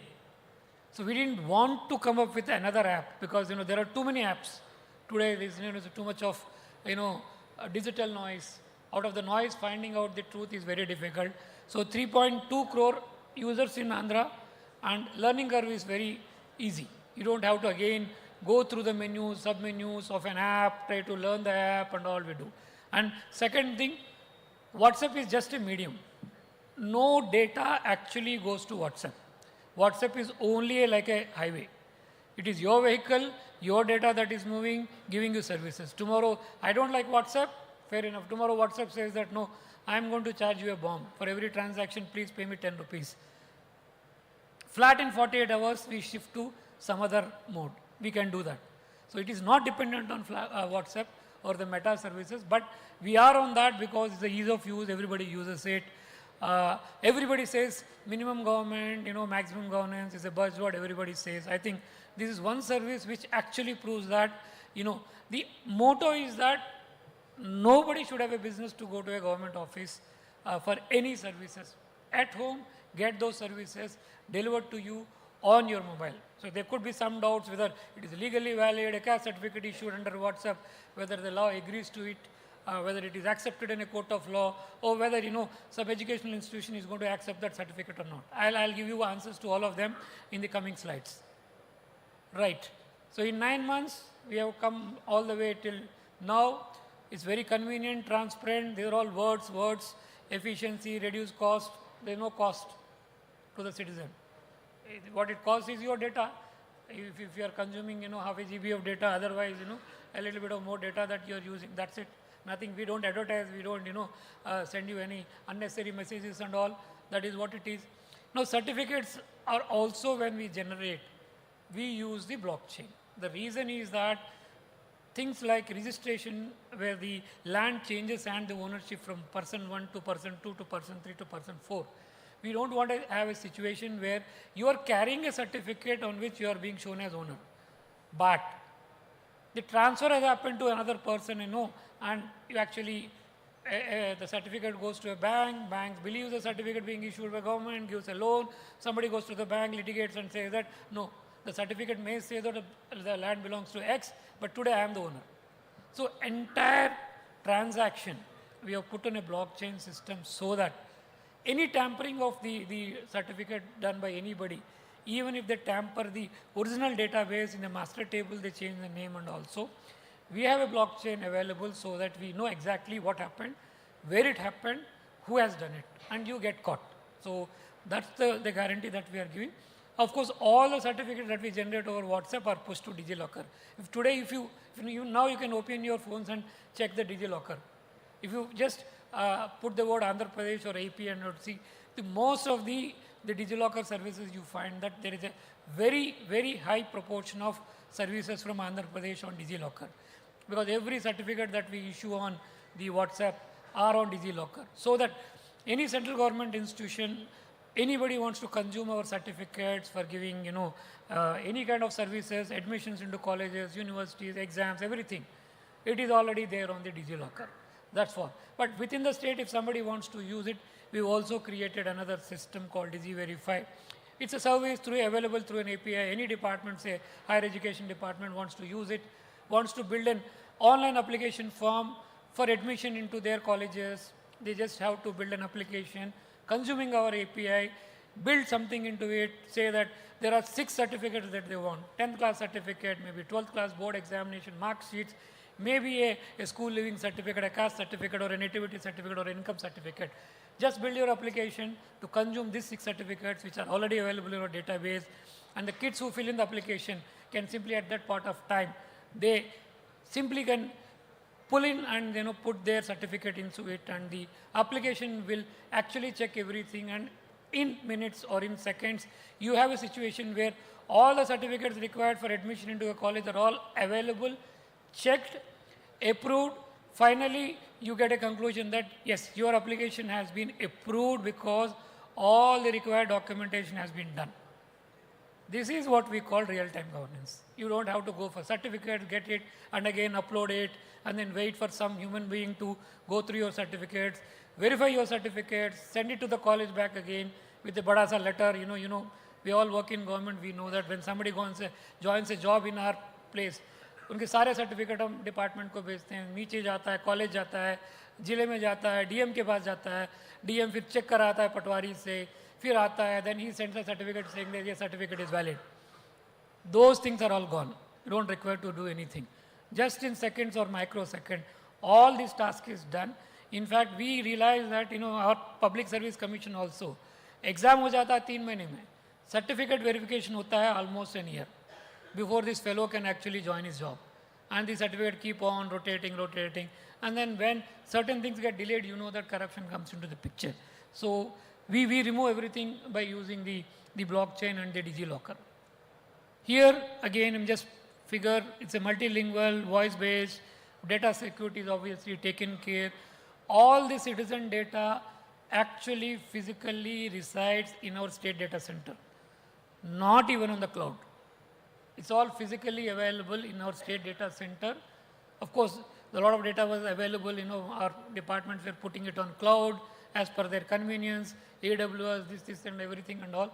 We made the entire data sets come and reside in our state data center only to give protection to the data so the data doesn't go out. In fact, data doesn't even go to WhatsApp. Meta doesn't consume our data. It doesn't know anything. It's only doing a transaction. So entire transaction happens on our servers, which are there with us. Only the output goes to the WhatsApp messaging system in which the citizen receives it. And obviously everything is encrypted.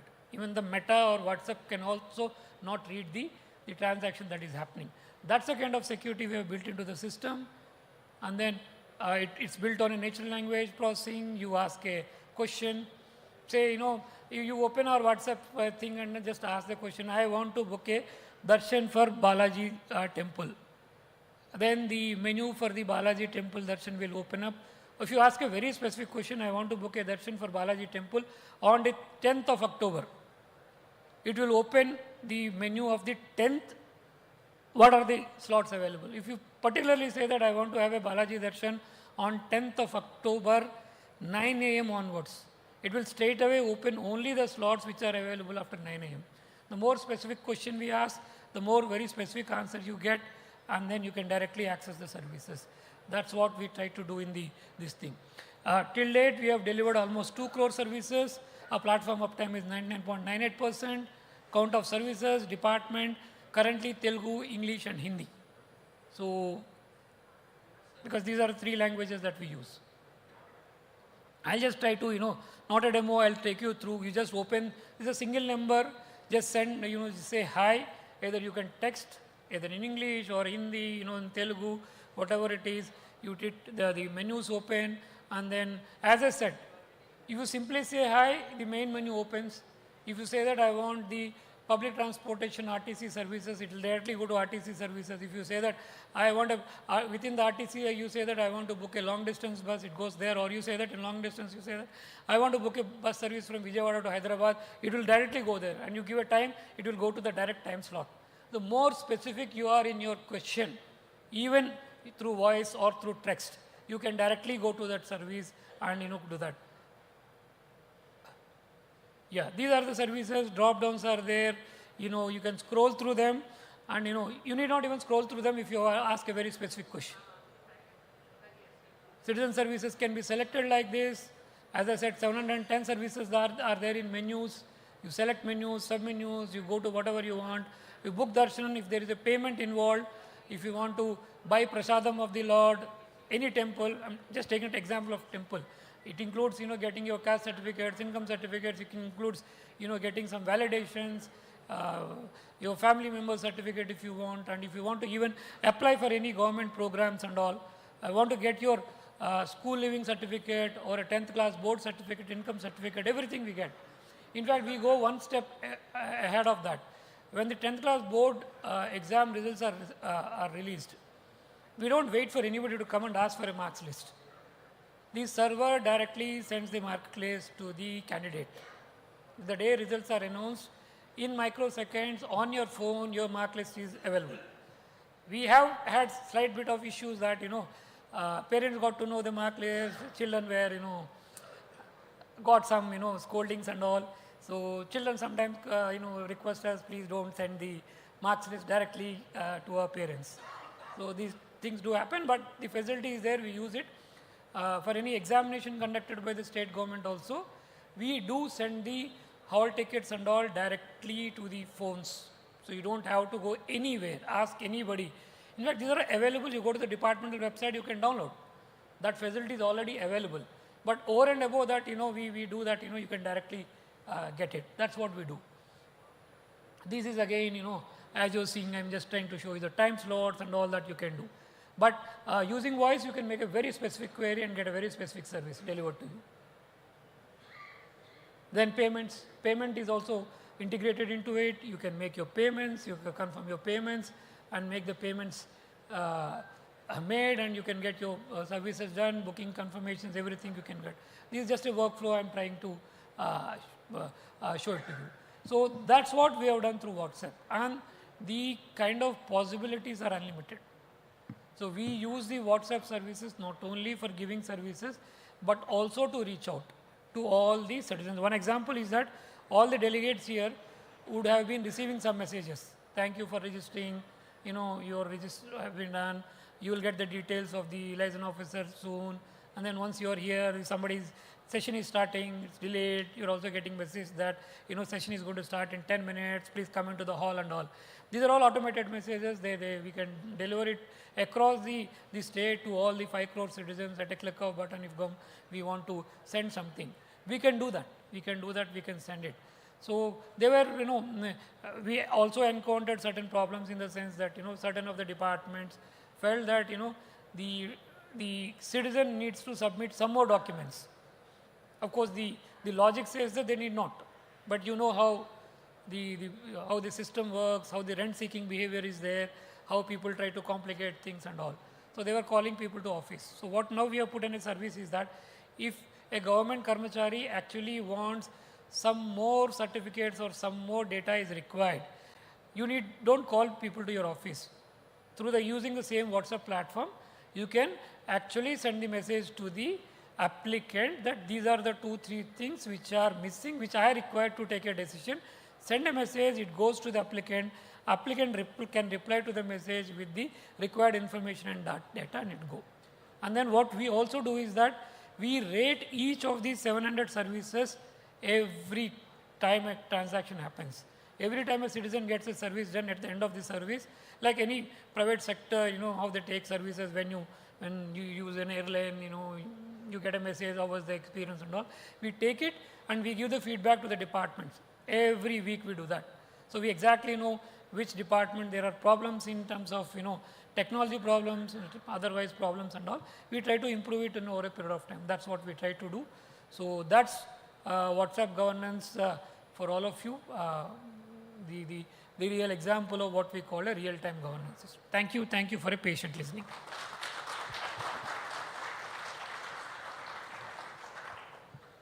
Thank you. Now, my colleague Babu, who is the Chief Commissioner of State Taxes, you have heard him in the morning. Now I request him to make a presentation on what technologies they have used in the commercial tax department to detect evasions and improve the performance of collection. Thank you. Thank you. Thank you, Bhaskar. We have been seeing a legacy of e-governance initiatives now leading to a situation where governance and e-governance cannot be differentiated, and if that happens in a state, it is AP. The legacy is because whatever we do, whatever we roll out, it has been massive. I mean, it goes to the last man in the village, and we keep that in mind. So if you look at the touch points, which is at the national level, and the data sets of these touch points, if you look at, you take Aadhaar authentication, you take land transactions, you take grievance systems, you take any touch points. Andhra will be leading the top, even in e-office, whatever you take. The reason is that the acceptance level at the villages, at the urban wards, it's very, very high. The legacy has been created like that. In fact, there is no fear to authentication in Andhra. So Bhaskar was telling about in a matter of 5 to 6 hours, you authenticate 66 lakh people and through an Aadhaar authentication system and give them cash. More than 1.4 crore families taken ration. I believe, I want to give you a narrative. Andhra is the first state to use authentication. You take iris, you take finger, you take face. All the three authentications touch point, if you look at the legacy in UIDA, you will see that the first authentication has happened from Andhra. I will tell the story of iris before I go to my presentation. The first iris authentication was done for distributing social security pensions for those people who are not having the fingers. We found that in the disability category, there are people whose fingers could not be, authenticated. So we did the iris. In fact, when at that time, Nandan was the UIDA chairman, very close friend of mine. So I spoke to him. We, in fact, imported the first iris camera from Korea. There were no iris cameras at that time, fine-tuned to that kind of a system. We brought it there. We put the SDK into the Aadhaar-based system, and then did one particular village, we did the authentication.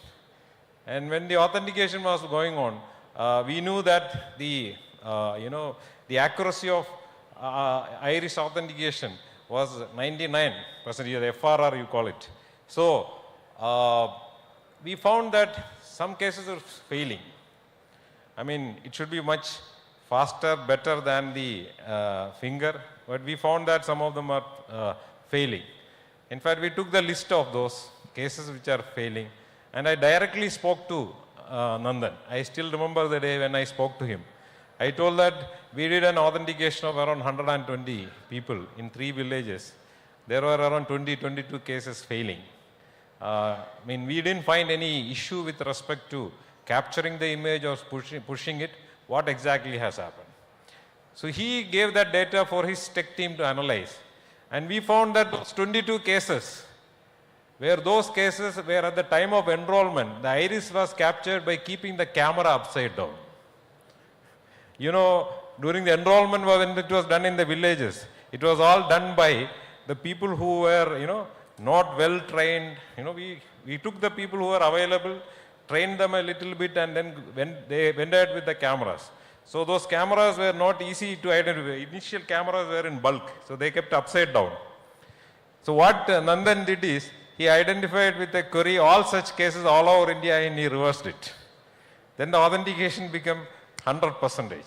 So some of the experience, what I'm trying to say is that many experiments that we started as part of initiatives in Andhra has actually cleared the air for the country itself. You have been seeing a lot of things. You take anything related to Aadhaar, it has started here. Anything related to land, it has started here. And Bhaskar has already spoken to you about real-time governance. Now, let me go to a very important initiative that we are doing. In fact, this is the first time the artificial intelligence is being used to a very core sector called as a revenue earning department. The proxies is very crucial in any revenue generation method. When we are simplifying, the GST reforms started early hours of yesterday, and we are taking it in a very big way in our state. Now, when the restructuring is done to make the procedures simple, on the other side, we will also have people who further makes it complicated so that, the evasions are, not seen by us. So what we have to do is look at the proxies.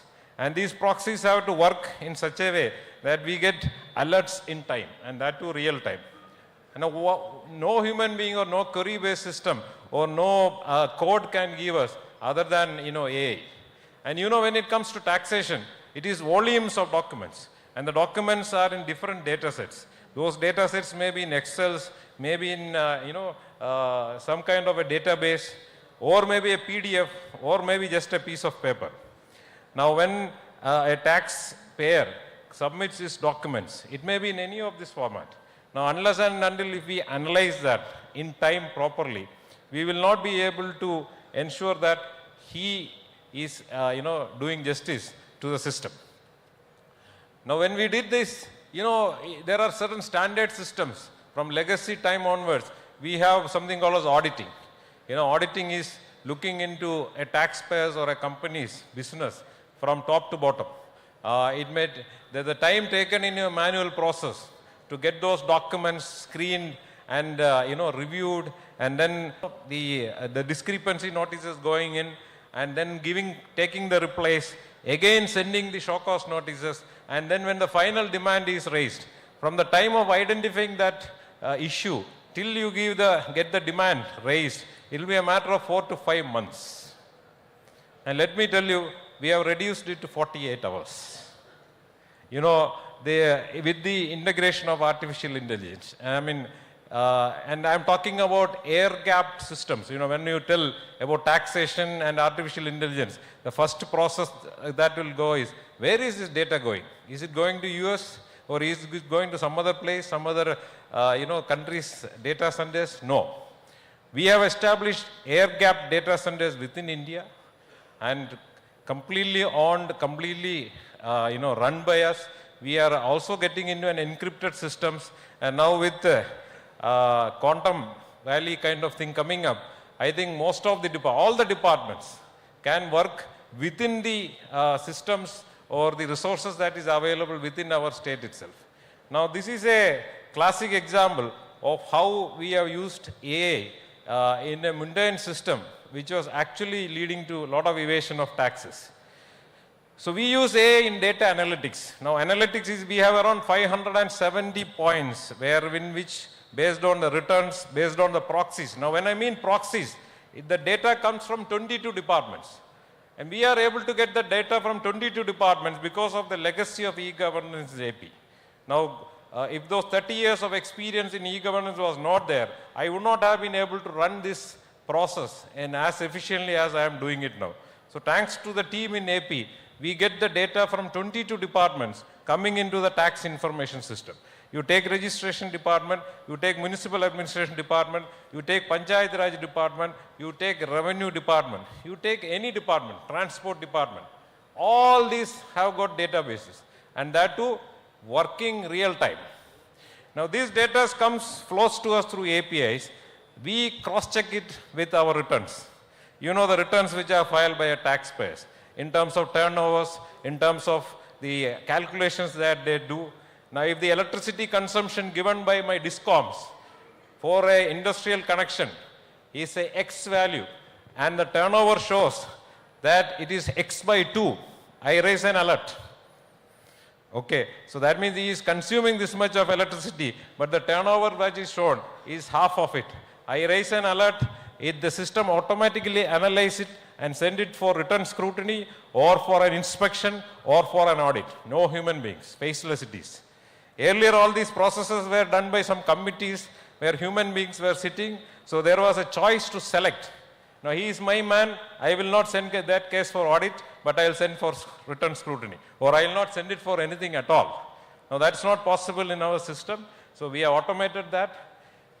The case allocation system is so designed that depending upon the complexity of cases, it goes to the person who has actually done similar cases in an efficient manner earlier. That we looked at in terms of the turnaround, in terms of the final income that comes to us based on our demand. That means there is a performance-based matrix that we have created so that the complicated cases go to those people who have processed these in a much more easier manner. We have also kept a concept called as Jnana Kshetram. You know, GST, the reforms came yesterday. Not everyone knows that, what have been the result of those reforms. Now, look at this, a taxpayer himself can log into here and see all the checklist, all the reasons that he can put in his data.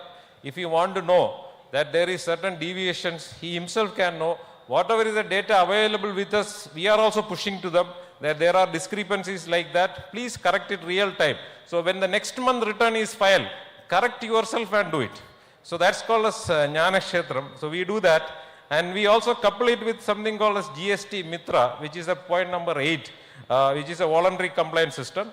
So I told you about the outcomes of this. It is really resulting in an increase in revenue. We have seen around 20% growth in our gross revenue last month. This we started around 6 months back, the introduction of the artificial intelligence system. So I told you about the critical parameters that is being put and the robust tool, which is used in this case. The allocation system efficiency is there, workload distribution I told you. The audit is coming down to 48 hours. The return scrutiny can be happening in minutes.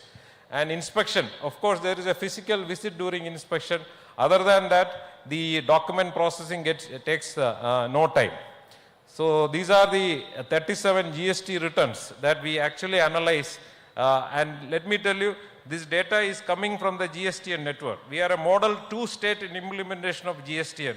And from there, the data flows to us.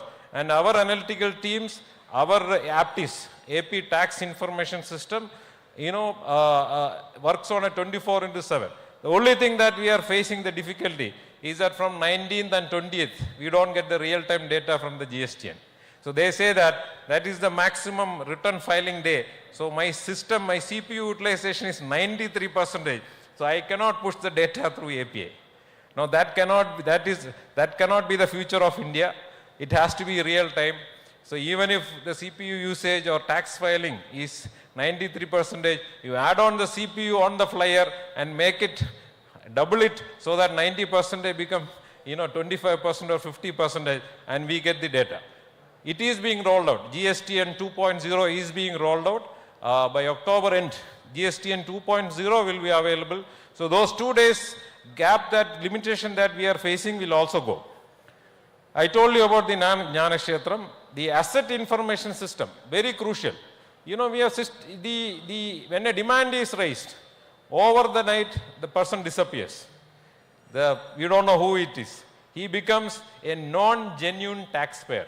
That means he was neither born in this place or he is no more available. The classic method of finding a non-genuine taxpayer is file a police complaint and file an FIR and go behind him. Now we didn't want to do that. But what we did is, we found out, as done in any other databases in the country, the tax base of GSTN, that is commercial tax base in Andhra, is around 5 lakh. Out of the 5 lakh, 97% Aadhaar seeding has been done. The next nearest state which has done Aadhaar seeding into the indirect tax system, it will be at around 20%. That is the beauty of Andhra in terms of, the common identifier. Now with this common identifier, we are trying to get the asset information, both movable and immovable, getting into the picture, and then we go for the attachment proceedings of those, assets, realizing the income for us. So the non-genuine taxpayer become genuine. This also leads to the third-party information. Any third party which is getting into the taxpayer, as per tax laws, if the taxpayer is not coming forward, we can go for the third party. So that third party also it goes in, and the data helps us in that. So there is an executive dashboard. You can also see the common websites. This performance matrix of my offices. I have 5,000 people under me. Now I have put a performance matrix in terms of the processing of each of these steps, giving them a score of 100 depending upon, within SLA or beyond SLA. And let me tell you, around 2 months back, we did an HR management in our department. Based on the performance indicators, thanks to the support given by our Chief Minister and our finance minister, we issued a GO telling that the person will be picked up for a transfer to a revenue sensitive circle or a division based on the performance matrix. That means there was no other consideration in the transfers. It is just performance matrix. The system allocated them the circles, all of them joined, and the results were brilliant. We found places where the tax officers almost became friends and relatives of taxpayers, that they couldn't identify what is there in the returns. This could be broken, and we brought in people based on performance indicators. So they looked into the data as the data has to be looked in. The GST and Mitra, I told you, this is the interaction for the public with our database. Now we are not hiding anything from our taxpayers. You just log in and see all these comparisons. We are not telling that these comparisons we are only doing. Now if you want to see the comparison of e-way bill and GSTR 3B, GSTR 3B is a monthly return that anybody who is having a income of more than 40 lakhs has to do, and the e-way bill system is where he moves the thing. If there is a variation between the two, we themselves are showing them on a real-time basis. Here is the variation. You are not booked this particular thing, do it or clear it when you are filing the return. Now this is something which is helping a lot, the people understanding what the system is like. The notices are now AI generated. Now what I mean by AI generation is the data analytics and the LLM working on it. We are using the Google and Microsoft both, and these are not the free ones that is there. These are enterprise air-gapped solutions that we have taken, and we have a team working on it which actually pulls the data from all these sources, generates the output. I did a demonstration on this all to all the departments. Now the RTGS is going in for a hackathon by which these people are going to be listed on so that all the departments can do similar things. If all the departments do similar things, the work of the government servants will come down drastically. My last level tax officer, he now can do a return scrutiny in 1 hour time. Because the data, the document that he has to generate, everything comes in front of him. He just has to verify, make certain changes if he require. If he makes a change now, the next time the order comes out, that will also be cleared. That is how AI works. All of you know that. And then he just give a digital signature and issue the notices. We also created agents for queries. The agent can be asked, a taxpayer can call the agent and he can ask about any queries related to the tax information system. It includes GST, it includes VAT, it includes professional tax also. Similarly, information. The information that we get from the public about the evasion is very crucial, especially for those cases which are logistics based. We get this information through an agent. People call us and the anonymity is maintained in such a way that, not even the tax officer who is dealing with will know who has called. So we know if the information is shared, he will not give us the information next time. I believe that AI is the best tool. Even a call center informer doesn't believe. And the call center, a human being is sitting. And he believes that his information may be shared. But he is more confident with an AI-based, agent. So this is the integration that we have done. The models, our Aptis works from our data center. Ours is a tier 4 data center. You know that, AP State Data Center, which is there in Mangalagiri. In fact, that is another first of AP. The first tier 4 data center in the country for a state data center happened in Andhra Pradesh in 2016 in AP. That pipe was laid. The pipe is directly connected to RTGS now. So these are the outputs based on this analytics engine. All those outputs I have told you, I have explained you also. This is also helping us in our legal matters in High Court. Even the counters that we submit in High Court comes out of our artificial intelligence machine. It gives so accurately. In fact, a human brain cannot work and bring in all the data. Now let me tell you, it is not just magic. You have to train it. And I give the credit to my team in my department, for those who have trained this system to give a near accurate solution for us. This is the training app and voice agents. This is also based on the Telugu and also English. It is available in both. These are multilingual, we can add on. And in fact, any other state can take these systems from us because the tax systems are, most of the tax system is uniform after the one tax, one nation, one tax system has come in. The achievements, I am talking this achievement of the last 6 months, okay?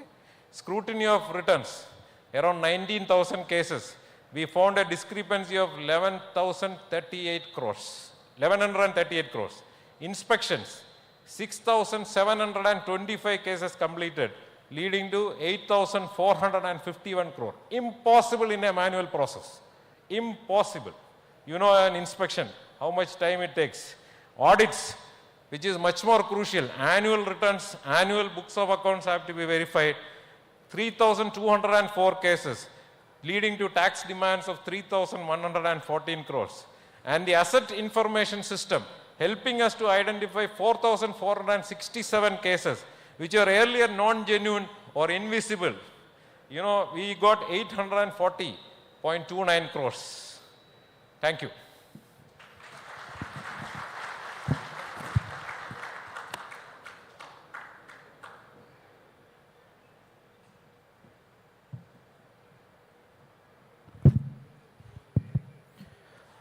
Good afternoon, everyone. I am Prakhar Jain, CEO of the Real Time Governance Society here in Andhra Pradesh.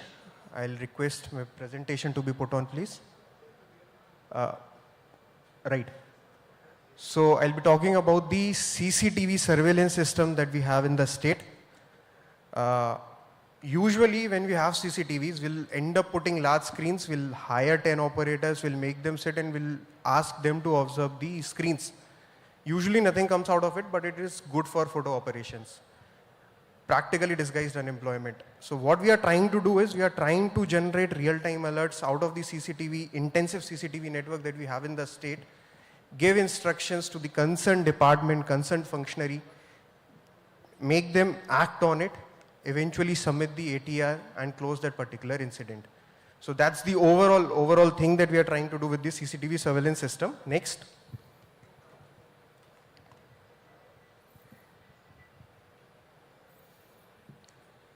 We have almost 14,770 public CCTVs. This system was established in 2017. Some specific use cases were then integrated with this system. However, there were some problems, fragmentation and manual intervention. So you really can't, when you have such a huge network of CCTV cameras, you really can't manually monitor all of these cameras. Second, we end up using CCTV for surveillance, but that's not the only thing it can be used. Third, once you have identified an incident has happened, what do you do about it? How do you make sure that action has been taken? So this is the system that we inherited before we put a AI layer on top of our CCTV system. These are the kind of analytics that we are already doing. We have 13 district viewing centers. We have a state RTG center where we see and monitor all the cameras. And this is what we have done now. So we have added 300 more cameras to this already expansive network. We have deployed almost 38 analytics, not just limited to policing, but also for governance. Multiple departments are involved now. We have health, we have urban administration, we have Panchayati Raj department, which gets routinely alerts and advisories with the use of the CCTV network. These are the analytics that we have been talking about. So red light violation detection, a lot of these are policing use cases. Some of these also help the urban administration. Some of these also help the Panchayat Raj, health department, sending ambulances when you detect an accident. So for example, look at the second table, serial number 11, accident detection. What happens when your CCTV detects an accident? There are at least 2 things that have to happen. One, you have to send the police at the spot. You know where your CCTV is. You have the GPS coordinates of it.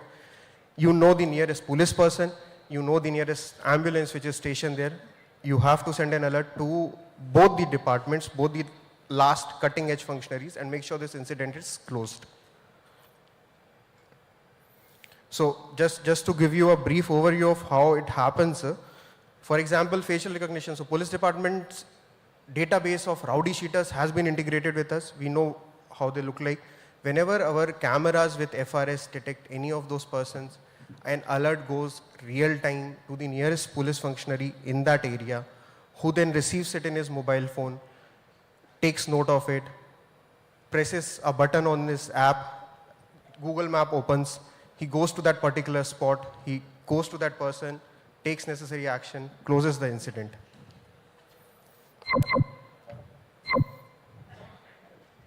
I would have loved to show the video, but time wouldn't permit me. These are some of the use cases. These are some of the successful results out of the FRS analytics that have been done over CCTVs. Video summarization, so not every time you'll need real-time analytics. Sometimes after an incident has happened, you will need to go through the entire footage and find out the relevant information. So now you can just ask through a GenAI agent, you'll just ask your question. The AI tool will process the video and tell you whatever relevant information that you need.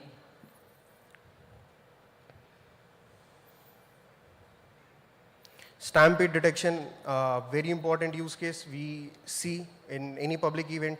This is always a possibility. So anytime you see some stampede developing, your on-the-spot people should be aware about it and take necessary action. Waste dump, littering detection. So routinely if you are identifying waste through particular CCTV cameras, you know that's a waste hotspot. People are dumping there. All of this we have basically integrated under a command and control center application. We have the CCTV surveillance system as an independent layer. We have the analytics layer on top of it.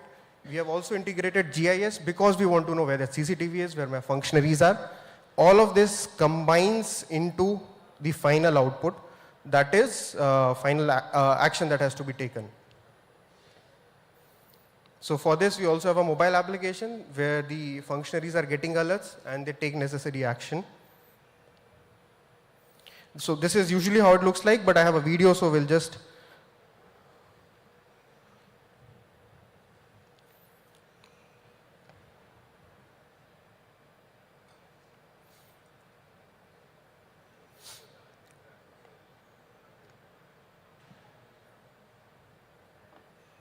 So these are the alerts which have been generated by different cameras. Facial recognition, culprit detection.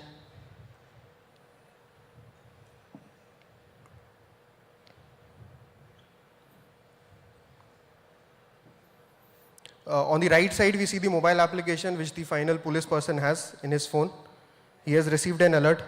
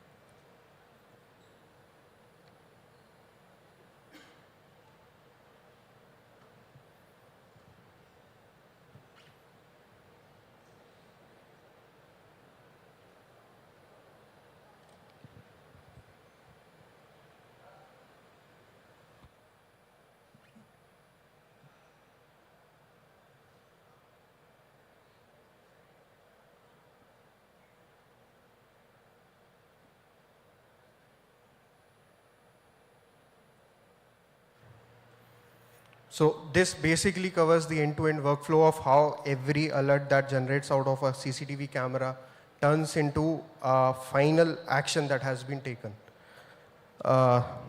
Thank you. This is what we do with the CCTV cameras and forms part of one of our major projects. Actually, this eliminates any requirement of a manpower to man the control centers, which is a little older, kind of a technology where people are sitting and watching what is happening and all. The analytics picks up on any violation which is not normal, sends it to the concerned person who will take action on that. It's as easy and as simple as that to ensure that, in the current age, there is no need for so many people to be employed to do certain very basic things. Yeah, thank you. Can I have the next presentation on AWARE?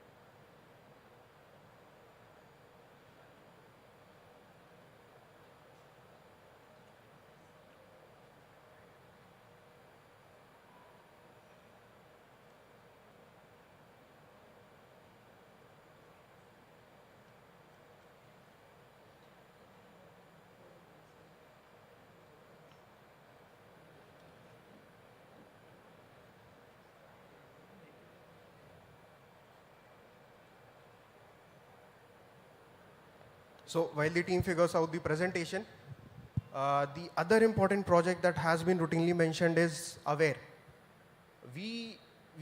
There are basically 4 parts to this story. The problem statement, the challenges that we faced, the integration and the final product that we have come out with, and fourthly, some impact stories so that all of us feel good. The problem statement here is that we have a lot of influence of weather on our daily lives, come what may. Rainfall, cloud, sea state, there are gusty winds, all of these things decide a lot of things. Your sowing area, your fishing season, your disaster management, all of these things form a part of it. So what we want to do is, we want to align with the weather related parameters. We don't want to protect the mother earth, so to speak. What we are focusing upon is, whatever is happening, we take corrective measures, we take mitigation steps, and we make the best out of it. So that being a problem statement, what we are looking at is few challenges. The data is scattered across multiple bodies. IMD has a lot of data, IITM Pune has a lot of data, INCOIS, the neighboring states, my own state, the state of Andhra Pradesh Planning Department has automatic weather stations, Irrigation Department has reservoir sensors, Groundwater Department maintains another sensors to see groundwater levels. All of these data sets exist. The problem is to integrate them under one platform. And once we do it, what we get is a very beautiful, seamlessly integrated system where accuracy has also improved because of all the localized inputs that we have taken.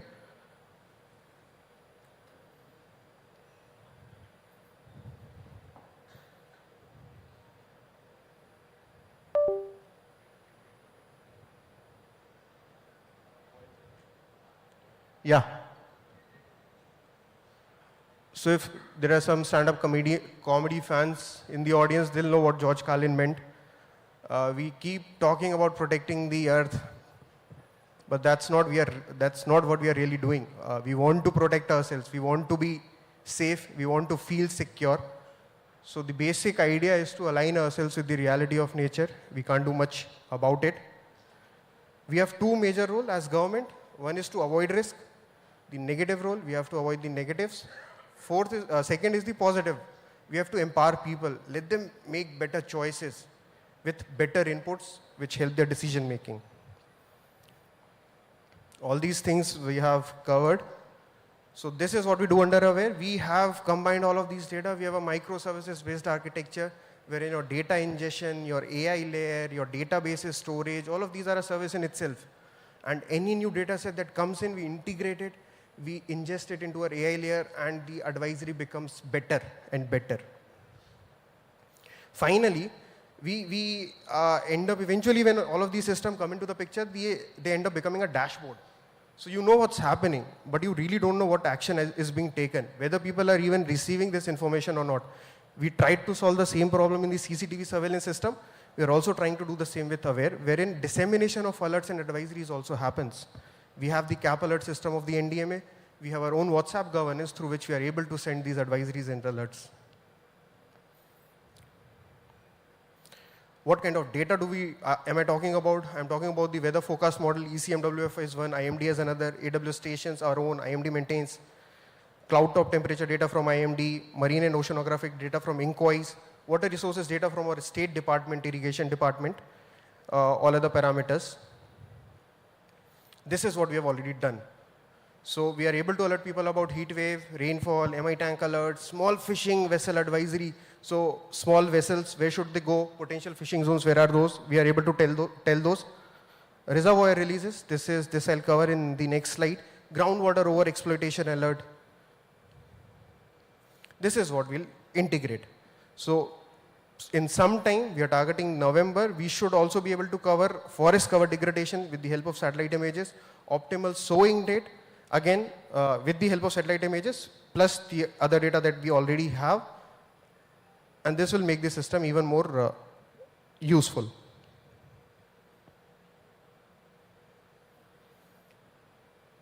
These are the number of alerts that we have already sent. So we launched the system on 10th of May 2025. We have already sent as many as 80,000 unique events. We have covered rainfall, heat wave, all these events have been covered. In monsoon, we'll mostly have floods in the Godavari Basin and Krishna Basin. In Godavari Basin, what we did this time was everything. As per the CWC forecast, we were expecting warning level 3 to be reached. That was the trend. Bhadrachalam Reservoir, say, that is what we were expecting. We sat on it. Our systems were telling it is going to decline. It did decline. We delayed the advisory by 1 hour. Eventually, the flow started reducing, and we did not have to move as many people as we were initially expecting. This is an ongoing event, actually. So right now, we expect Krishna Basin to have reasonably warning level 3 situation we are expecting on 26th and 27th of September. What we have done is, we have advised the irrigation department to release water from Pulichintala reservoir, thereby creating some flood cushion. And on 26th and 27th, when the situation is expected to worsen, we will have a cushion and will not be seeing as much damage as we would have otherwise. So this is how the portal looks like. These are the number of advisories which are standing as on date. This is the cumulative number. That's the entire water analysis that's happening. Reservoir right now 87.33% is the level of fulling. Groundwater levels 8.45 meters. So anything that has to do something with weather and making people's lives better, we'll do it through AWARE. Thank you so much. In fact, to all the participants, if you're here for the last 2 days, you would have got some messages in Telugu. Most people can't read it. It's basically advisories on a lightning. But today there was a rainfall. You would have got your advisory. Of course, it is in the local language. We don't have any of your phone numbers in our database. Just because you are in this area and your phone happens to be in the location of a cell phone tower, we are able to send messages to you so that your lives, we want to ensure that they are safe. So that we do across many advisories. When water is being released from a reservoir, all the downstream villages we send messages. When there is going to be heavy gale wind, we send advisories. When there is going to be a thunderstorm, we are going to send advisories. And when anything which we feel that can affect your life, we send. As an advisory, we don't need to have your details with us. As long as you are within that jurisdiction, you get it. Second is our advisories, long-term advisories. You are a farmer, you have a crop sown. We know that, the soil moisture levels we know the water in the reservoirs we know, and we know the temperature conditions. Our model calculates everything and gives an advisory to the farmers and says that the next week there is no rainfall, you're not going to get any rain from the surface water. Please take some measures to supplement the water for your crop so that your final productivity is better. So we have two things, an alert for life and property, an advisory so that in the long term, your economic well-being is taken care that, you actually take some measure about that. That's what all AWARE is about. It's an automated system in which the data come in, we do it. In fact, we'd be happy to help other states also if you want to use a similar kind of a model, because all cooperative model, because we get a lot of data from Maharashtra, Karnataka, which are our neighboring states, Orissa and all. We basically take their data also on the neighboring weather stations. We would be happy to help other neighboring states also in doing the modeling and also sharing our data on a real-time basis. Thank you. I have a small story to tell about AWARE. Bhaskar was telling about the neighboring states. This really happened. In 2018 October, just few kilometers away from here in Srikakulam district, Palasa, the very severe cyclonic storm Titli hit. 2018 October. There was a IMD prediction and there was AWARE, which is a vertical of RTGS prediction. So IMD predicted that it will cross in the second district, which is away from Andhra in Orissa. Now we said it will be, we went to the accuracy of telling the which village in Palasa, Mandal, it will cross. And it exactly crossed that particular. The reason is that a lot of data sets were used directly from ISRO. The engines, we had a team working with AWARE, getting these data sets.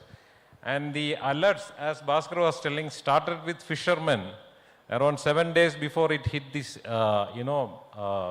shore. It hit near the Palasa. And then it went to even every vehicle owner, every farmer. It also cross-checked with the data from the cameras where any vehicles is going at the time of crossing. The police was used to control the traffic. And the net effect was nobody died in Andhra. Nobody, not even a single life was lost. And RTGS further take care of the CM. As you know, our CM, he landed in that place. He was there for 12 days, living out of a bus, controlling it. And RTGS was the back office of CM, coordinating with all the departments. And it led to a situation where it was taken to a logical conclusion. The relief payment, it ended with the relief payment being given to each and every person who lost their properties or their crop, and taking their feedback and giving a satisfaction survey to Honorable CM. The entire thing was done starting with the prediction by Aware, and then, that's how the ecosystem of RTGS works. It's nothing but a delivery unit for a proactive CM. Thank you. Thank you, Babu. In fact, coincidentally, Babu was the first CEO of RTGS. So, yeah. Thank you. Now we go to my colleague Shiv Prasad. Will be telling you a bit about how we run the DBT schemes. So, how we run it differently from the normal DBT schemes that we run. The difference is that we generally don't, the application process, scrutiny, and all those things are fairly more automated, without much of a involvement and all. Over to Shiv Prasad. Thank you, sir. Respected dignitaries on the dais of the dais, myself Shiv Prasad. I am looking after GSWS department, and most of you who are outside the state, means outside Andhra Pradesh, must not be aware of this GSWS department. And this is a new system which has been introduced in state of Andhra Pradesh. The decentralization of administration gone beyond panchayats. Now, its decentralization is based on the population.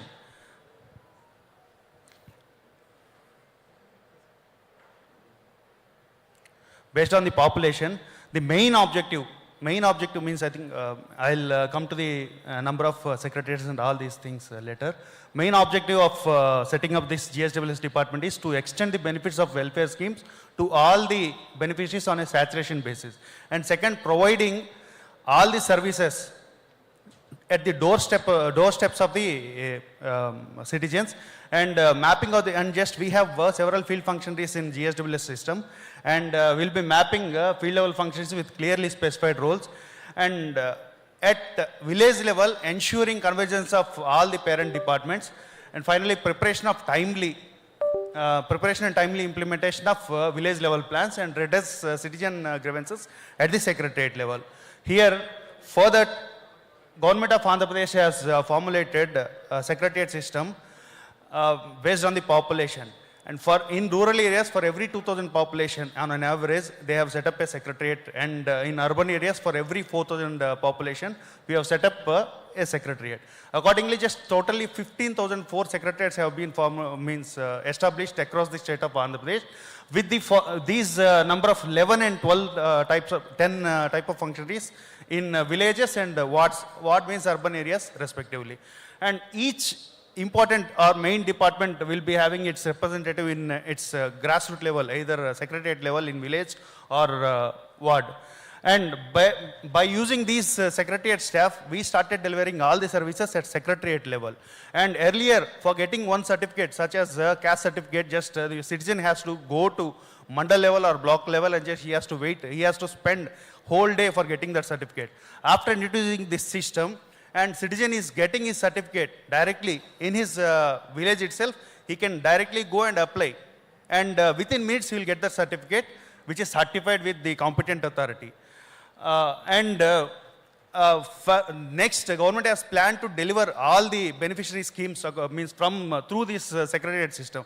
For that, what we have done earlier means in the morning, Babu sir also informed that just first we have taken up a huge survey, vast survey, and our secretariat staff have reached each and every household and collected the data. Especially, we have each and every citizen's Aadhaar number with us and basic details of that person.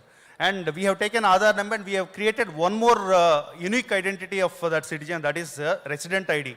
With that resident ID, for every family, we have created a household ID. And based on those household IDs, we have created a database. And after that, as our government is pro-poor, and just it has decided it is very keen on delivering all the beneficiary schemes to all the eligible persons. What we have done is we have created a robust technology platform that is called Beneficiary Identification Management System.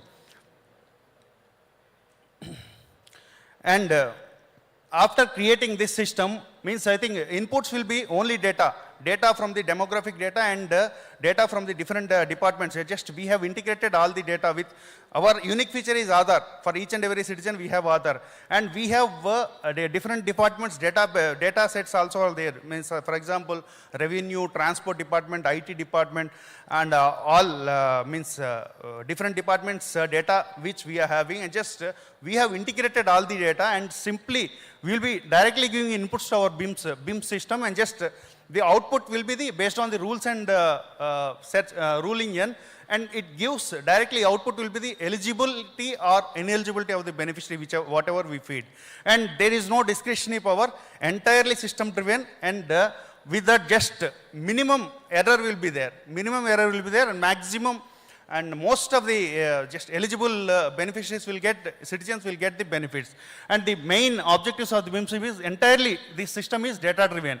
And second is identification of inclusion and exclusion errors. And errors will be very minimized, and beneficiaries and the eligible beneficiaries will be identified. And rapid operations of the schemes. And with this system, government officers or government system can identify the gap areas, and we can plan accordingly.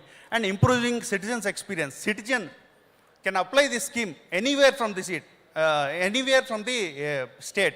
And he can apply, a person from Srikakulam district can apply for his benefit from Nellore district also, and he can walk into the secretariat and he can apply for that. And this is mainly entire system is cashless, paperless, and faceless access to public benefits. And one more is automatic enrollment beneficiaries from the services. And this is mainly, and certain, our Bhaskar sir was also mentioning, recently we have given Annadatta Sukhiba benefit to the farmers, and we have given to the, one more scheme we have delivered recently, that is Talliki Vandanam.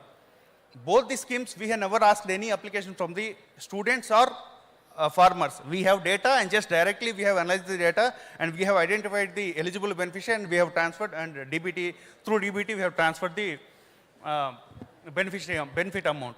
And awareness about the schemes, and citizens themselves can tag their applications, and themselves can verify their eligibility of the schemes. And this is the functional architecture of the BIMs. And first, direct interface means the front end will be the users. Users are citizens and government officials and service delivery agents who are our secretariat employees. And then access channels are two.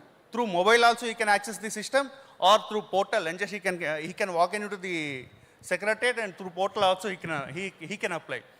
And entire service delivery application workflow and rule engine will be having entire data will be there, and it will be analyzing the data, and data exchange will be taken up, seamless data exchange will be from the different data sources of the different departments. And apart from that, external systems also will take help, and one is for transferring the benefits, we will be utilizing NPCA system, and NPCS will be having contact with NPCA, that is National Payments Corporation of India, and Aadhaar authentication. And in this BIMS portal, and several 6 types of modules will be there, and one is scheme eligibility check. Beneficiary himself can verify his eligibility of the scheme from anywhere through his mobile or through secretariat, and next he can track his application. Once the beneficiary applies for a scheme, he can track what is the state where his application is pending, or he can track its state and application registration and verification. Excuse me, sir.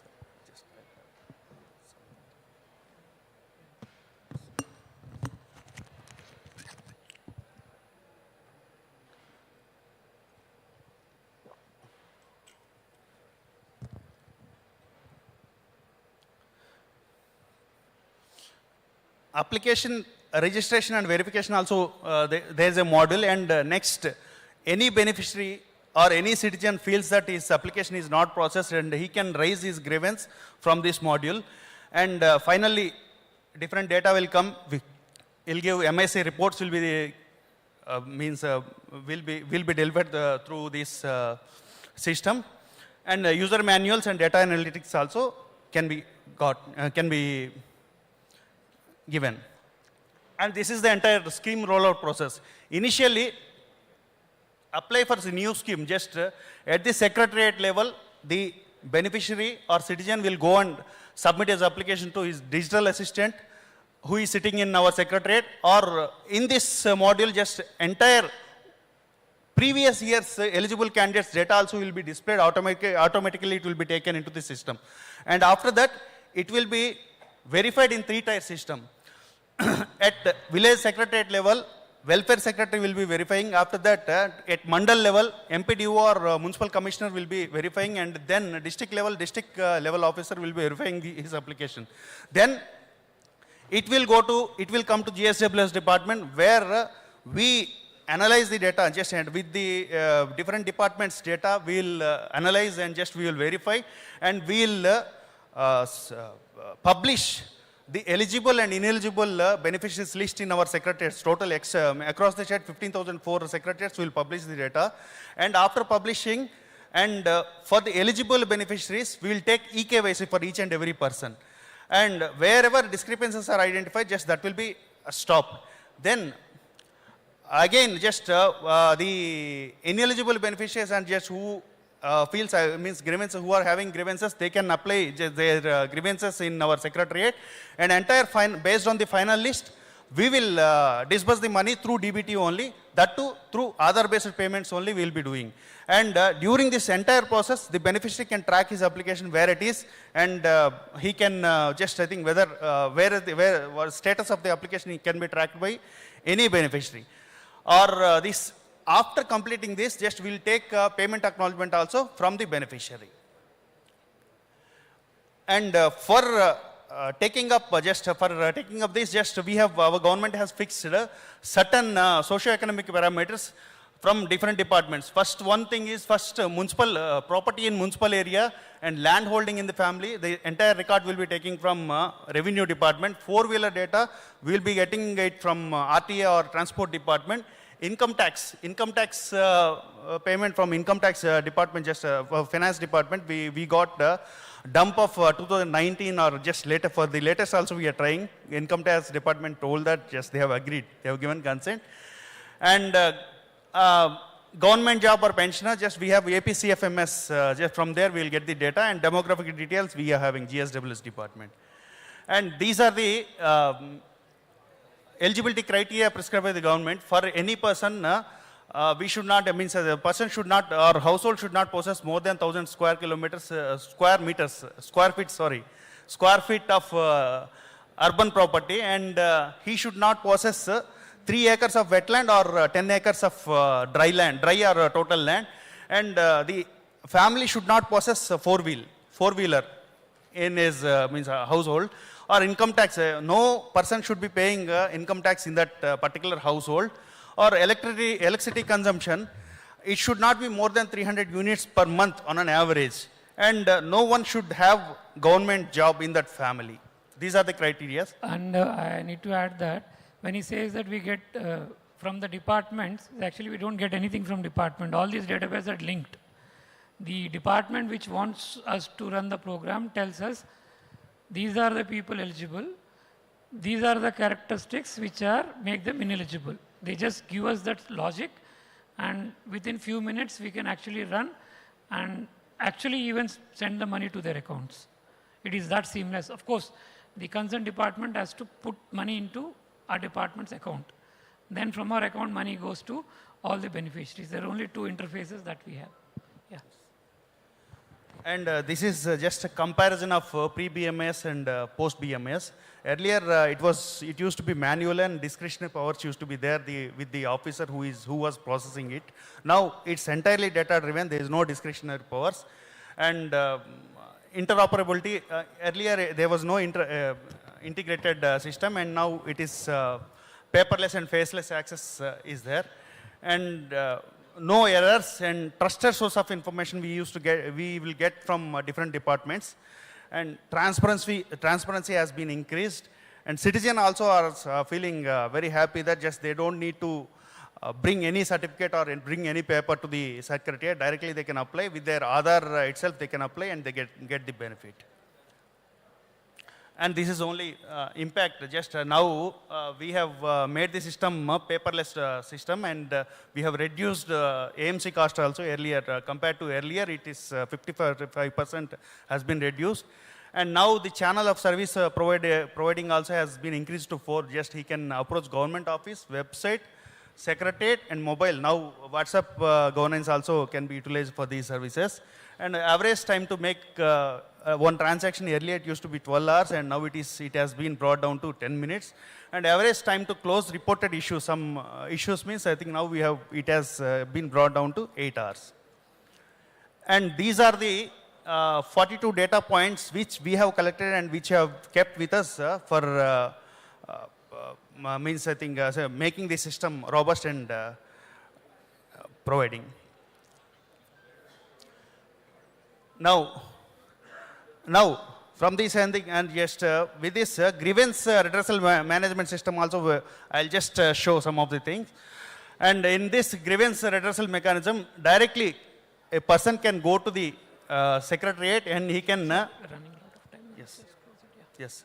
And these are the means some of the screenshots of the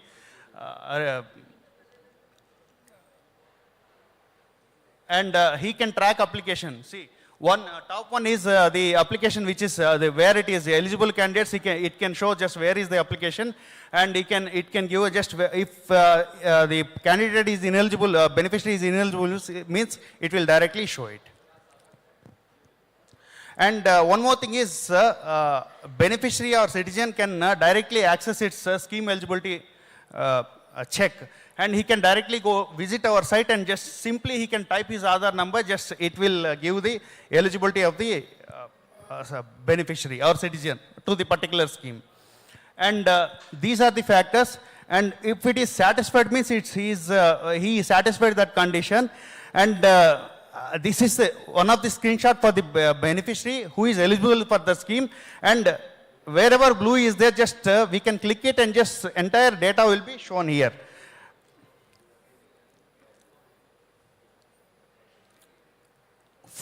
For any person who is not ineligible also, it will show why he is not eligible. And here the ineligibility is due to energy, consumption of energy units. It's more than 300 units, it's 725 units.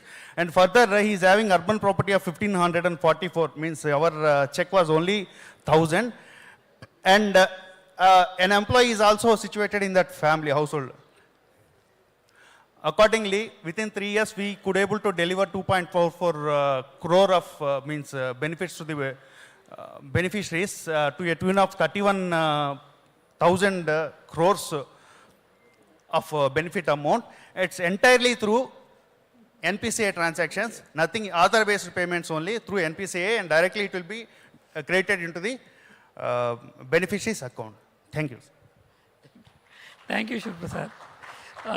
Now the system has evolved that, as I said, that the department simply tells us that who are the intended beneficiaries and who should not be given. That's it. They give that list to us and we can generate in half an hour. If the department puts the money in an account, another half an hour the money can actually goes to the beneficiaries. It's as seamless and as easy it is. Right. Thank you. I think with that we come to the close of the session, and I think we'll get ready for the next session. Yeah, Sir. It's like my duty to honor the participants, my colleagues, through a memento. Huh? Yes. Now I request Sri Katamaneni Bhaskar IAS, Secretary IT and C Department, Government of Andhra Pradesh, to kindly honor today's speakers of this breakout session 5, Sri A. Rajababu Garu.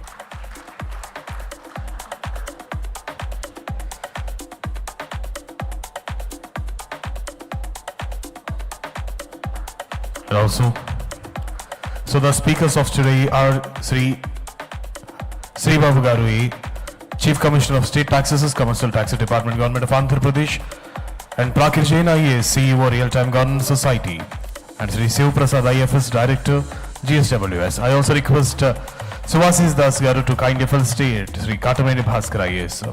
Thank you, sir. Thank you very much.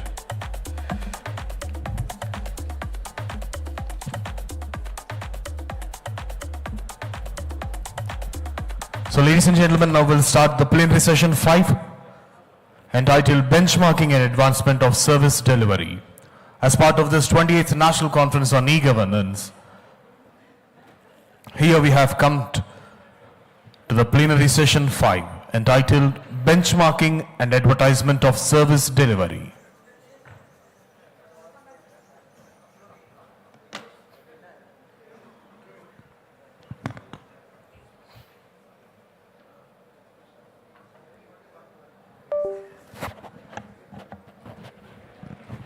I hope the speakers are ready.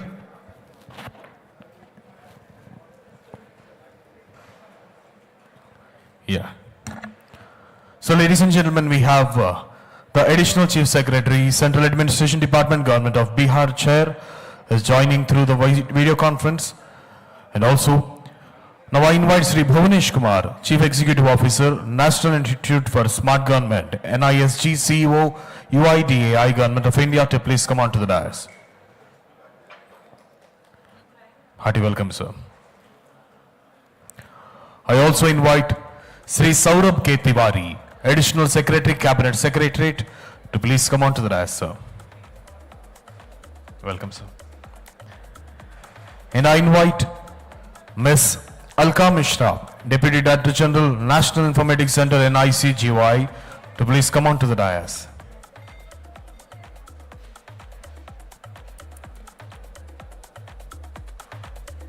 Ladies and gentlemen, as part of this plenary session 5, entitled Benchmarking and Advancement of Service Delivery, we have the chair in the video conference, a presentation by Sri B. Rajendra, Additional Chief Secretary, General Administration Department, Government of Bihar, is online through the video conference.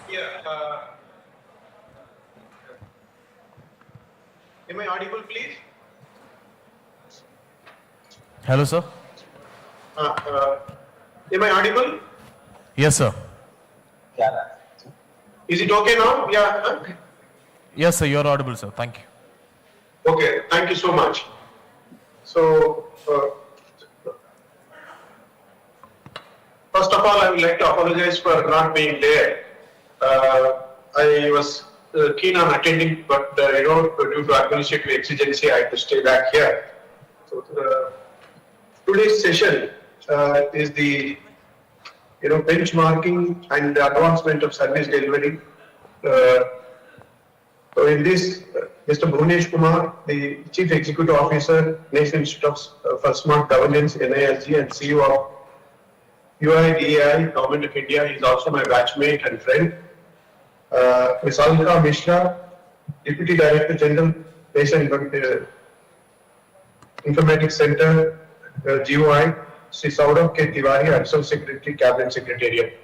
So we have got 12 minutes each for the speaker. So first of all, I would like to take the opportunity to speak. I'll take about 5 minutes to make a presentation, and after that we've got a 5 minutes video. Okay, so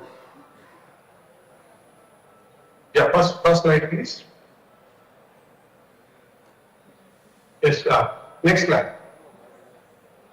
So this is Bihar Right to Public. Bihar Right to Public.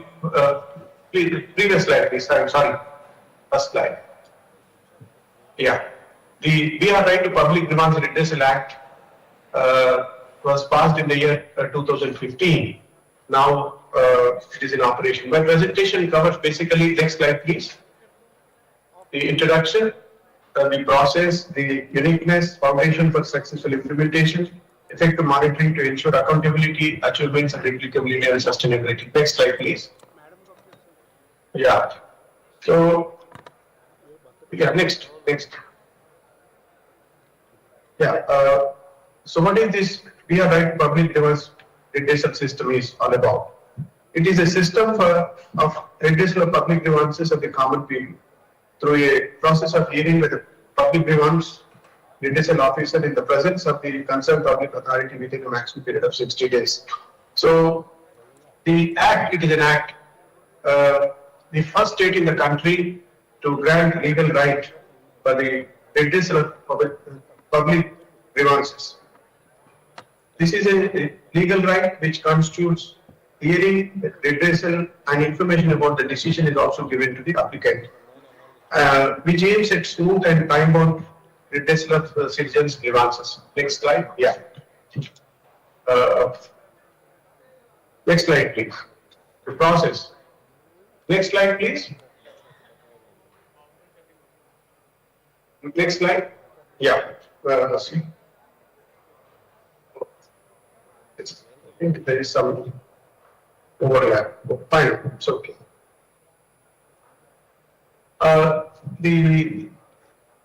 The slide, there is some small, you just speak to the stakeholders are the public grievance redressal officer. I would like to mention here the appointed dedicated public grievance redressal officer for 101 subdivisions, 38 districts, and also 45 departments. The state. So 184 independent quasi-judicial officers vested with the powers under CPC, who conducts hearing on matters relating to all departments and process are ordered based on facts and evidences.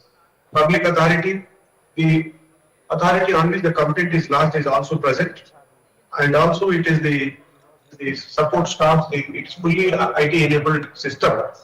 Next slide, please. Next slide. Next slide. Yeah. Next slide. Next.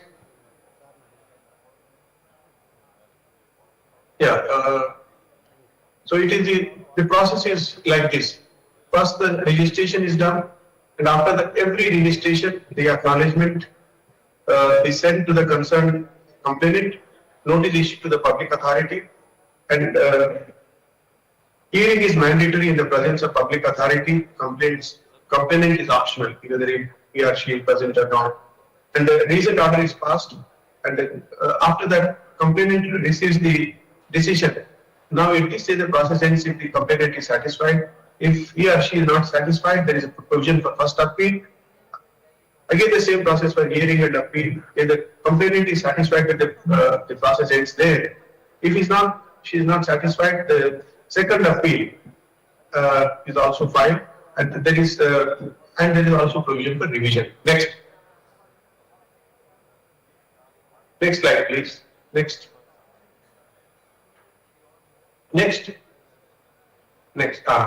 The uniqueness of this entire act is a legal right, and independent quasi-judicial officer vested with the powers of under CPC. There is no wrong road policy, and there is one-stop solution for the entire system. There is also power parity. The communication of decision taken to the complaint, whatever the decision is taken, it is communicated to the complainant. It is also in the time-bound manner. Penalty for non-compliance. Next slide.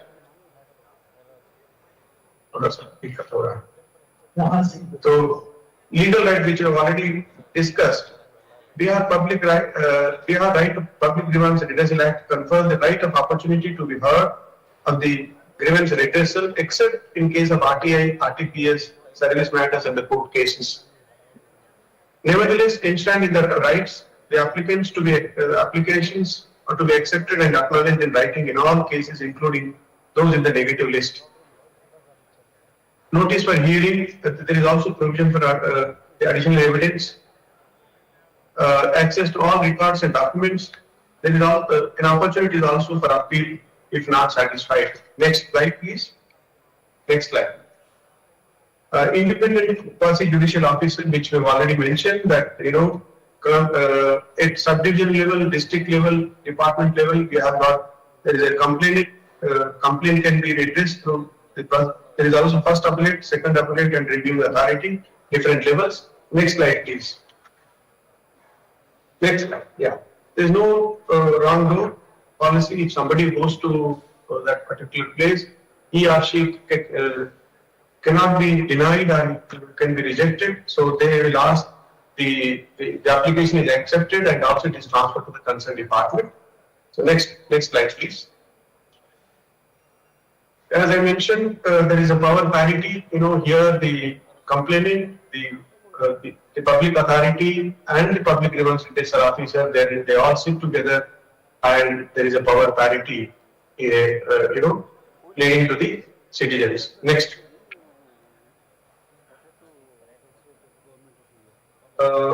Communication of decision taken to the complainant. Whatever decision is taken, it is communicated to the complainant by a reasoned order.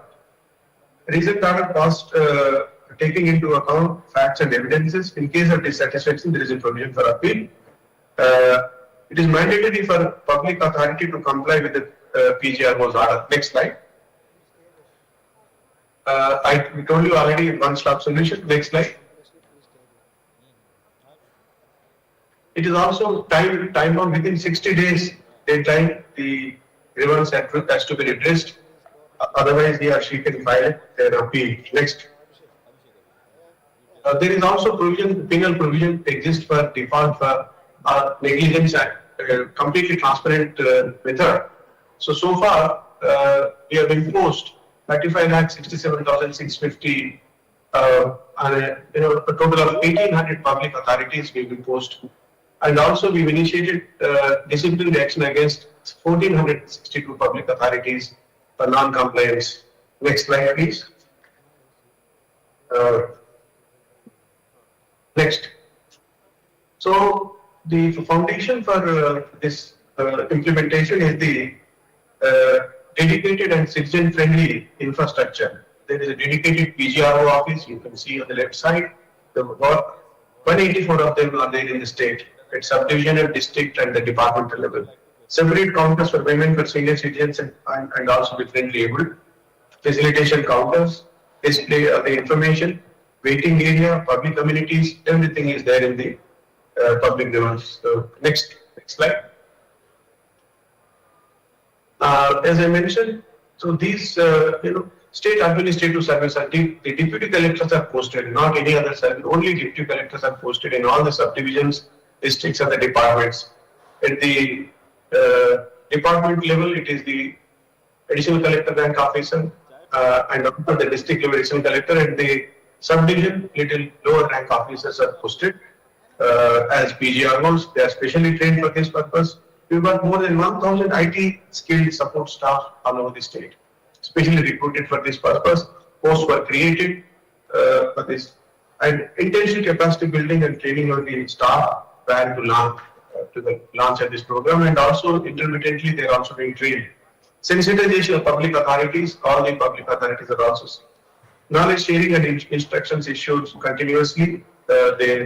And regular review come training workshops in like PGR IT staff. Next. Use of ICT, end-to-end digitization from receipt till the redressal, everything is IT based, from registration to the issue of notice, the order also communicated to the complainant. So it is all IT based, and then these orders are also scrutinized by the senior officers at highest level. If the order is not passed properly, the concerned officer is punished. So it is completely paperless system, and the cloud storage for data security. And due to this, the analytics also we have done which area there is a problem, which related to particular department or particular subject. So which result in focus on the area for administrative reforms. Next, please. There is a robust monitoring, dashboard at various levels, dedicated monitoring and review cell at the headquarter level, regular review meetings at the district and departmental level. All documents are available online. We monitor the public authorities with the timelines and met or not, the quality of orders, the complaints feedback, excellent. Next slide. Next slide. So there are, so far just this is an analytics. So mostly land related issues are there in the public demands. Police rate 14%, energy, that is electricity bill, etc. 10%, food and public distribution 10%, rural development 9%, etc. Social welfare and Panchayat Raj, education, these are the issues, the complainants profile. Next. Same thing. Next slide.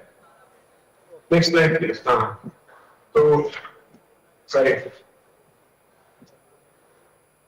How the system is helping in policy making. Identify key offices, helps districts, departments to pinpoint offices with high grievance volumes and unresolved issues to focus on improvements and policy making. Improvements also identifies the obstacles to redress and initiates necessary policy changes, and also systemic reforms for long-term systemic reforms to reduce the number of grievances. Next slide. These are the achievements, like the figures.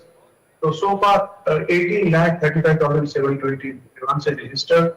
98% of these grievances successfully redressed. Feedback from the complaints input in the software. 90% complaints satisfied with the system. 10% of course not satisfied. Next. Replicability and sustainability. This, we are Right to Public Grievance Act is its implementation and monitoring systems are easily replicable, provided there is political will and determination to adapt the law to local circumstances. Many states of the country have shown keen interest, and many states have also visited our centers. There is also sustainability. Whenever it is required, the amendments are also regularly done. Next. We received some recognition. Next. We received some recognition from CAPA and also KIGA. So, the impact. Next slide, please. So there is an impact of the real redressal is done. There is increased faith in the system, and also power parity through and also which empower the citizens. So which resulted in development with justice. Nyaya ke saath Vikas, the government's motto, is achieved. So thank you very much, and we have got a short video. I'm sorry I took. So, video please. Thank you. My presentation is over. Next.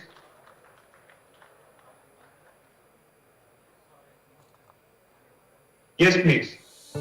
Yeah. Sound, hai?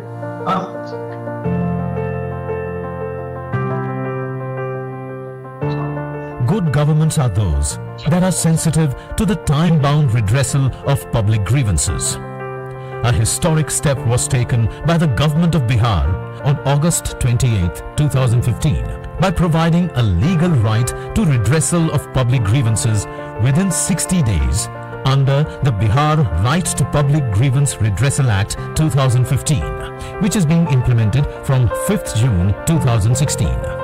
इधर उधर भटकने की जरूरत नहीं है, सीधे जाइए अनुमंडल में लोक शिकायत पदाधिकारी के यहाँ या जिला के लोक शिकायत पदाधिकारी के यहाँ, आपका काम होगा, समय पर काम होगा, और होने वाला काम है वो कोई अगर अधिकारी नहीं करेगा तो उस पर जुर्माना लगता है, और गड़बड़ करेगा तो नौकरी से भी निकाला जा सकता है.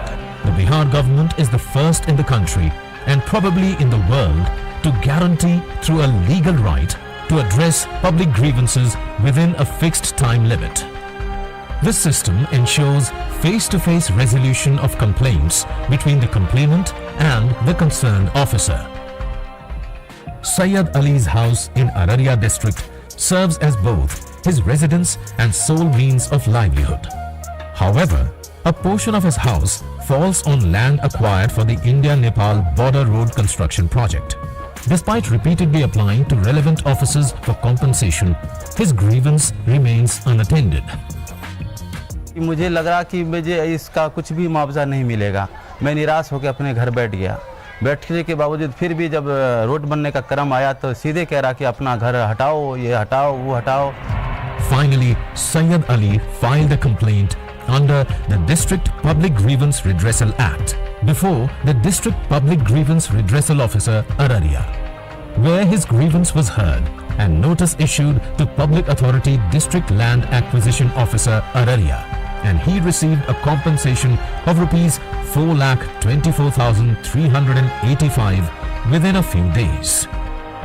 ये तो कानून बहुत अच्छा कानून बना, जैसे हम गए फौरन मेरी सुनवाई हुई। साहब के बगल में वो भी बैठते थे, हम भी बैठते थे, दोनों की बात सुनते थे और फिर हमारा फैसला हुआ। फिर हमको उन्होंने भी अच्छा माना और जो हमसे हमेशा कहते थे चले जाओ नहीं होने वाला कुछ, वही फिर कहने लगा हाँ तुम्हारा वाजिब है, तुम्हें मिलेगा। All 45 departments of the Bihar government with 514 schemes, programs and services are covered under this act, enabling citizens to file grievances. Till now, more than 17 lakh complaints have been successfully resolved. So far, by 101 public grievance redressal officers at subdivision level and 38 PGRO at district level, and district magistrate, divisional commissioner and secretary of the concerned department as appellate authority. The Bihar government prioritizes resolving public grievances, establishing grievance redressal offices at district, subdivision and state levels. Citizens can file complaints in person at grievance centers via toll-free number, online, by post, email or mobile app Jan Samadhan. The entire process of grievance redressal is free of cost. These 44 Mahadalit families' lives have been visited with joy by the operation of this act. Being landless, they had applied for Basgit Parcha, homestead land, to build their houses. The application was pending for 5 long years with the Circle Office, Lauria. बहुत से सरकारी ऑफिसों में बहुत से जगह पर गए, लेकिन 3 साल दौड़ते दौड़ते लग रहा था कि अब हमारा काम सफल नहीं होगा। Kindly cut short the movie. We are running out of time. Please, thank you. Sir, please. Okay, thank you very much. This is what is our Public Grievance Redressal Act. So you can, now I think next speaker, Bhuvanesh Kumar, the Chief Executive Officer, Next Institute for Smart Governance. I think he will make a presentation. Bhuvanesh, thank you. The floor is yours. Thank you. Respected Secretary DRPG, Srinivas sir, respected DG IAPA Tripathi sir, my friend and batchmate who's connected online, B. Rajendra in the chair, and dignitaries on the dais, Saurabh ji and Alka ji, colleagues from METI and various government organizations, ladies and gentlemen. So, thank you, Secretary sir, for this opportunity to speak on this very powerful and important subject of benchmarking and advancement. And Sarita ji and Suvashish for actually pushing me into this. Initially, I was thinking, how much can I contribute on this subject? What can I speak or what can I tell people if I have made any contribution in this subject? And when I started doing a little bit of research on this, then I realized I actually have done a significant contribution already in this field. Because as we all know, this is the 28th conference on the national e-governance, and every year we recognize people who have done outstanding work in this field and we give awards. And then I realized these awards are actually given on the basis of certain benchmarks. And I was part of the jury, so I was actually fortunate to have followed a framework related to benchmarks, which actually is a systematic comparison to identify not only the best practices, but also the performance gaps. So it is a two-way process where you identify the best people, you also understand where are the gaps. And this benchmarking actually can be global benchmarking, it can be a regional benchmarking, or it can be some national benchmarking. So if I look at the global benchmarkings, then the first thing which comes to my mind is the e-governance development index of the United Nations. And this is across the countries that they are rated based on the number of services they have made available online, the kind of service delivery that is happening. And as a result, the performance indexes are published and countries get to know where they stand. India has continuously been upgrading its rank in the EGDI throughout. Similarly, when we come to regional areas, then the EU's e-governance benchmark, e-government benchmark is another such parameters benchmarking system which has been developed. And why go very far? Our own DRPG system of National E-Governance Service Delivery Assessment Framework is a very powerful benchmark which compares various states and various applications and services being provided. So these kind of frameworks are available, and majorly these frameworks, while looking at e-governance service delivery, will look at some of the important things, and in my opinion, the user satisfaction is paramount. And for the user satisfaction, I think accessibility and availability of service is one of the most important things.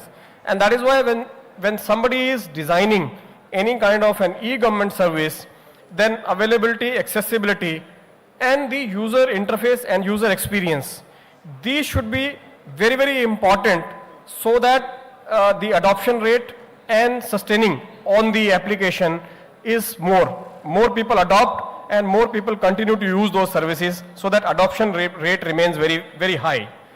The ease of use is another factor in the benchmarking.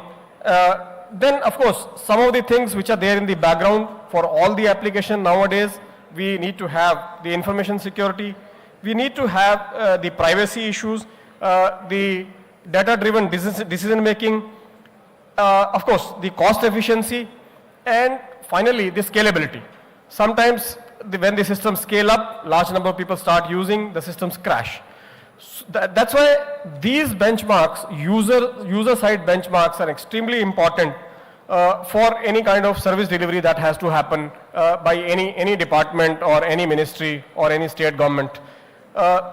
Interoperability and integration, these are two once again important things, and it can help the process, and we saw some beautiful examples of integration today in the session previous to this, where a lot of data has been brought in from multiple sources, and then it has been clubbed together, and decision making is happening without the need to go to the citizen actually, and based on your own sources, you are able to identify the beneficiaries, and then with a click of a button, you can actually transfer this money. So that means one fine morning, if a government decides that we want to implement a scheme, then it is possible today to actually decide the beneficiaries and also transfer that money within a day. So this is what has happened, and one of the biggest enabler in this system has been actually the Aadhaar. Just like the Singapore's SingPass or the digital identity in Estonia, Aadhaar has done a wonderful work, and all of you would recognize. And I suggest to all the departments and agencies who are providing these e-governance service delivery to try and make one single login through Aadhaar. Today, most of the people, when they have to go to these applications, they use a different login, username and login for every application. It becomes extremely difficult to remember. So even if it may not be possible in one go, but if all the application in progressive way start giving this as an option. So you have the username and password what is existing today, and alternately you start giving this mobile OTP based login, and then slowly people will get used to it, and all the application can come on a similar platform, and user doesn't need to remember the usernames and passwords. The second side of the topic today is actually advancement. While the benchmarking is looking at performances, looking at good practices, looking at gaps, the advancement is basically to bridge those gaps and try to improve the services, and it is a process of continuous improvement of the public service delivery. Through what? Through innovation, through use of emerging technologies like the artificial intelligence, the cloud computing, the 5G. One of the important things that we sometimes actually miss in the advancement, and we focus majorly on technology, and people who are in the e-governance domain come from the tech backgrounds and they enable technology driven solutions, that legal enablement is one of the very, very important aspects of advancement. And many times we don't look at it. Since I'm CEO of UIDI, when we look at the Aadhaar Act, we see there are many features in the law which actually put restrictions and don't allow enablement of many kind of services which would have otherwise been available. And that is why if we have to take Aadhaar to a next level, perhaps enablement in law or providing those provisions in the act or the rules and the regulations so that other entities can use these, and so that we have the advancement of the e-service delivery. Apart from this, two very, very important developments which have happened in India, and we tend to miss that and they get ignored.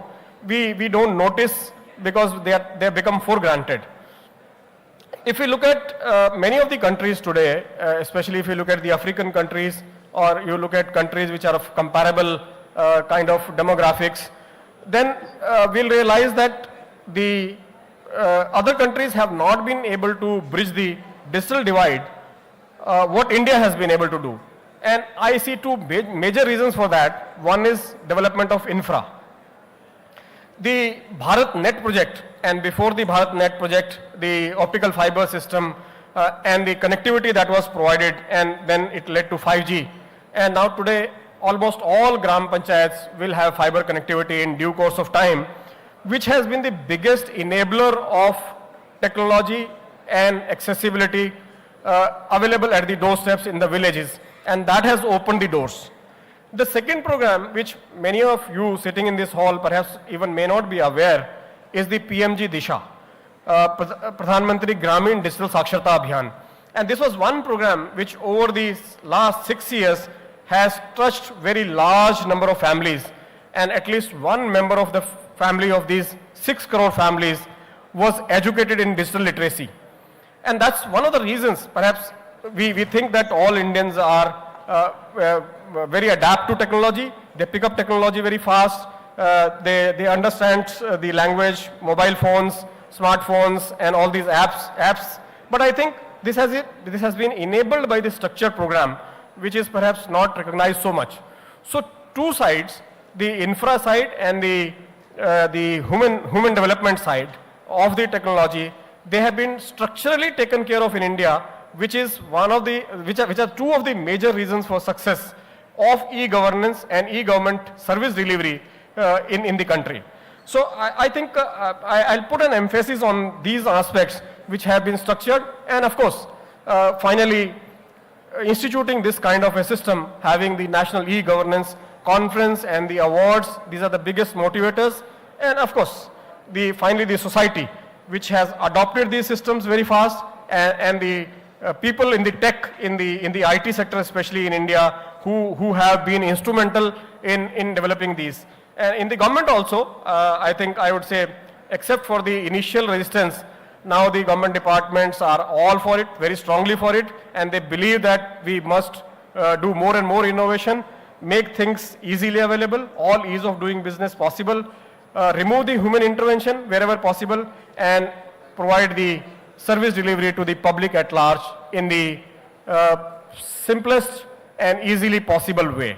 So that's a great success of all this program. So I really want to thank the DRPG and METI and NASCOM, all the sponsors of this program, for organizing this conference, inviting me over here. Unfortunately, I have a flight to catch at 6 p.m. I would have loved to sit through this session because I believe this is a very, very strong session. But I'm sure we have the able hands of Saurabhji and Alkaji on the stage, and guided by my friend Rajendra in the background. So they will carry on from it. I'll take your permission. Thank you very much, sir. Thank you for having me here. Thank you, Bhunesh, for your wonderful presentation. Thank you very much. We used to catch the flight, we made an excellent presentation on the public service delivery and also benchmarking. Now I request Saurabh Tiwari, the Additional Secretary, Cabinet Secretariat, who will make a presentation on benchmarking and advancement of service delivery, DBT, with special emphasis on DBT. So Saurabh Tiwari, the floor is yours, please. Thank you, sir, and my respects to Secretary DRPG, and my thanks for inviting me over for this session. In fact, at the outset, I must confess that as I have been thinking about the session, my goalposts have kept on changing, and I do have a presentation, but most of the presentation, being a latter speaker, has already been spoken about. So, and this is perhaps we are short of time also. So I'll pick up the threads from there and run through the presentation quickly. What I have learned in the last few months regarding benchmarking is something very different from what we have been used to in quantitative techniques and management classes. Led by the cabinet secretary, we have been now trained in order to look at a case not only as a simple statistic, as one grievance or one problem area, but to do a deep dive and have a root cause analysis, and how we can change the system as such, not just solving one problem, but re-engineering the system. And some of the results have been really very, very surprising also, very satisfying also. So we looked at some of the major areas where public grievances were very high, one of them being labor. And when we did this deep dive, we found that some of the rules, laws, legislations were so outdated and sometimes so impractical that people were denied benefits by just not being able to interpret whatever was the rule from the perspective of the beneficiary, as if the rules were made for the bureaucrats, for the implementers, and not for those who were the actual beneficiaries. And I'm very happy to say that in the case of labor, we were able to get a lot of rules being simplified, being redrafted, so that the beneficiary gets the benefit. We are in Visakhapatnam, and I'm very thankful to the government of Andhra Pradesh, and we received one request from the chairman of Visakhapatnam port, and they were saying that they are facing certain problems from environment, from custom clearances. And when we looked at those problems, this was around 3 months back, and we called for a meeting. And I'm very happy to announce, yesterday I visited the Visakhapatnam port also, had a meeting with deputy chairman. The chairman has just been transferred to Mumbai, so we could not, and I got his message. But I'm very happy to announce here that all the environment related problems, all the customs related problems were solved. So this is the new approach. Yeah, you can clap for Visakhapatnam. So this is the new approach that we have to imbibe, so that we just don't look into statistics. We look into the actual policy making, the actual implementation paradigm, and solve problems. Similarly, in the income tax domain, many a times we just make systems and we have our support staff, our paraphernalia, which gets things done, and we do not experience how a taxpayer is going to deal with income tax.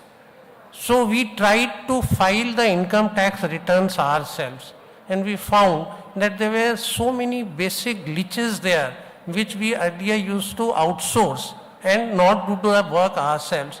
And we were able to make a 2-hour presentation on this subject as to how we can make the income tax filing process more user-friendly, more citizen-friendly, and we hope that the results would be in your domain soon, and all of you would be able to file your income tax returns. Many senior officers, in fact, they have been filing now, and we come up with very, very basic also, surprising also glitches in the system, which even though they might seem very little, give a lot of satisfaction that if you have 3 crore, 4 crore filings, if you are able to contribute even one step less, that would be a great achievement. Similarly, tariffs are in the news, and we were looking at exports. Now, you would be very surprised to find that services is a big sector now, especially we are in the e-governance conference, e-governance award, and IT exports are one of the biggest exports that India is into. And we found that there is a requirement of one form called soft tax, which was meant when you would be, say, exporting a software in the form of a CD or something. Now, that was being used in order to, even if you are into consultancy, suppose you are a legal consultancy firm and you are advising, say, Google in US. So, you had to file that soft tax form in order to be able to get the foreign currency proceeds, etc. That we were able to basically done away with. It was a big relief. Similarly, a lot of issues were with regard to small exporters, like in e-commerce. Someone is making, say, earrings and putting it on Amazon. Now, they were asked to do so much of foreign exchange compliance that it was virtually making India uncompetitive, and this was the pre-tariff period time. So we tried to intervene and put a de minimis clause that, say, below $800 or $1,000, the requirement should be done away with. So the crux of what I am trying to say, the distilled wisdom of what I am trying to say is that look at whatever regulation we have from the perspective of the user, not from our perspective, because it is for the exporter, it is for the labor, it is for the shipper that these laws have been made. It is not for us. So that is one issue on benchmarking that I would like to emphasize. Being in this conference, when my time is up, please tell me, because I believe we are already short on time. So because we are in this e-governance conference, I would like to share an anecdote with you. I would not like to go into the presentation. I had an occasion to brief the Nobel laureate in economics, Professor Paul Romer, recently. And he was asking a lot of questions, and one of the issues that came up during the discussion was the digital public infrastructure of India. You all heard a lot about Aadhaar. We had a discussion about UPI and so many other things, Andhra Pradesh being the leader in so many things. What Professor Romer said is very interesting, and we should be very proud of it as Indians. He said that earlier I used to give the example of, say, a Hong Kong or a Singapore or a Dubai, and I was told that these are, well, city-states, and this can't be replicated on a macro level for a big economy. Then he said that I used to give example of China, and I was told China being China, so it's a very different system and it can't be replicated in a democratic and more so in a federal system. Now, looking at India's DPI, I can give the example of India, that how you have created this DPI, and what he emphasized was that all this has been created in the public domain, or at best public-private partnership.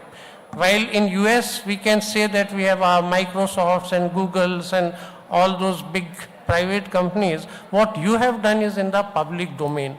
And in that context, Aadhaar also came up, direct benefit transfer also came up. So these are the things which he said that we should try to replicate across the world, and India should be the role model for the other economies. So that is one area which we believe that we can be of great service. And lastly, with regard to advancements, my previous speaker, the CEO UIDI, was talking about how we can use Aadhaar as the single identifier. Unfortunately, all of us are creating our own IDs. Some of it is because of legal hurdles, some of it is because we want our own IDs also. But why can't we have a system where Aadhaar is the single identifier?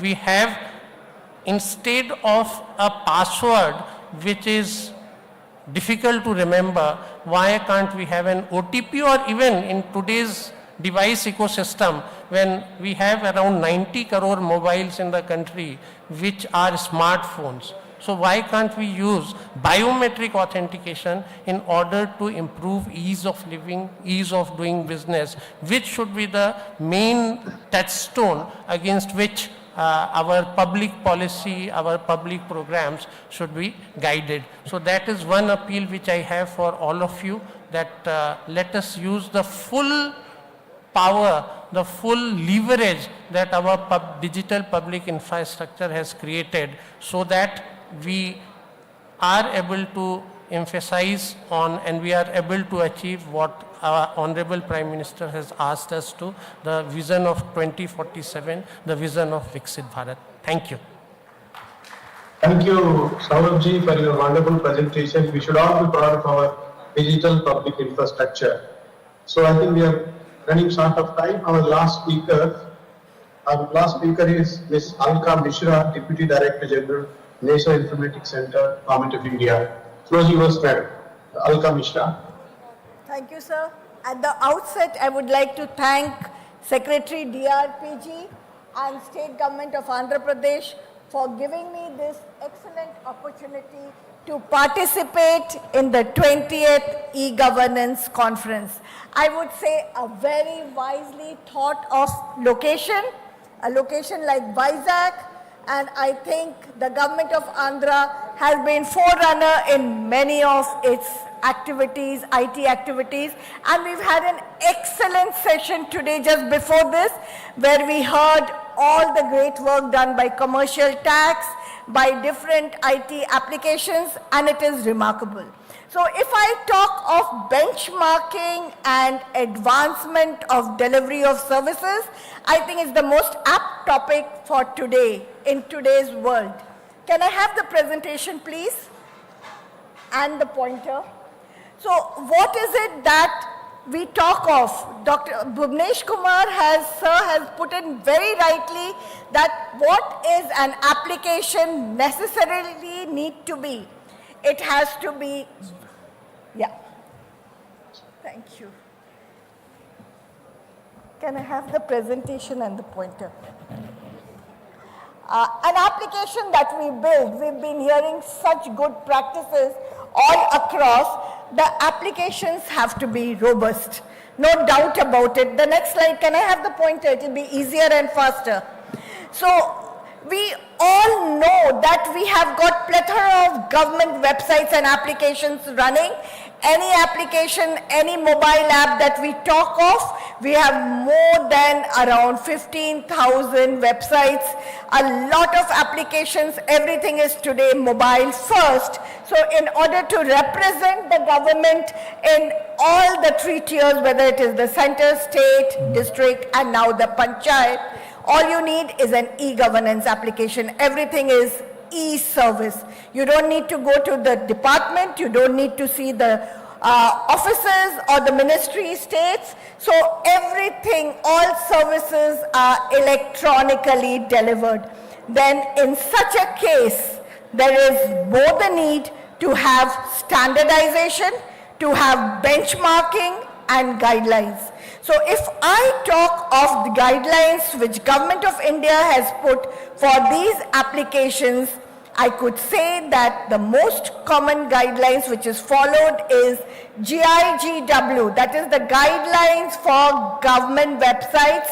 Now, the version 3 talks of government websites and applications. Now, government services are no longer websites, they are all e-applications.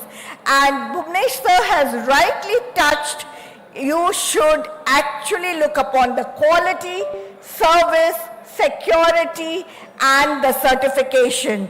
So if the application is not available in the regional language, it is a divide. You cannot reach it to the masses. Like we heard today that all of us are getting messages on our mobile. We have not registered for those messages, but we are getting alerts, and they are all in the regional languages. My only suggestion to the government of Andhra Pradesh is, while you give it to the local language, use ChatGPT or anything else and give a translation synopsis, even in English, for people like us to appreciate. Once you told this, only then I realized what is it that I'm getting from the morning. A thunder is there and I was getting a message, but then now I understand it was an alert. So we have to take care of the quality, very important, accessibility, security. I've been hearing for the last 2 days how robust our system should be. It should be secure, it should be trusted, and citizens should feel happy to go to it without any worry. Now, we've even had a guidelines which talks of digital brand identity manual. I'd heard in the morning's presentation somebody saying it was very easy for him to implement PDS from one state to the other state because the look and feel, the navigation, everything was the same except for the color and the language. There it goes. This is your digital brand identity. If you don't want the citizen to be lost in navigating where to go and what to look for, you need this and you need to follow this to the T. That doesn't mean you do not have your own accountability, you don't have your branding, that if there is enough scope for your state branding, but then the consistency, the navigation, the images, the font, the text size, the mobile responsiveness should be there. We all heard about e-office, how easy it is going to be now when Andhra Pradesh is going to get the mobile e-office version. Now, if the whole e-office becomes mobile friendly, it is easier. You don't need many of the things. You just need to see the file. You just need to click, send it or reject it or send it down. So it's a thinner, linear version of e-office which is responsive for you to work on your mobile. These are the best practices that we have followed. We have Saurav sir here who talked of CAPSEC, talking of benchmarking.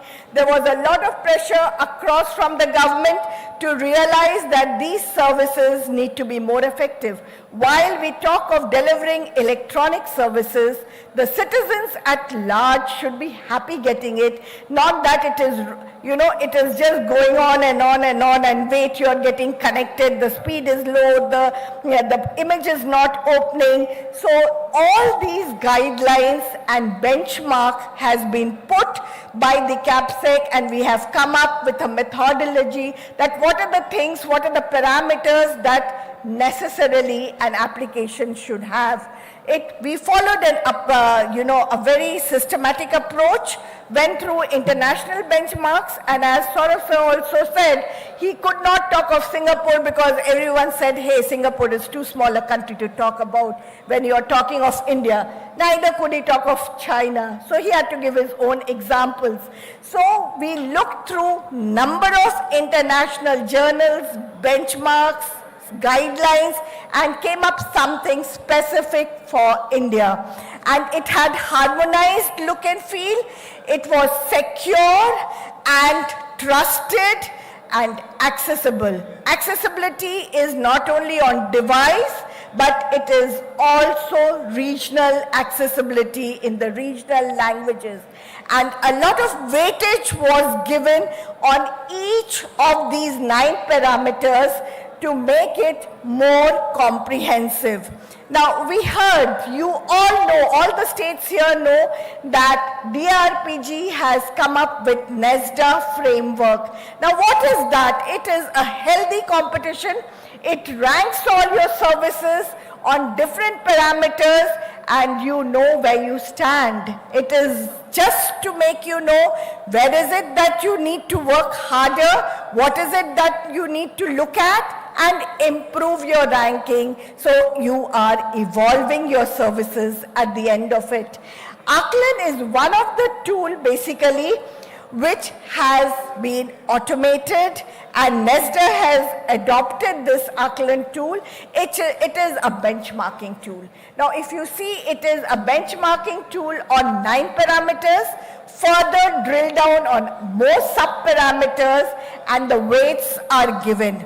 We have given a weight of interactivity, engagement, and security the highest. But if you think your citizens don't really need to interact with you, you can play around with the marks and have your tool running to assess where your services stand.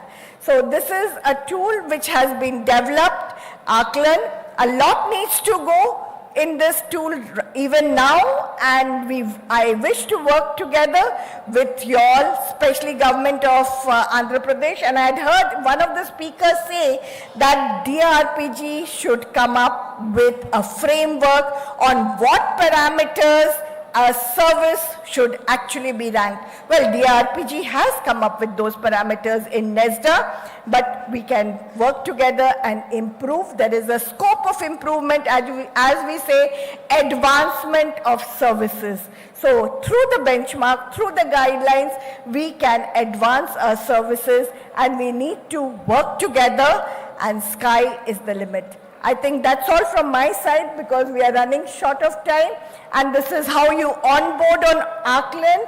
I can discuss with you offline, and then we could further see how to generate reports, rectify the problems, and see that the services are finally delivered in an effective, fast manner to the citizens in the language that they understand.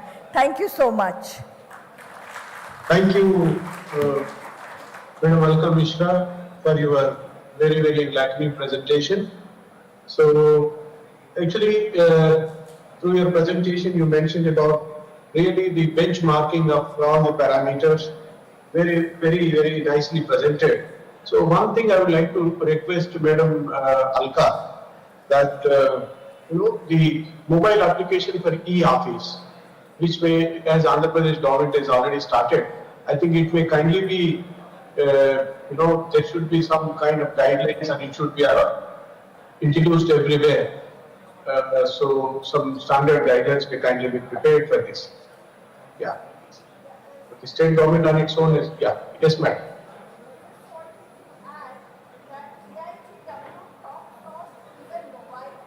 No. I'm unable to hear you. You can go to the podium and speak, madam. Yeah.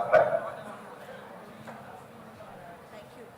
Sir, the GIGW guidelines, GIGW 3.0, not the first one, which has been changed in 2023, has a full section on mobile app as well as on security. But in case that does not suffice, we could connect and work on it together and see what all you needed, sir. So thank you very much. My batchmate is a Director General NIC Abhishek Singh. So I will also request him, so kindly develop as soon as possible. So thank you very much for all this, to the speakers. Bonish Kumar, who is not there. Saurabhji, excellent presentation with your vast experience in the Cabinet Secretary from the macro view. Now I take the also opportunity to thank Srinivas sir for giving me the opportunity, and I sincerely apologize for not being there, sir. So I would have loved to be there. Because of some emergency, I had to stay back. So I got the permission, I booked the ticket, but at the last minute I had to cancel this thing. So I also thank Dr. Ganesh for arranging such a wonderful e-governance workshop here in Vizag. So I think with this, I thank all the speakers and also the Government of Andhra Pradesh, Government of India for giving the opportunity to chair the session. So thank you very much. I think with this, I close the session. Thank you. Thank you very much, Shri B. Rajendra ji, Additional Chief Secretary, General Administration Department, Government of Bihar. the chair for this session. A big round of applause for all the presenters, all the panelists, ladies and gentlemen. And now with this, I would like to request,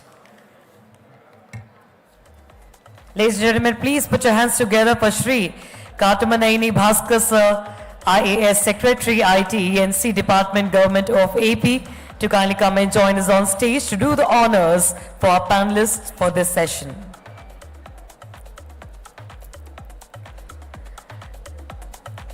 Requesting Shri Saurabh K. Tiwari ji, a big round of applause. Come on, everybody. Additional Secretary, Cabinet Secretary, thank you so very much, sir, for a great pack of knowledge coming from you. And there's a token of honor for Ms. Alka Mishra. A big round of applause. Deputy Director General National Informatics Center, Government of India, for a wonderful session, madam. Thank you very much, sir. Thank you, ma'am.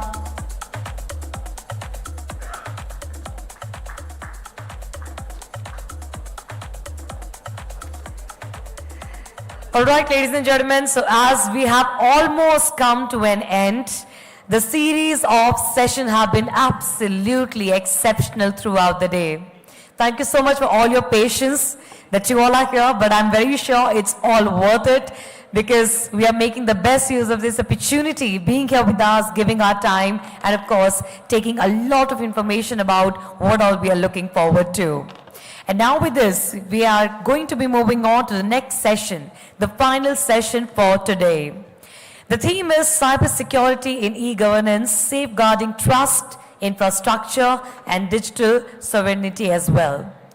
The chair for this introductory session is going to be Shri IPS Sethi ji, Deputy Director General NIC, Government of India. Big round of applause for him as I welcome Shri IPS Sethi ji on stage. Welcome, sir. Next up, we have the presenters for this session. Please put your hands together as we invite Shri Vinayak Godse ji, CEO, Data Security Council of India. Come on, everybody, we can be a bit more louder with the applauses. We have the industry experts here with us giving their time. Thank you so much, sir, please. And also, we are going to have Dr. Vinay Thakur ji, Special Director General, and he is going to be joining us online as we are living in an era, we are living in a society which is drastically inclined towards a world of internet and hybrid workspace. So why not? Let's have him virtually here. Also, we are going to have Dr. Anjali Kaushik ji. A big round of applause, ladies and gentlemen. Dr. Anjali ji is a professor and chair of Information Management Center for Digital Economy and Cybersecurity, NDI, Gurgaon.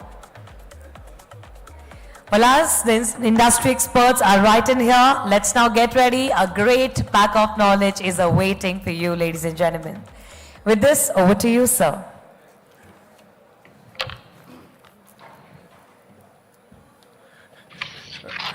Respected Secretary DRPG, DG IIPA, fellow panelists, thank you for inviting me for this session. This is the last session before the valedictory. So I will be very brief because time is running short.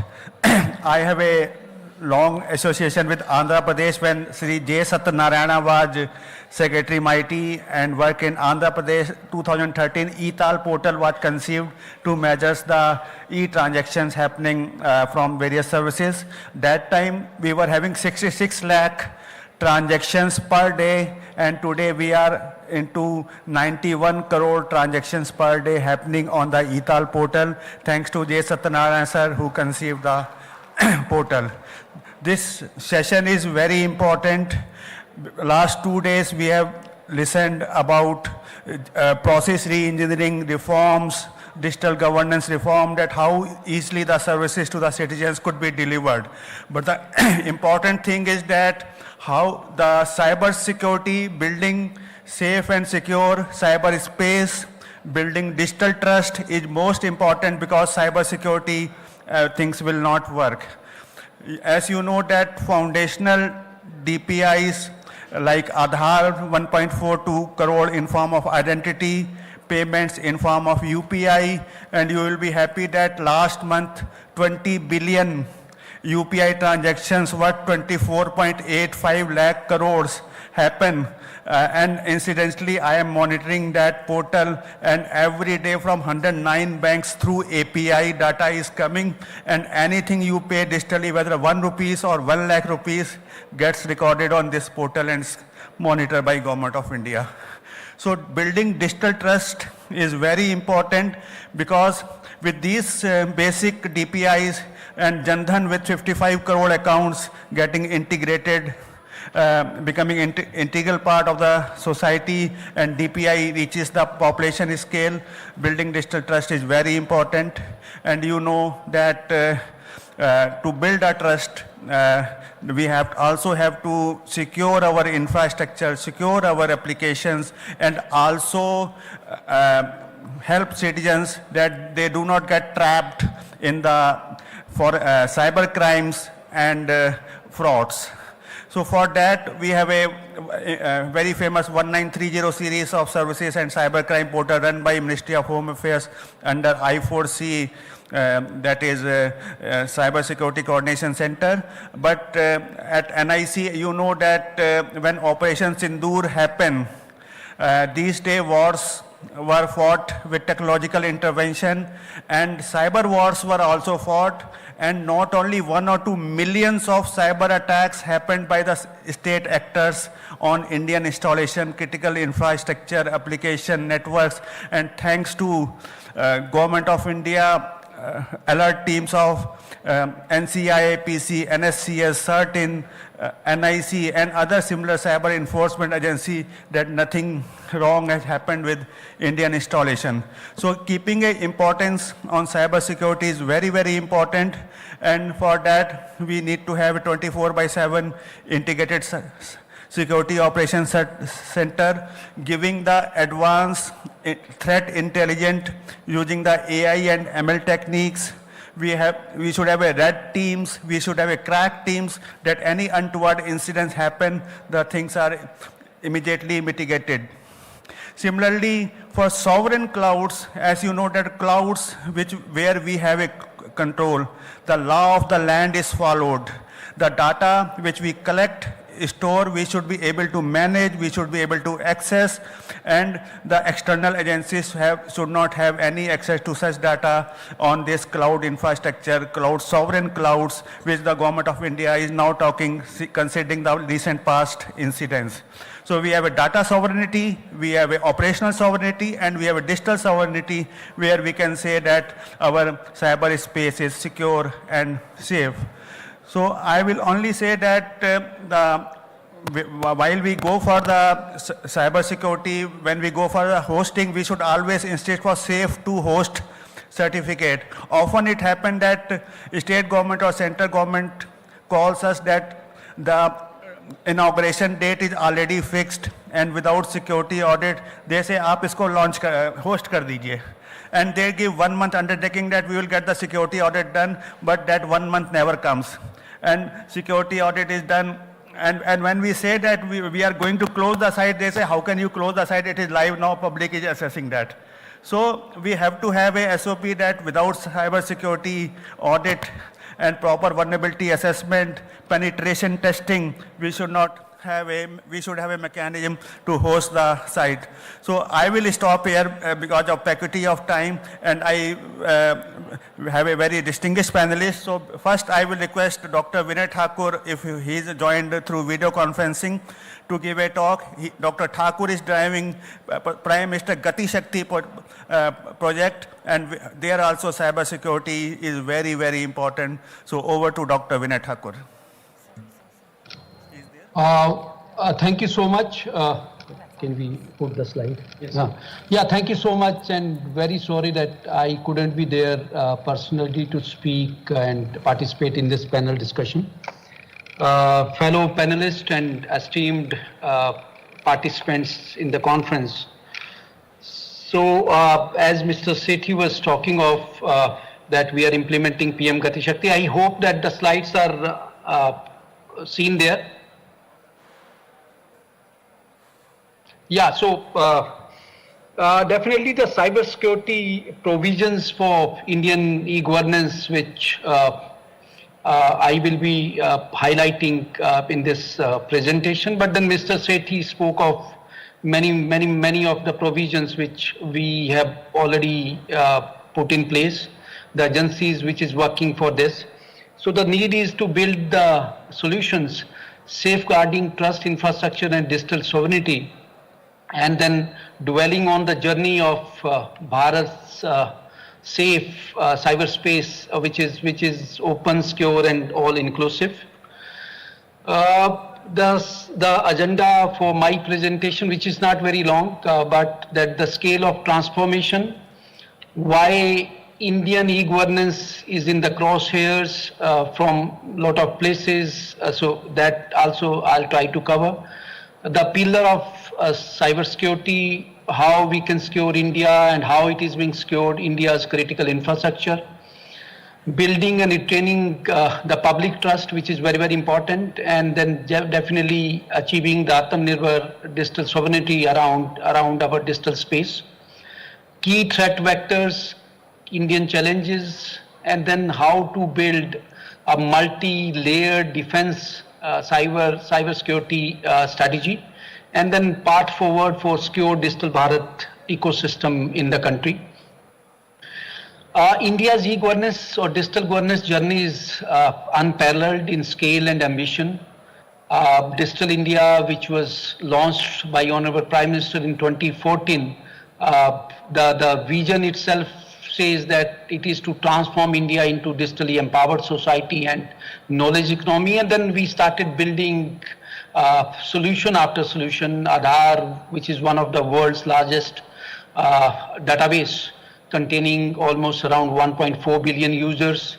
The UPI, almost around 11 to 12 billion transactions per month.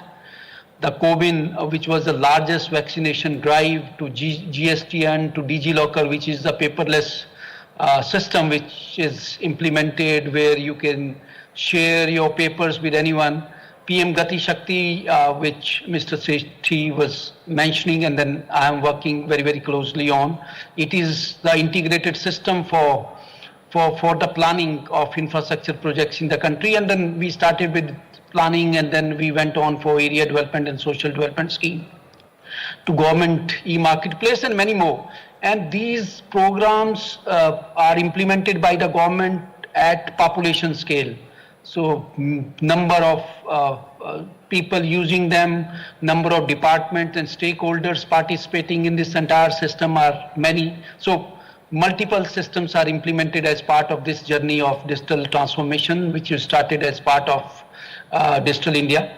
And this is a massive digital infrastructure. Public infrastructure is the infrastructure created by the country, and that was even displayed during G20, and India offered this to be made available to any country because this is the open source libraries, which is architected on microservices system, and which can be made available, which can be customized as per anyone's requirement. So this massive digital public infrastructure is a force multiplier, but definitely a prime target also for cybersecurity requirements. So the success of this DPIs, there are many DPIs. It is not only that we have one or two DPIs starting from Aadhaar to DigiLocker to UPI to PM Gati Shakti to Umang, and then many more which is coming up, like agriculture stack to NDR in education, to ABDM in health. So they are the one who are which are very high value targets, either from state sponsored actors to geopolitical leverages, somewhere disruption, somewhere cyber criminals, ransomware, data thefts, activists where the political motives are behind that. So these are some of the targets on these DPIs which are created by the country, and the key assets under them which are at risk are the Aadhaar database, the health, the finance databases, the economic data like GSTN, GEM, tax, banking, the critical infrastructure, the power sector, the defense sector, transport sector, and the public trust around foundation of Jan Dhan, Aadhaar and mobile. This is the trinity through which we have enabled all the services. Jan Dhan, where the UPI, where your cashless ecosystem linked to your faceless ecosystem like Aadhaar, and then mobile providing you a connectivity. Probably you can get any service enabled if you have this foundation available with you. So this ensures that we have a public trust, and this has to be secured in totality. Coming to pillar number 1, saying that securing India's critical infrastructure, which is very, very important. So the India's framework, as the chairman was talking of, that we have multiple agencies protecting different type of assets, starting from National Center for Information Infrastructure Protection, National Coordination Information Infrastructure Protection Center, which is a nodal agency for critical information infrastructure protection in the area of power, banking, telecom, transport, email, and number of other systems which are very, very critical are being managed and then secured by them. The CERT is there, which is a National Incident Response and Guidance system in the country. I4C, which handles the cyber crimes. NIC is the agency which provide you IT infrastructure, handles a lot of government projects.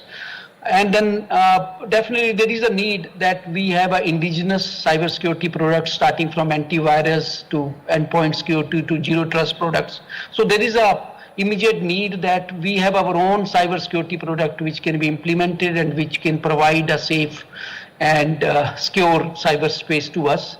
The challenges are multiple. The old system, the legacy systems where security provisions are not built in that sense, the SCADA-based digitization, IoTs and other devices, supply chain risks, because under a supply chain there are multiple systems and plugins and tools are integrated. So we need to see that all these tools and components which are built into supply chain, they are also risk-free. So that at least has to be ensured. Coming to pillar number 2, building and retaining the public interest, public trust, DPDP Act 2021. So ensuring that 1.4 billion Indian trust the digital services. So that is very, very important. If we don't ensure the digital trust in our services, then it is going to create a big problem. So DPDP Act has come in 2020. It is applicable to digital public data. It is applicable to digitized offline data as well. The players, the stakeholders are the data principal, who are the citizen fiduciaries, who the organization, the agencies which processes the data, and the content manager, the platform which manages the consent, like account aggregator and so on. And DPDP rules, starting from the notice requirement, which has to be very, very clear, unambiguous, multilingual, and where the purpose is disclosed. The consent is free, informed, unambiguous, and withdrawable. That one can take back the consent at any time. Legitimate use, legal and public interest built into this. Citizen rights, access information at any time. In case the citizen wants that the data which is collected, he wants further corrections and erasing, that should also be ensured. Any public grievances and redressal around that.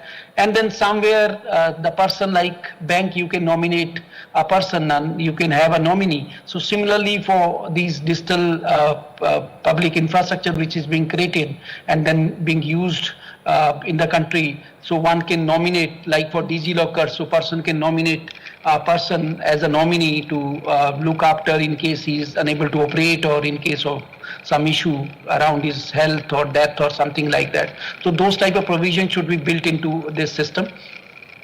And there are some other roles related to digital sovereignty, the cross-border data flows, trusted geography model has been built into this, restriction on sensitive category of data.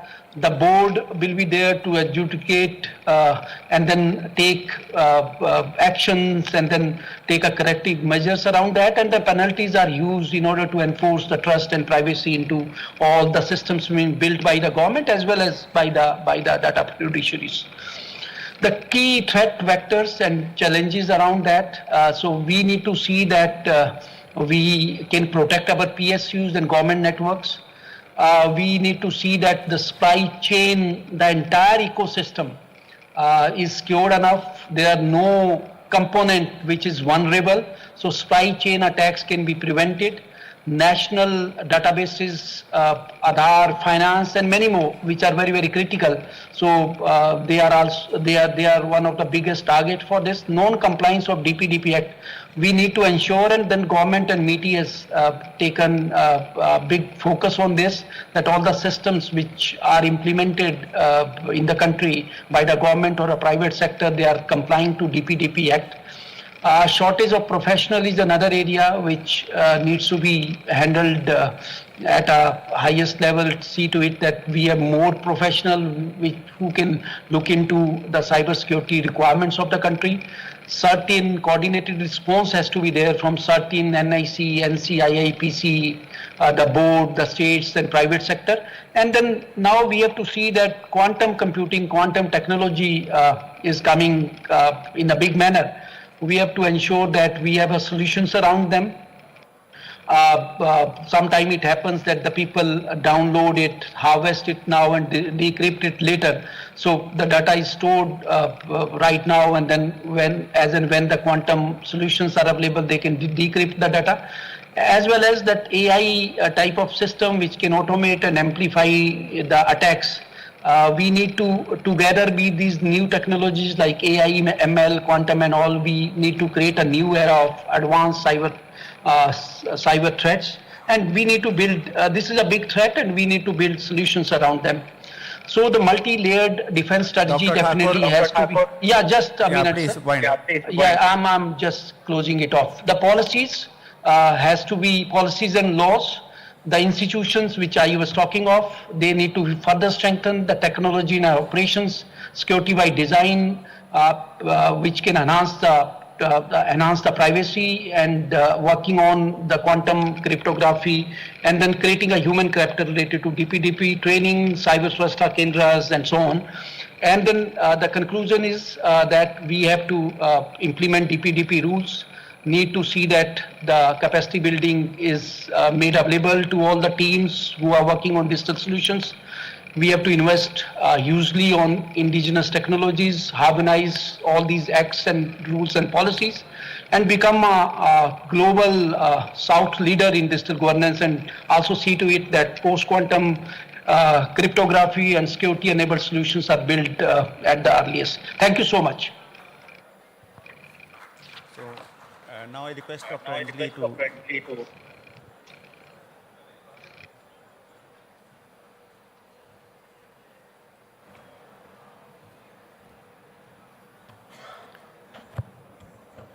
Good evening, everyone. So, are we putting the presentation? Yeah. So, good evening, everyone. So, yesterday also I was in the last panel, and today again I'm in the last panel. So, I think this is a very unique position. So, let me do my best. I'll try to be as, so yesterday I was also cautioned that I was a little, long in my this thing. So, I'll try to be short today. So, can I have a slide changer, please? Yeah.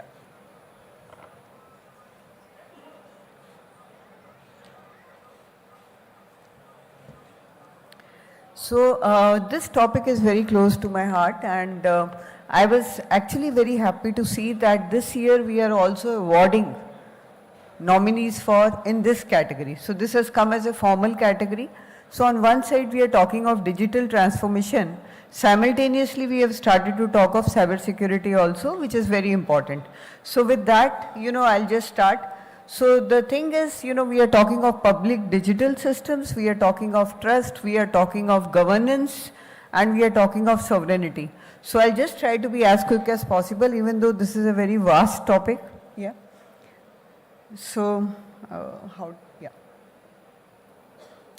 So, when I talk of cybersecurity and e-governance, we are talking of e-governance, and if citizens trust the service, critical systems stay up and India controls key technologies, data dependencies, only then can we move ahead.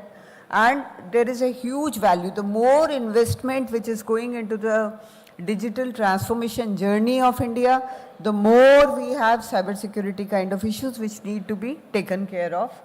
The second thing I want to emphasize here is that the traditional boundaries, understanding parameters for enterprise security, we need to think beyond conventional enterprises, and we have a whole lot of IoT devices, ubiquitous computing, embedded computing, so on and so forth. So our definition of enterprise, the way we have known it,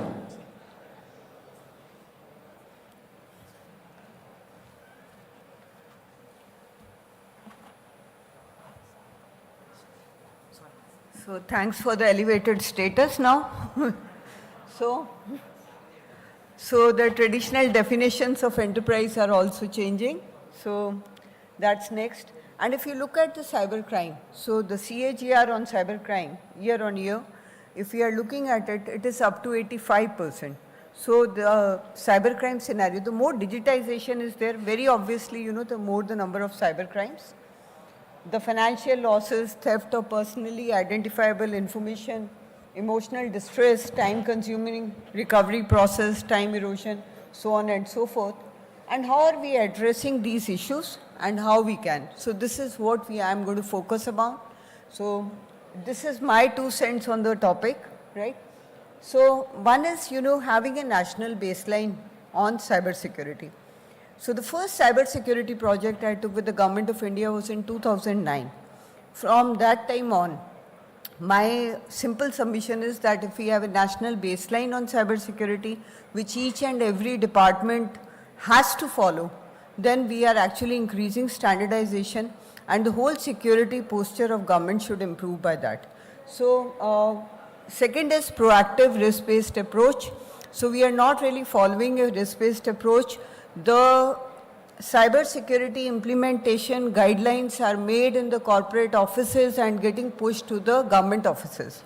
So which needs to change in the sense, we need to actually understand where the risk is and based on that tailor the cybersecurity function.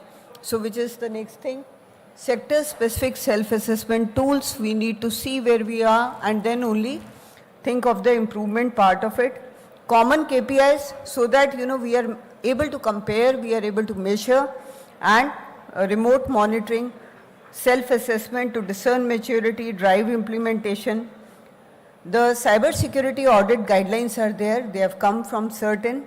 The adoption is the missing link, so we need to adopt them.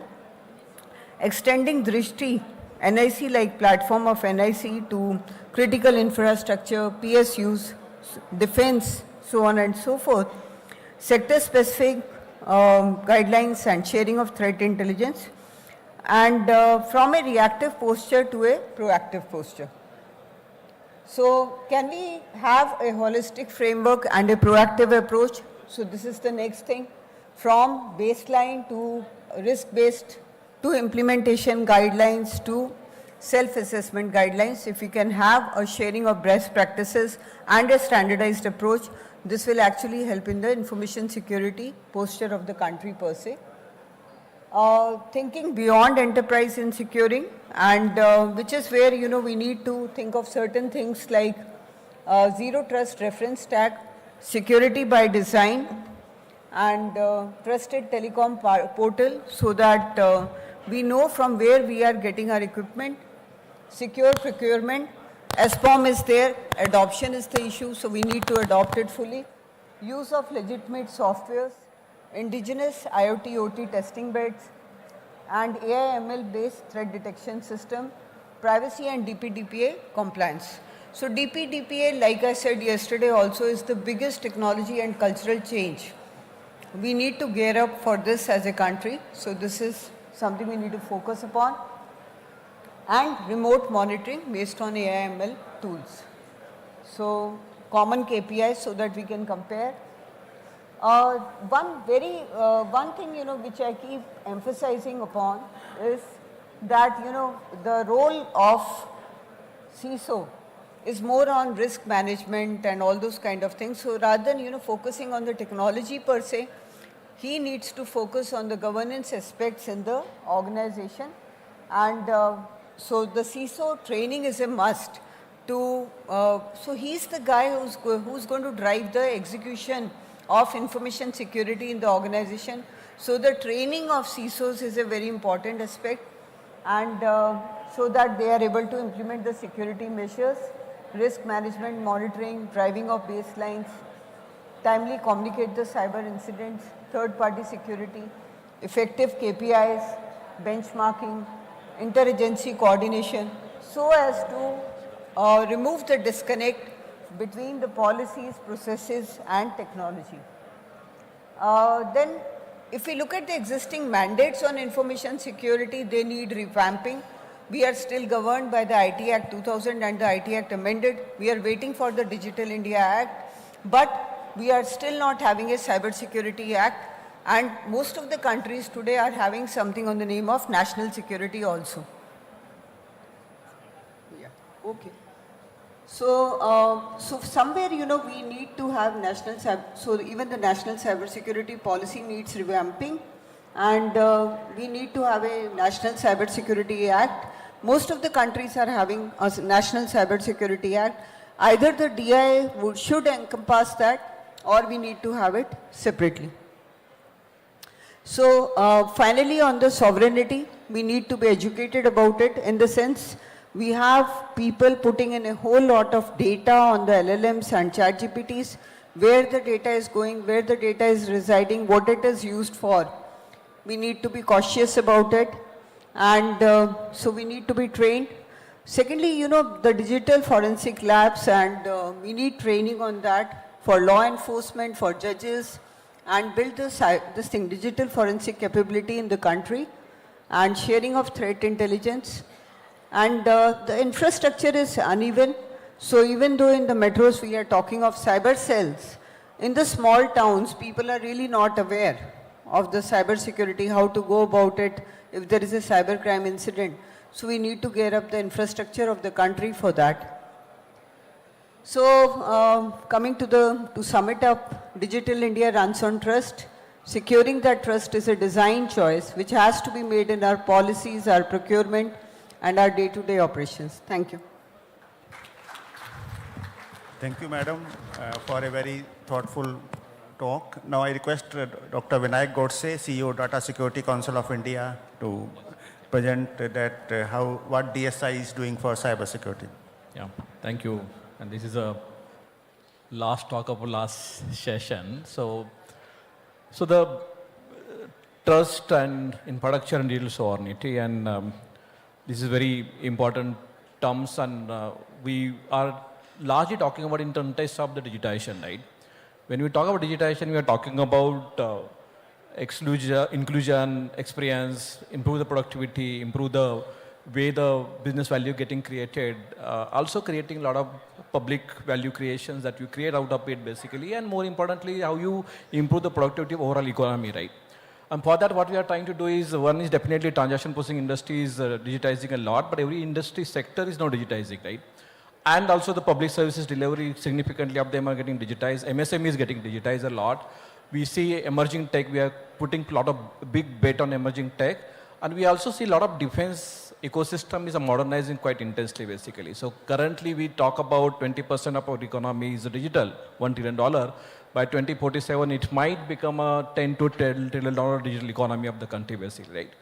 And when we talk about what we are trying to do is basically in enterprise ecosystem, there are two types of enterprises. One is transaction processing, another is value creating enterprises basically. When the banks and all, they come into picture, but nowadays a lot of other sectors are also getting digitized a lot. But in the government ecosystem, there are largely three types of the system: public service delivery, regulatory, and now we are created as a country as a value creating organization like UPI or most of DPI comes into this category basically, right? And then entire ecosystem of OEM, service providers, the integrators, mobile operating system, devices, all that is contributing to the overall digitization goal that we have been putting together for the overall digital economy, right? And then we have this digital public infrastructure as a kind of aggregate level of infrastructure we have created, which is enabling all of these wheels of the digitization of the economy basically, right? And when you understand this digital economy as an overall an encapsulation, the way which is put in here, let's try to think about what do we mean by these basic key planes. One is the things that we have been trying to do, and most of you talked about how the entire ecosystem of the country is becoming more API driven. Most of the government ecosystem is now putting a lot of APIs, that people are consuming it. I just heard about how things are happening in API, Andhra Pradesh basically. So there are a lot of these stack platform. On top of that, many organizations are publishing API, one of them are consuming as well. So for all of these things that we have been trying to do, we are making this data more enable and open so that we can create new possibilities as well for digitization. So let's try to understand what do we mean by the overall digitization, right? One part is every product and service is more digital now. We are designing for the devices and mobility. We are creating more open data ecosystem through API as we just discussed about. There are a lot of third-party interfaces that we are connecting. We are also using cloud a lot. We are also doing platformation technology in business as well.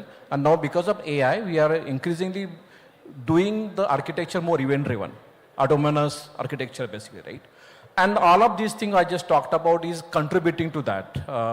How the private enterprises, government, the DPIs, and entire private ecosystem of technology is contributing to that, right? So the first discussion of this is largely the safety, security, and crime. And we know that safety, security, crime because of the footprint, weakness, vulnerability, exposure, because of the advancement of threat landscape, because of the actors like a state, geopolitical, supply chain, national security, health of cyberspace, and the safety issues it creates to the citizens basically, right? And then we also have these crimes in economic in nature, personal, societal, and serious crimes basically. This is one of the key important plane of thinking basically. When you're talking about digitization, economy, and we are talking about safety and security, this is one of the important key plane that we should be thinking about to make the digitization successful. This is one.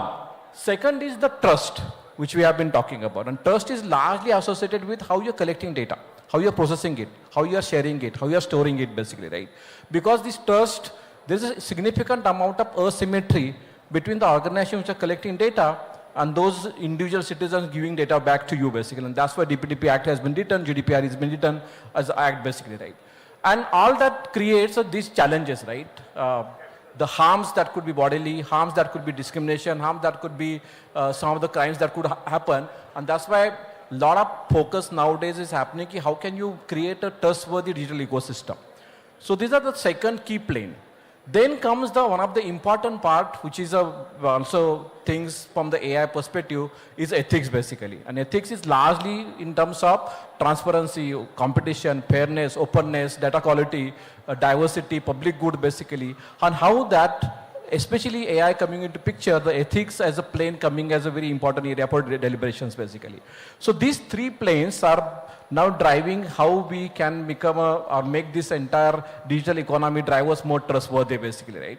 So with this understanding of trust, security, and ethics, let's try to understand what it means basically, right? When we talk about trust, we talk about citizen-specific effort we put together. We talk about identity and access, which is a very important part of it. Then we talk about data security by design, which some of the speakers also talked about. We talked about application API security. We talk about how we make infrastructure more resilient. And we also talk about how can we set up a good defense and response operations basically. This is a foundational part of this basically. Second part is you need to enhance the trust or ethical ecosystem. So variability, fairness, externality, that becomes very important in the current ecosystem.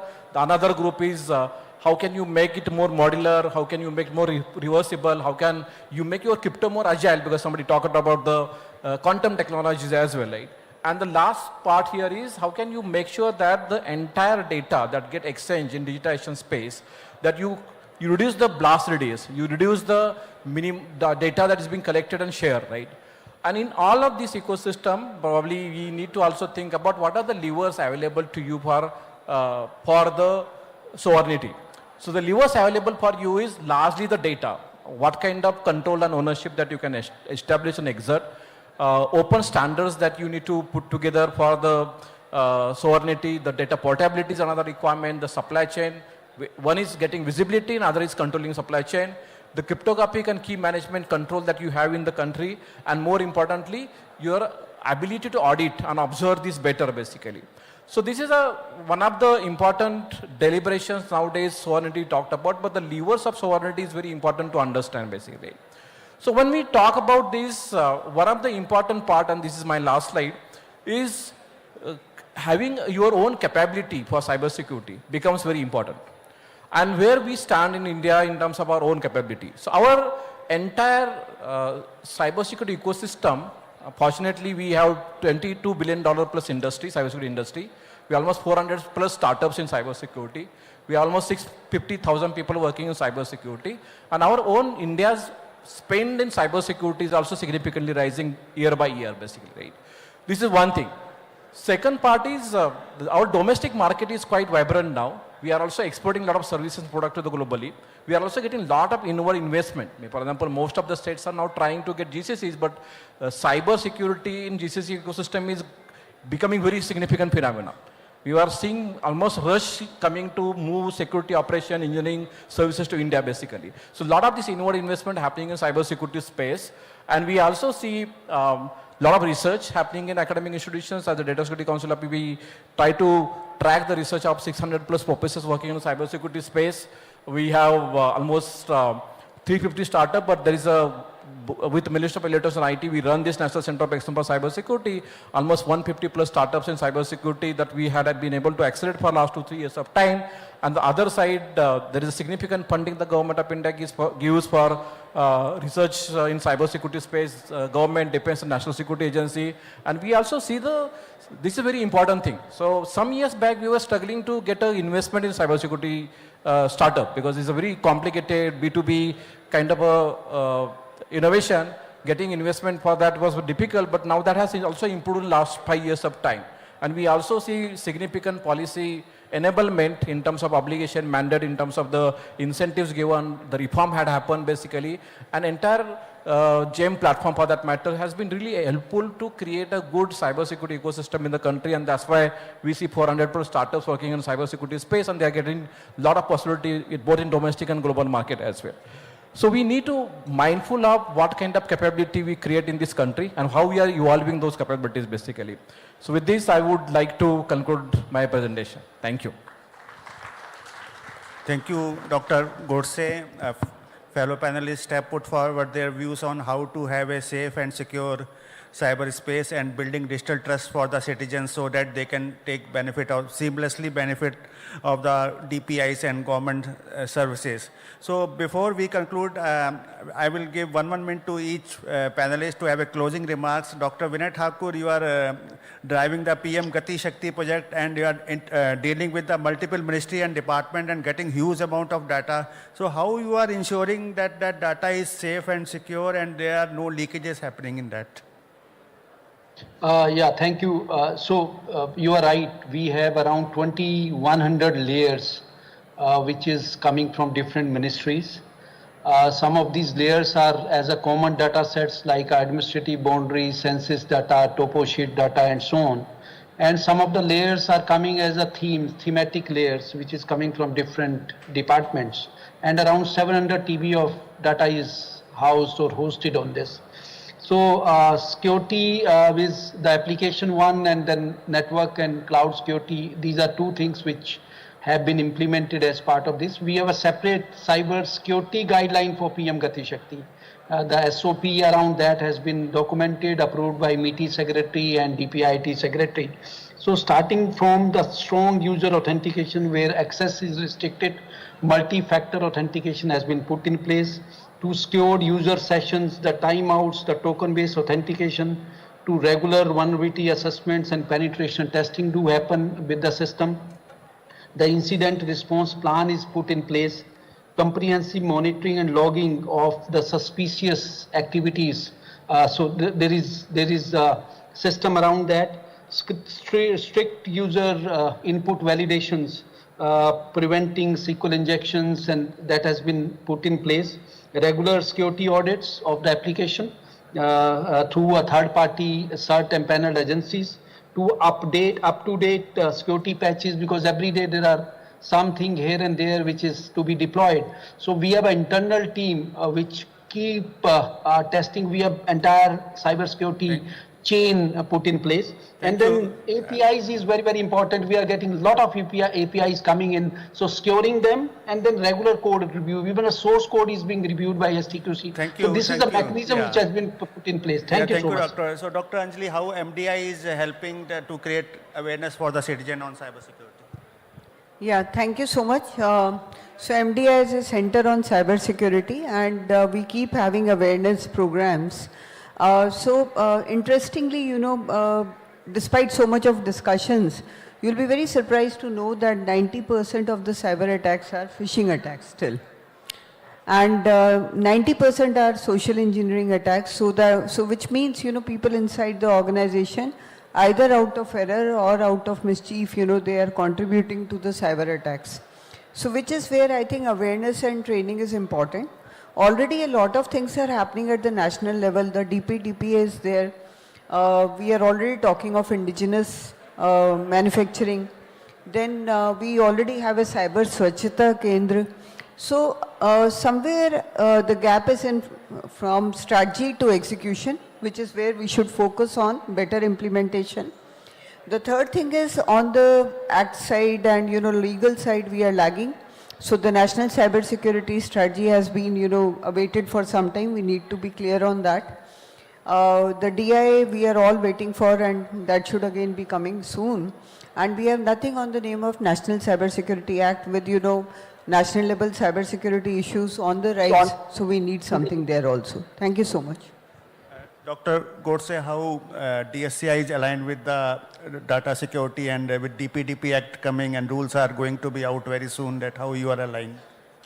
Yeah, so one is to help raise awareness, train people, and more importantly, look at the architectures, because India is volume and velocity game. You need to resort to technology to solve the problems of privacy. So we are trying to see what kind of architecture technology is required to comply with the privacy expectations. So that's the effort we are putting together. Thank you very much. We close the session here. Thanks to all the panelists. Thank you very much.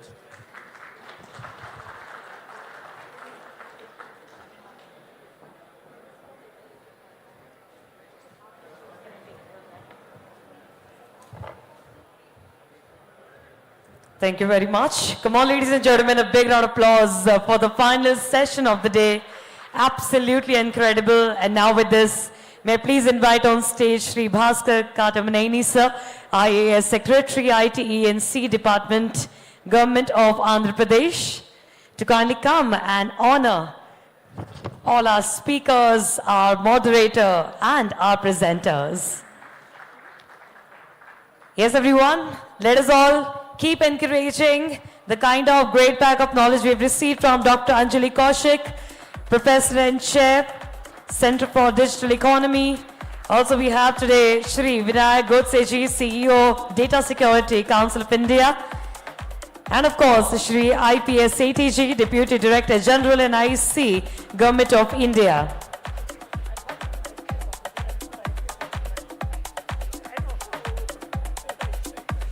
Thank you so very much. And with this, let's have a final picture, of course, so that we can cherish every single moment we are spending out here.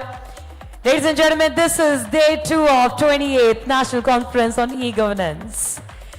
And now with this, I'd like to request Shri Bhaskar Katamaneni, sir, to kindly stay back with us on stage. Requesting Shri V. Srinivas, Secretary, Government of India, DARPG, to be ready. Also, Shri S.N. Tripathi ji, Director General, Indian Institute of Public Administration. Shri Puneet Yadav ji, Additional Secretary, DARPG, Government of India. Shrimati Sarita Chauhan ji, Joint Secretary, Government of India, DARPG. As we've almost come to an end, there were endless people who have been behind to make these two a grand success. And thank you so much to each one of you for taking the time out from your busy schedules, coming down and marking this spectacular gathering with the glory of your presence and making both the days absolutely extravagant with your energies and with your equal participation.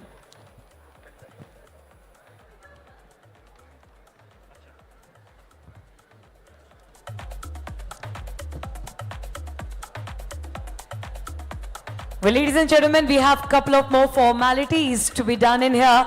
Requesting all of you to kindly stay with us as we have got people to be praised for their hard work indeed.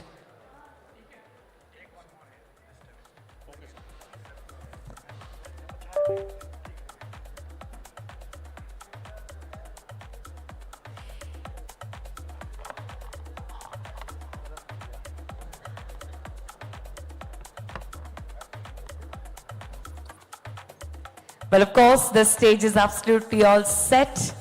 So let's see what intake is going to be taking place now. I'd like to invite onto the podium site Shri S.N. Tripathi ji, Director General, Indian Institute of Public Administration, Government of India, to kindly come and yes, so quite forward to accept the token of gesture. A very warm welcome.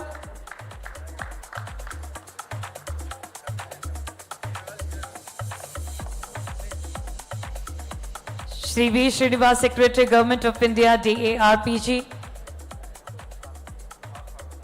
Well, yes, I think with this we can absolutely move forward. Everybody, let us get ready to hear it from the man himself, Shri S.N. Tripathi ji, Director General, Indian Institute of Public Administration, Government of India. So requesting you to kindly address our gathering and take us forward with this evening. Over to you.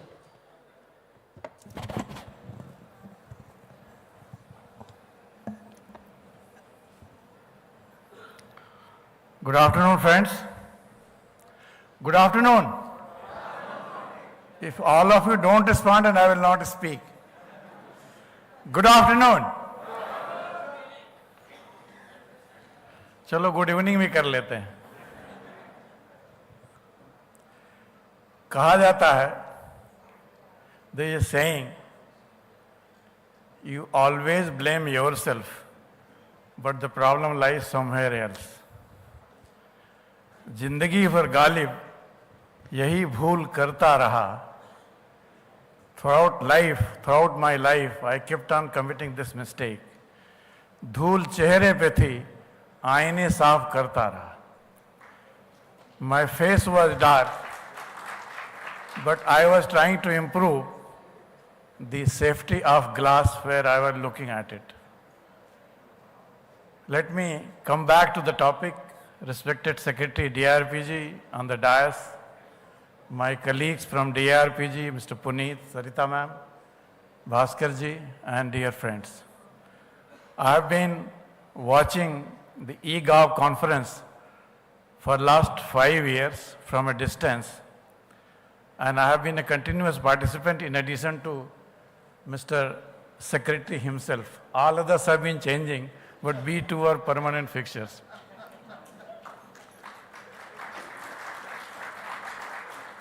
Of course, I cannot compete with MOS DPP, who has been the constant guide for each one of us.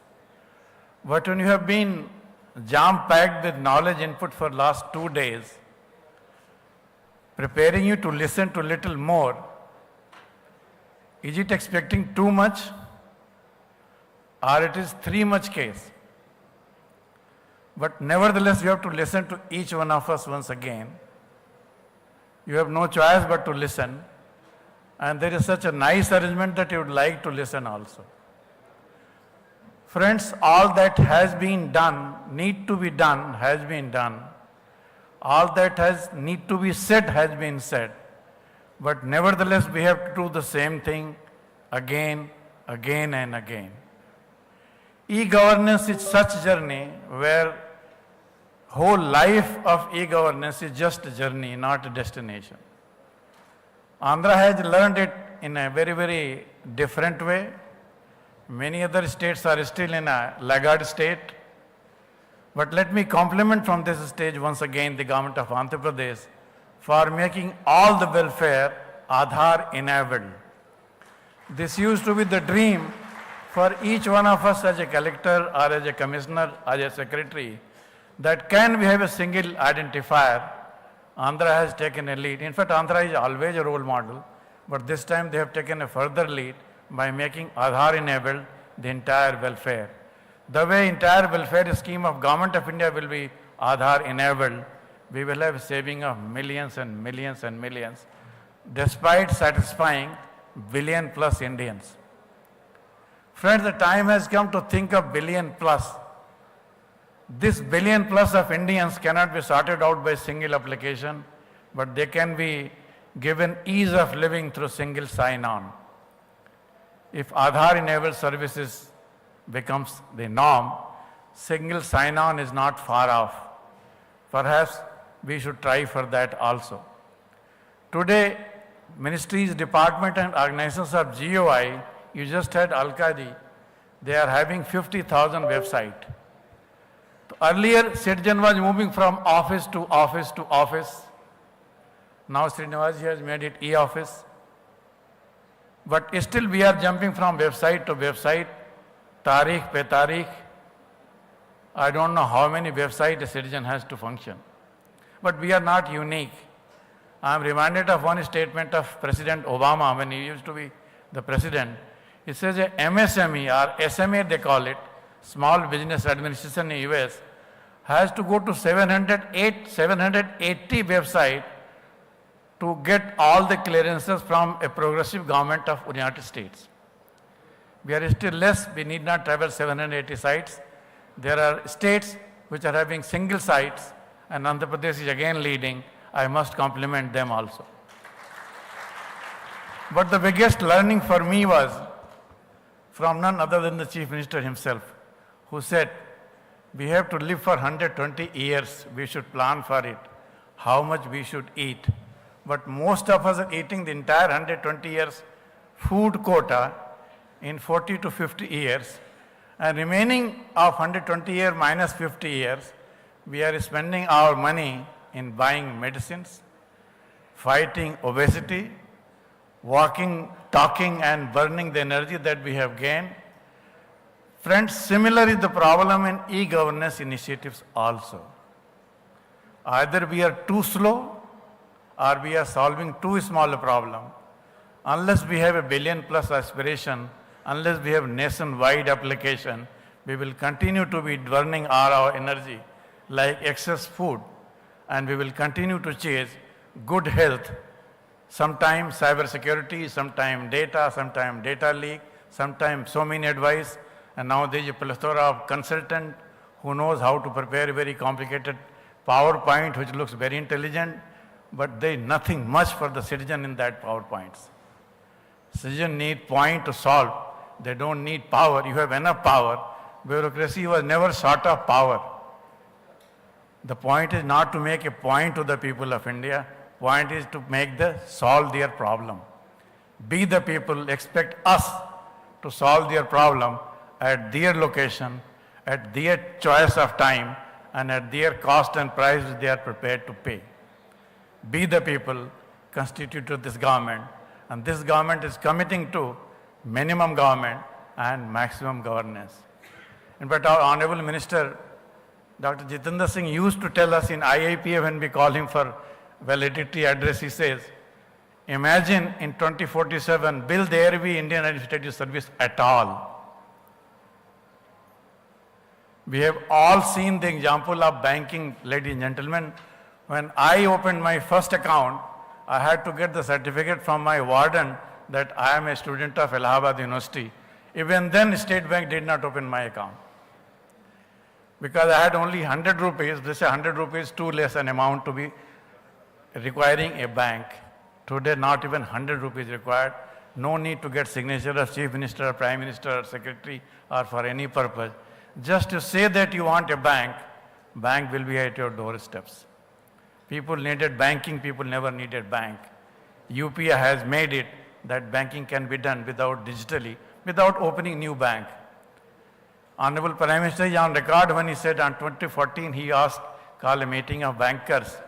If you want to open 52 crore more bank account, because in 69 till date, we had only 42 crore account till 2014. 1969 till 2014, we had 42 crore bank account. And if you have to open additional 52 crore bank account, you needed as many bank branches and so many banks. But we opened 52 crore account without a single bank branch newly being opened. In fact, many banks were merged. In fact, Andhra Bank does not exist. This is not a comment on any bank. It was enabled by technology. It is that technology where nobody wants to see a bank, but everybody wants to do banking. And today we were just told in UPI we are doing 2 billion transactions a day. Unimaginable, even forward economies like US and China combined are not doing that, which is being done by people whom we call them digital literacy problem, digital divide. Many people will come and give us lecture that Indians don't know how to use technology. And they have proved everybody wrong, that we know how to handle 900 million smartphone with WhatsApp, and Andhra government is riding on that wave, that citizens understand benefit, they don't understand process. They don't need PowerPoint, they only need power to solve the problem. And we the bureaucrat have all the power to solve that problem. Problem is that we don't want to take decision on this count or another count. Whole of e-governance initiative for first 10 years were made how to keep bureaucracy secure. MIS was management insisted information which nobody ever read. Even today, I was Secretary Panchayati Raj for 10 years in Orissa, sir. I abolished all the return to be given by video to the government unless prescribed again.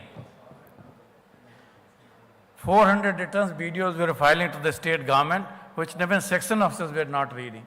The only purpose was tick kar diya ki from this video return has come. The days are over, friends. People don't want return. People want dashboard. People want return for their service at the speed of light. Window made Microsoft. We made our steps, our services at doorstep. The time has come to forget the windows and doorsteps, convert to mobile first, and give them mobile app, which is secure enough to transact any business of the government without any application anywhere. This is a dream of a student who has not studied science like me. I have studied political science, very little science in me, but I can imagine what citizen of India wants. They want all the services at their fingertips without any middleman, without any cost, without any several sign-ons, without any double verification, triple verification. We have done it. Even you go to get a coconut water for 10 rupees or 50 rupees, you can pay through this. Today I went to a temple in Simanchal, I think. The Pandit did a puja. There was no counter. I asked his Paytm number. He gave me a Paytm number, and I gave him 150 rupees done. Even that. Sir? But fact remains that people are so technology compliant that even you can pay your faith using your UPI. So what else can be height of financial transaction? Friends, one side of economy we have made fully digital. The other side of economy, where tarikh pe tarikh and chitti nadarat, file missing, babu sleeping, and हमको training चाहिए, because from rule based to role based, from karmachari to bhrashtachari is easy, but karmachari to karmayogi, you require training. The time has come to go digital. If you don't adopt digital, somebody else will eat your lunch. Today, banking is going to be non-existent. A day will come when ministries, department, and organization, they do not have divine right to exist unless they serve the purpose. And the purpose is to serve the citizen of India. Friends, I am really grateful to DARPG and Government of Andhra Pradesh for giving IIPA, becoming their partner in knowing what is happening in different nooks and corners of India. This National E-Governance Workshop is an attempt to showcase the achievers. ये वो achievers हैं जिन्होंने ये नहीं देखा कि हमारे यहाँ कमी क्या है. They never asked for a perfect government. Andhra Pradesh is slightly lucky that they have got a perfect chief minister also, who is digitally inclined. They have got a person like Bhaskar, who knows how to solve the problem, despite paying more income tax, he was telling, than the salary he gets. But many more things are there, friends. We have to adopt, rethink, reimagine governance, because governance is not about regulating the behavior of citizen. Governance is all about serving the citizen, be the people of India, in whichever capacity you are. Bane raho pagla, kaam karega agla is not the best strategy. You can be caught in e-office. How many words you have written in e-office? So be aware that if citizen can be monitored through using cyber technologies, government officers can be and should be monitored. हम सरकार के जवाई नहीं हैं, सरकार के worker हैं. अगर प्रधानमंत्री बोलते हैं मैं प्रधान सेवक हूं, तो rest of India cannot say that हम तो जगी जमींदार हैं, हमसे है जमाना. फ्रेंड्स, टेक्नोलॉजी से है जमाना. अडॉप्ट करो, सुखी रहोगे. नहीं अडॉप्ट करोगे, दुखी रहोगे. My simple message is that let's adopt, otherwise we are going to lose. Andhra is showing the way, the rest of India will follow. And we always say, when France sneezes, whole of world catches cold. When Andhra tries, whole of India will rush to replicate it, duplicate it, and perhaps replicate it. Let me compliment each one of you once again for giving me a chance to make me wiser than what I came here, and going back wiser than what I thought of it also. WhatsApp-based government was the key takeaway for me, and I would like to learn a little more about it, maybe in due course at my risk and cost. Thank you very much for giving a chance. Thank you very much, Shri S.N. Tripathi ji. Ladies and gentlemen, a big round of applause. The way he set the context and shed some light on what we have for the future. Well, as we say, if you have a desire, if you have a dream, and if you really have the fire in you to really go out there and conquer the world, there's absolutely nothing you and I cannot achieve. And setting the stone in such a manner, we would love to do the proceedings with the play of 19 citation clips. I'd like to request our team to kindly keep it rolling onto the screens. Ladies and gentlemen, please have a look.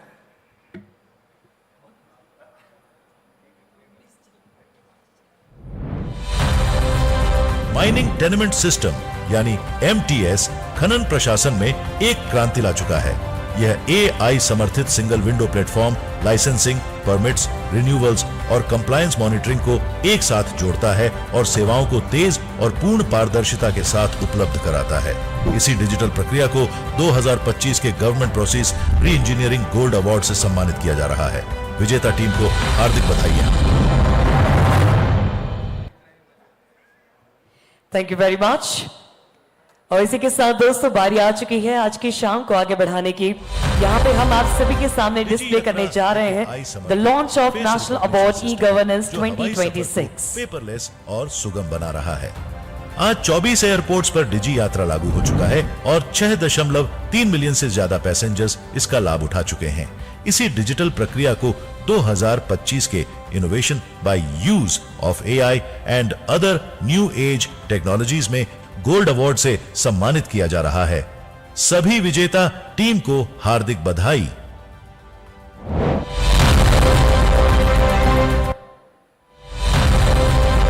National capital region. Thank you very much. एक बार जोरदार तालियां आप सभी की तरफ से हो जाए. The kind of competition, the kind of participation we've had, that was absolutely exceptional. And उन्हीं में से कुछ चुनिंदा लोगों को यहाँ पर पुरस्कार भी मिले हैं. और इसी के साथ अगले वीडियो की तरफ हम जाना चाहेंगे. Can we have the next AV onto the screens, please? The launch of National Awards for E-Governance 2026 Award Scheme Portal. And I would also like to request our team to kindly get it onto the forum side. Yes.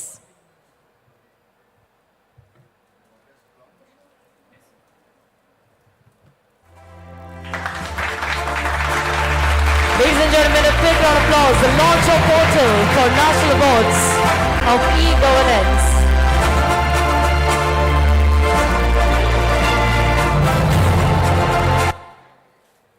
Thank you so very much for doing the honors. Well, before we go any further, I have a quick question from my audience today. How many of you have watched this web series on Netflix called Suits? It's based on lawyers.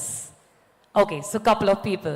The main protagonist in this series, whose name is Harvey, He has a very famous dialogue. He says that the life is here, but I like it here. Taking the same analogy, the energy in this room is here, but we would love to take it here, because now, ladies and gentlemen, with a thunderous round of applause, I would like to invite onto the forum side Shri Bhaskar Katamnaini, sir, IAS Secretary IT&C, Government of Andhra Pradesh. A big round of applause for him. And sir, we would love to hear you. A note of address from your side. Yes, please. Thank you. Thank you. Good evening again to all the participants, and particularly the participants who are here, I think are the most patient ones, or they may all be working directly under me. There could be only two conclusions to that. And I take this opportunity to thank Srinivas sir, Secretary DARPG, and Tripathi sir, Director General, Indian Institute of Public Administration, Pranit Yadav ji, Additional Secretary DARPG, Sarita Chauhan Madam, Joint Secretary Government of India, and the entire team of DARPG who have worked with us for the last couple of months. And the journey has together with you have been wonderful. Getting this event together, finally the event happening and concluding in a nice note.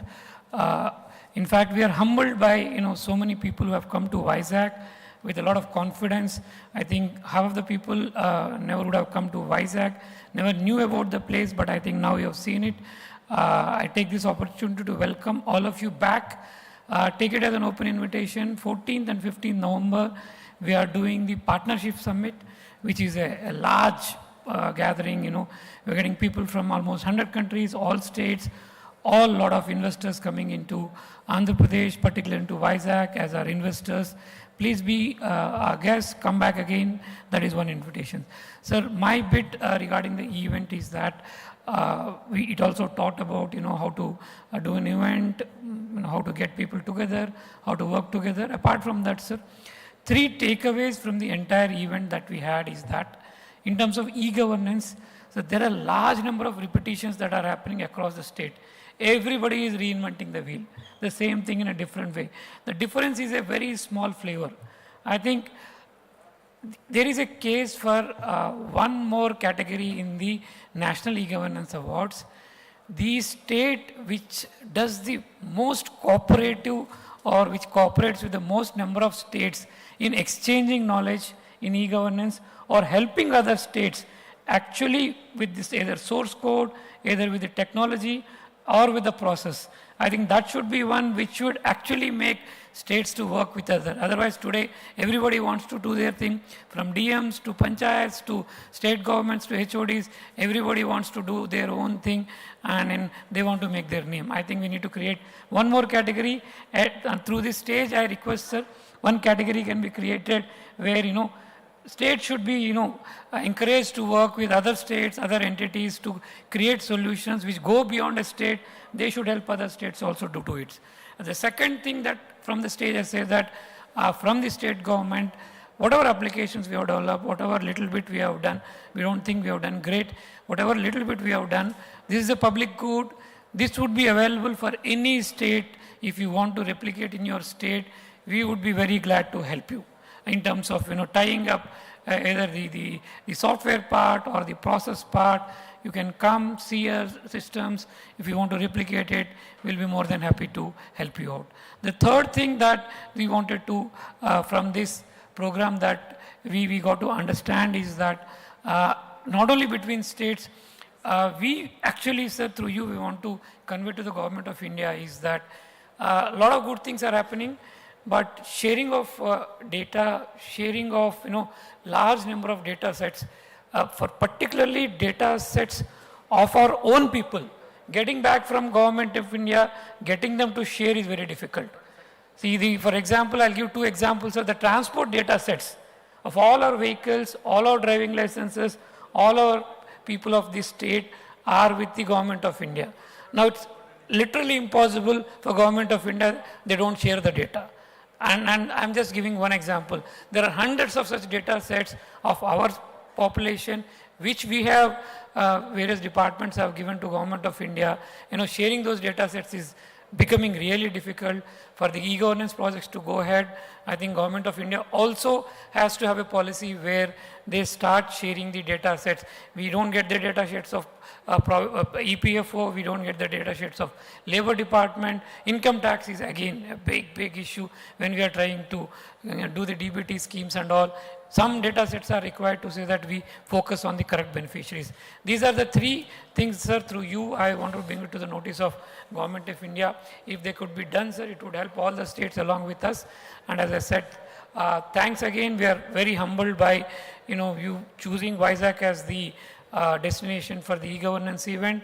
We hope to have many more such events, and the state can participate in such events either as a host or as a participant there. We look forward to that. It was great having the DRPG team and all the dignitaries and the participants, winners, everybody. I wish the best of luck to all for the next year's event, and also people who are applying for the next year's awards. Thank you. Thanks a lot. Thank you very much, sir, for your encouraging word. Well, the beauty of this event, since 2 days we've been hearing that wherever we are today as a team, as a fraternity, as a nation, as a state, this is not it. We know our potential and we can definitely reach for the stars. As we say, Zindagi ki asli उड़ान अभी बाकी है, जिंदगी के कई इम्तिहान अभी बाकी हैं. अभी तो मापी है मुट्ठी भर जमी हमने, अभी तो मापी है मुट्ठी भर जमी हमने, अभी तो सारा आसमान बाकी है, अभी तो सारा आसमान बाकी है. And keeping that in mind, ladies and gentlemen, now it's time to move on further. Visakhapatnam Declaration on E-Governance 2025. I would like to request Srimati Sarita Chauhan ji, Joint Secretary Government of India, DARPG, to kindly take us forward with the same. Can you put our hands together, ladies and gentlemen, and welcome Sarita ji onto the podium side. Over to you, madam. Thank you so much.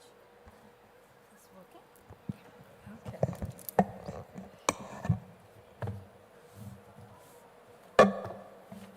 Respected Secretary DRPG, Shri V. Srinivas ji, respected Director General IIPA, Shri S.N. Tripathi ji, my colleagues, Mr. Puneet Yadav ji and Shri Bhaskar Katamneni ji, distinguished speakers and participants. As we come to the close of the two-day 28th National eGov Conference, the deliberations on various aspects of developing digital public infrastructure have enriched our understanding and also reinforced our motivation towards making public service delivery easy, fast, fair, transparent, and accountable. You have been a very patient audience, and I would not like to hold you up for longer. All these deliberations have been compiled and suitably placed in the Visakhapatnam Declaration as a roadmap for future. I would read out the declaration as agreed upon between all the participants, and there's always a scope for improving upon it as we go by in the implementation. So as the declaration is here, the Department of Administrative Reforms and Public Grievances, Ministry of Personnel, Public Grievances and Pensions, and Ministry of Electronics and Information Technology, MeitY, Government of India, in declaration in collaboration with the Government of Andhra Pradesh, organized the 28th National Conference on E-Governance at Visakhapatnam during 22nd and 23rd September 2025. The conference reaffirmed the national vision of Viksit Bharat 2047 and the guiding principle of minimum government, maximum governance. The theme for this year's conference, Viksit Bharat, Civil Service and Digital Transformation, underscored the pivotal role of civil services in accelerating India's digital transformation. Delegates affirmed that emerging technologies such as artificial intelligence, machine learning, blockchain, GIS, IoT, and data analytics are essential enablers of sustainable, transparent, and citizen-centric governance. The importance of cybersecurity, digital trust, and resilience in safeguarding critical infrastructure and ensuring sovereignty in cyberspace was strongly emphasized. The conference also recognized the need for grassroots innovations at the panchayat and district levels to deepen service delivery and bridge the digital divide. The award-winning initiatives showcased at the National Awards for E-Governance 2025 were commended as replicable models for inclusive growth across India. The conference has unanimously adopted the Visakhapatnam Declaration outlined below after intensive deliberations during the sessions held over 2 days. The conference resolved that Government of India and state government shall collaborate to 1. A whole-of-government approach will be adopted by all ministries and departments to empower the civil service with digital competencies and agile, data-driven frameworks, ensuring continuous capacity building for efficient and citizen-centric service delivery. 2. AI-driven initiatives such as Digital India Bhashini, Digital Digi Yatra, and NADRIS 2 will be scaled to deliver multilingual, real-time, and sector-specific citizen services with a focus on ethical, transparent, and responsible adoption of AI. Outcome-based benchmarking mechanisms such as National E-Services Delivery Assessment, NESDA, will be institutionalized to measure and enhance service delivery. Appropriate parameters based on global best practices will be developed under the NESDA framework to foster a spirit of healthy competition among states and districts, thereby encouraging wider adoption and scaling of e-governance reforms. Replication and scaling of award-winning initiatives will remain a cornerstone for accelerating digital transformation across the country. Successful projects such as Sampada 2 in Madhya Pradesh, e-Khata in Bengaluru, Rohini Gram Panchayat in Maharashtra, and the Drone Analytics Monitoring System DAMS by NHAI demonstrate how technology-led governance can be institutionalized at scale. States and districts are encouraged to adopt these proven models to avoid duplication of effort, reduce implementation time, and ensure rapid citizen benefits. To ensure balanced and inclusive digital governance, special focus will be placed on the Northeast region and Ladakh, where geographical infrastructure and connectivity challenges often limit access to digital services.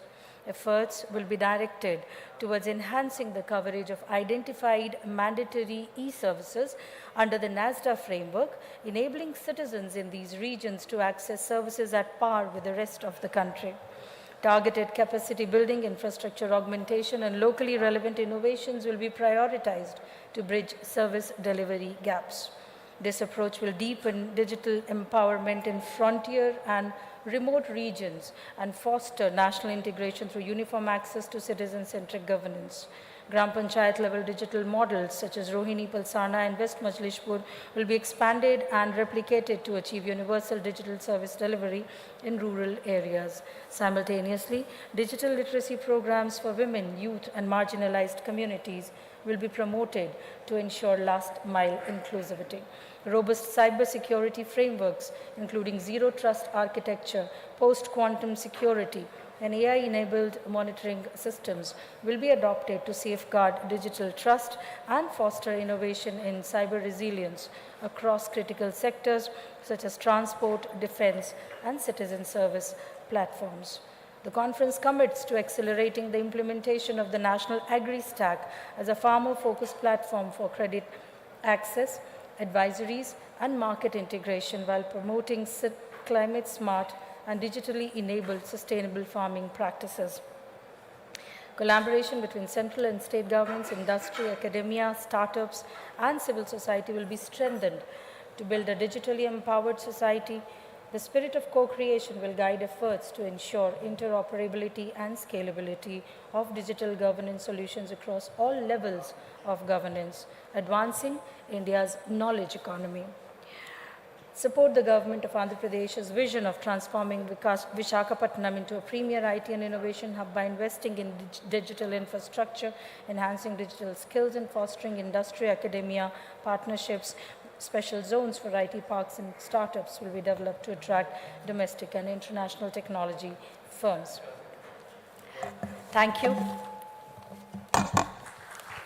Thank you very much. इसी के साथ माननीय मुख्य अतिथि महोदय एवं मंच पर उपस्थित गणमान्य अधिकारीगण से खास निवेदन है, कृपया कर वे यहाँ पर उपस्थित जितने भी डिक्लेरेशन फॉर्म्स हैं उन्हें ले लीजिए और हमारी आज की जनता, हमारी ऑडियंस के लिए एक शोकेस आप सभी की ओर से। जी हाँ। Ladies and gentlemen, and now with this we are presenting Vishakhapatnam Declaration on E-Governance for the year 2025. A big round of applause, hearty congratulations. This is not it. As we say, ये तो trailer है, picture बाकी है. Thank you so very much. And now with this, as we've almost come to an end of this evening, I'd like to invite onto the forum side Shri V. Srinivas, Secretary Government of India, DARPG, to kindly come and join us for the closing remarks. Over to you, sir. So, Neha ji, thank you very much. 2 days of hard work, and your colleague also will thank him. So, let me thank the Government of Andhra Pradesh for what has been a truly phenomenal event. This is the first time after many years the conference has been held outside a state capital, and we are very grateful to Sri Katamaneni Bhaskar Garu, as also the Chief Secretary, Sri Vijayanand, the Honorable Chief Minister, and the Minister of IT for supporting this venture so wholeheartedly that it is one of the best conferences that we have had in a very long time on e-governance. Not only did hundreds of participants participate in this, all 80 ministries representatives were here, almost all states and union territories participated. This is the first time we had Gram Panchayat level representatives participating, award winners coming in. Heartiest congratulations to each one of you for being part of what has been an extraordinarily substantive and knowledge generating event. So let me also mention the team from DRPG that has visited this event and has done the background work for the last 1 year to make this conference possible. When we notified the National E-Governance Award Scheme last year at the conference in Mumbai, from September last year to now September, it's almost 12 months it has taken us to complete the cycle. So let me just read the officers' names. Puneet Yadavji as Additional Secretary. Please, a big cheer for each of them. Sarita Chauhan. Please stand up. Those sitting in the audience, Subhashish Das, Sanjeev Saxena, Preeti Sisodia, Bhuvnendra Singh, Satish Kumar, then Santosh Kumar, Dinender, Saurav Kumar, Shivendra Kumar, Jayant Kumar Tiwari, Rachit Jaiswal, Devesh Rawat, Kalzang Eden Bhutia, Mahima Kapoor, Anjali Kumari, and Mahima Kaul. So there are 20 officers behind the curtains who have worked for the last 12 months. Thank you all. So let me also thank 2 officials who have been part of the journey. Please sit down. Who have been part of the journey, who will be superannuating at the end of this month.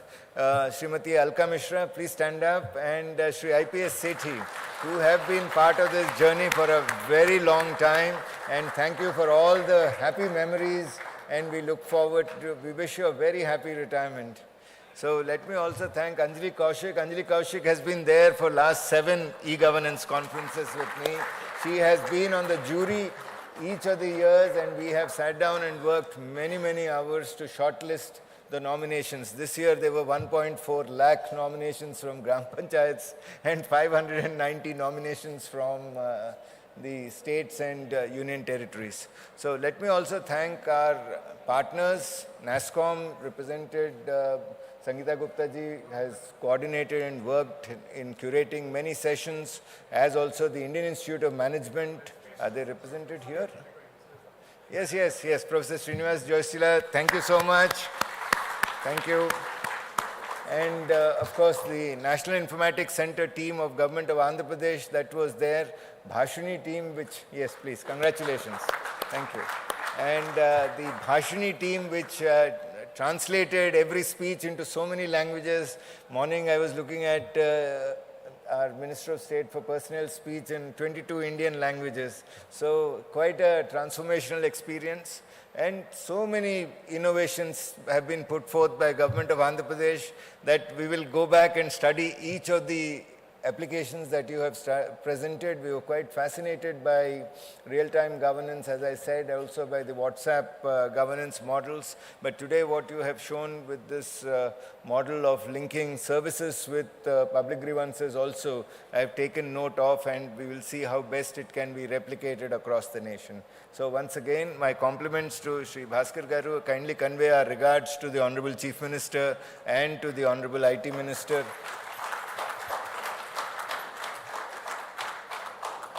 Let me also assure the government of Andhra Pradesh that in realizing the Honorable Chief Minister's vision, that we would stand shoulder to shoulder to take governance models forward.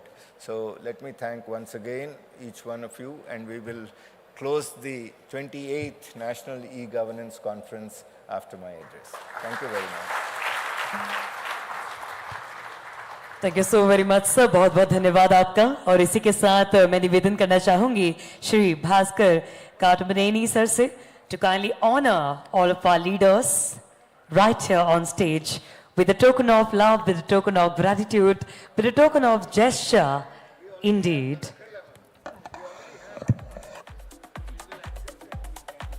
And as we are here in Visakhapatnam, it's our beautiful culture and tradition to honor the way we do. हम भारत में हैं और भारत माना जाता है अतिथि देवो भव के नाम से। तो चलिए इसी के साथ आज के इस शाम को आगे बढ़ाते हैं। And this is the beauty of our country, India, ladies and gentlemen.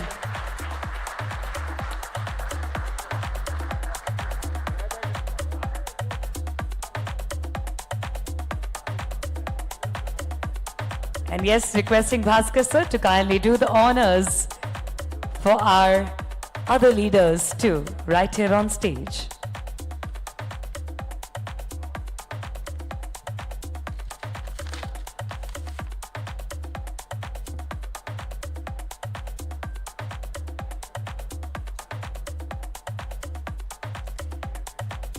And yes, of course, a memento to capture, to hold the energy super duper higher and raising the bars, reaching for the stars, ladies and gentlemen.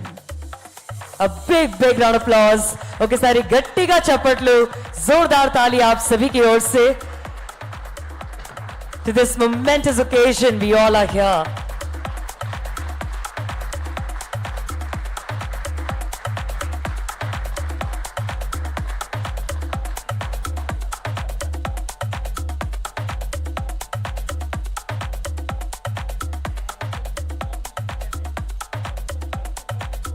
And now, of course, ladies and gentlemen, we've had people who have been our biggest backbone, support system and strength for us throughout the event.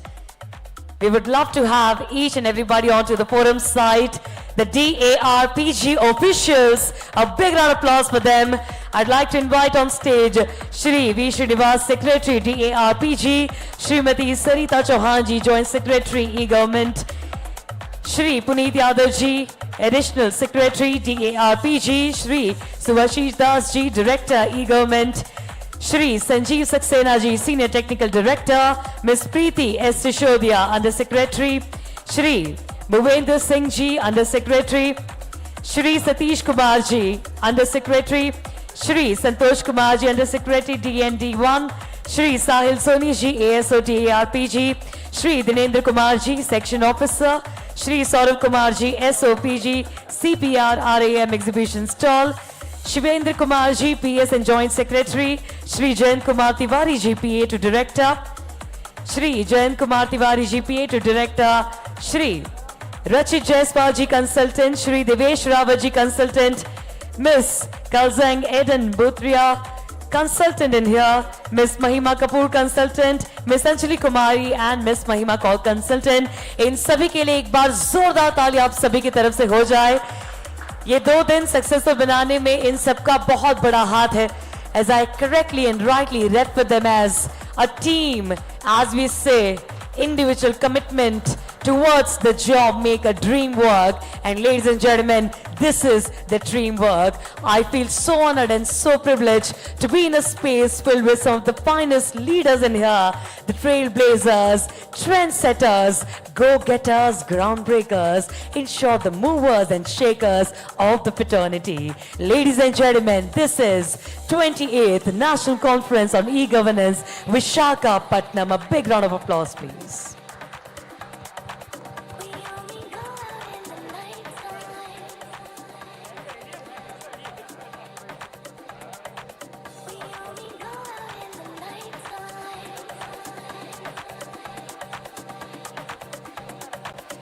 We would love to request the DARPG officials to kindly stay back with us for a moment to the forum side. We have the gift hampers for the whole team.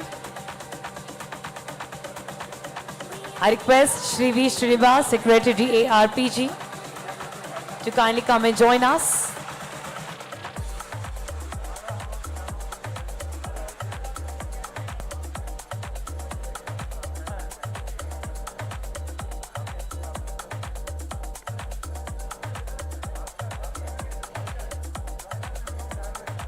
और जितने भी लोग आज के इस शाम में हमारे साथ आज यहाँ पर उपस्थित हैं, हमारे साथ आज मौजूद हैं, आप सभी का एक बार फिर दिल से बहुत बहुत शुक्रिया कि आप सब यहाँ पर आए और आपने अपना कीमती वक्त दिया. Thank you so much for taking the time out of your busy schedules, do coming down and marking this spectacular gathering with the glory of your presence and making these 2 days a grand success. Thank you so much.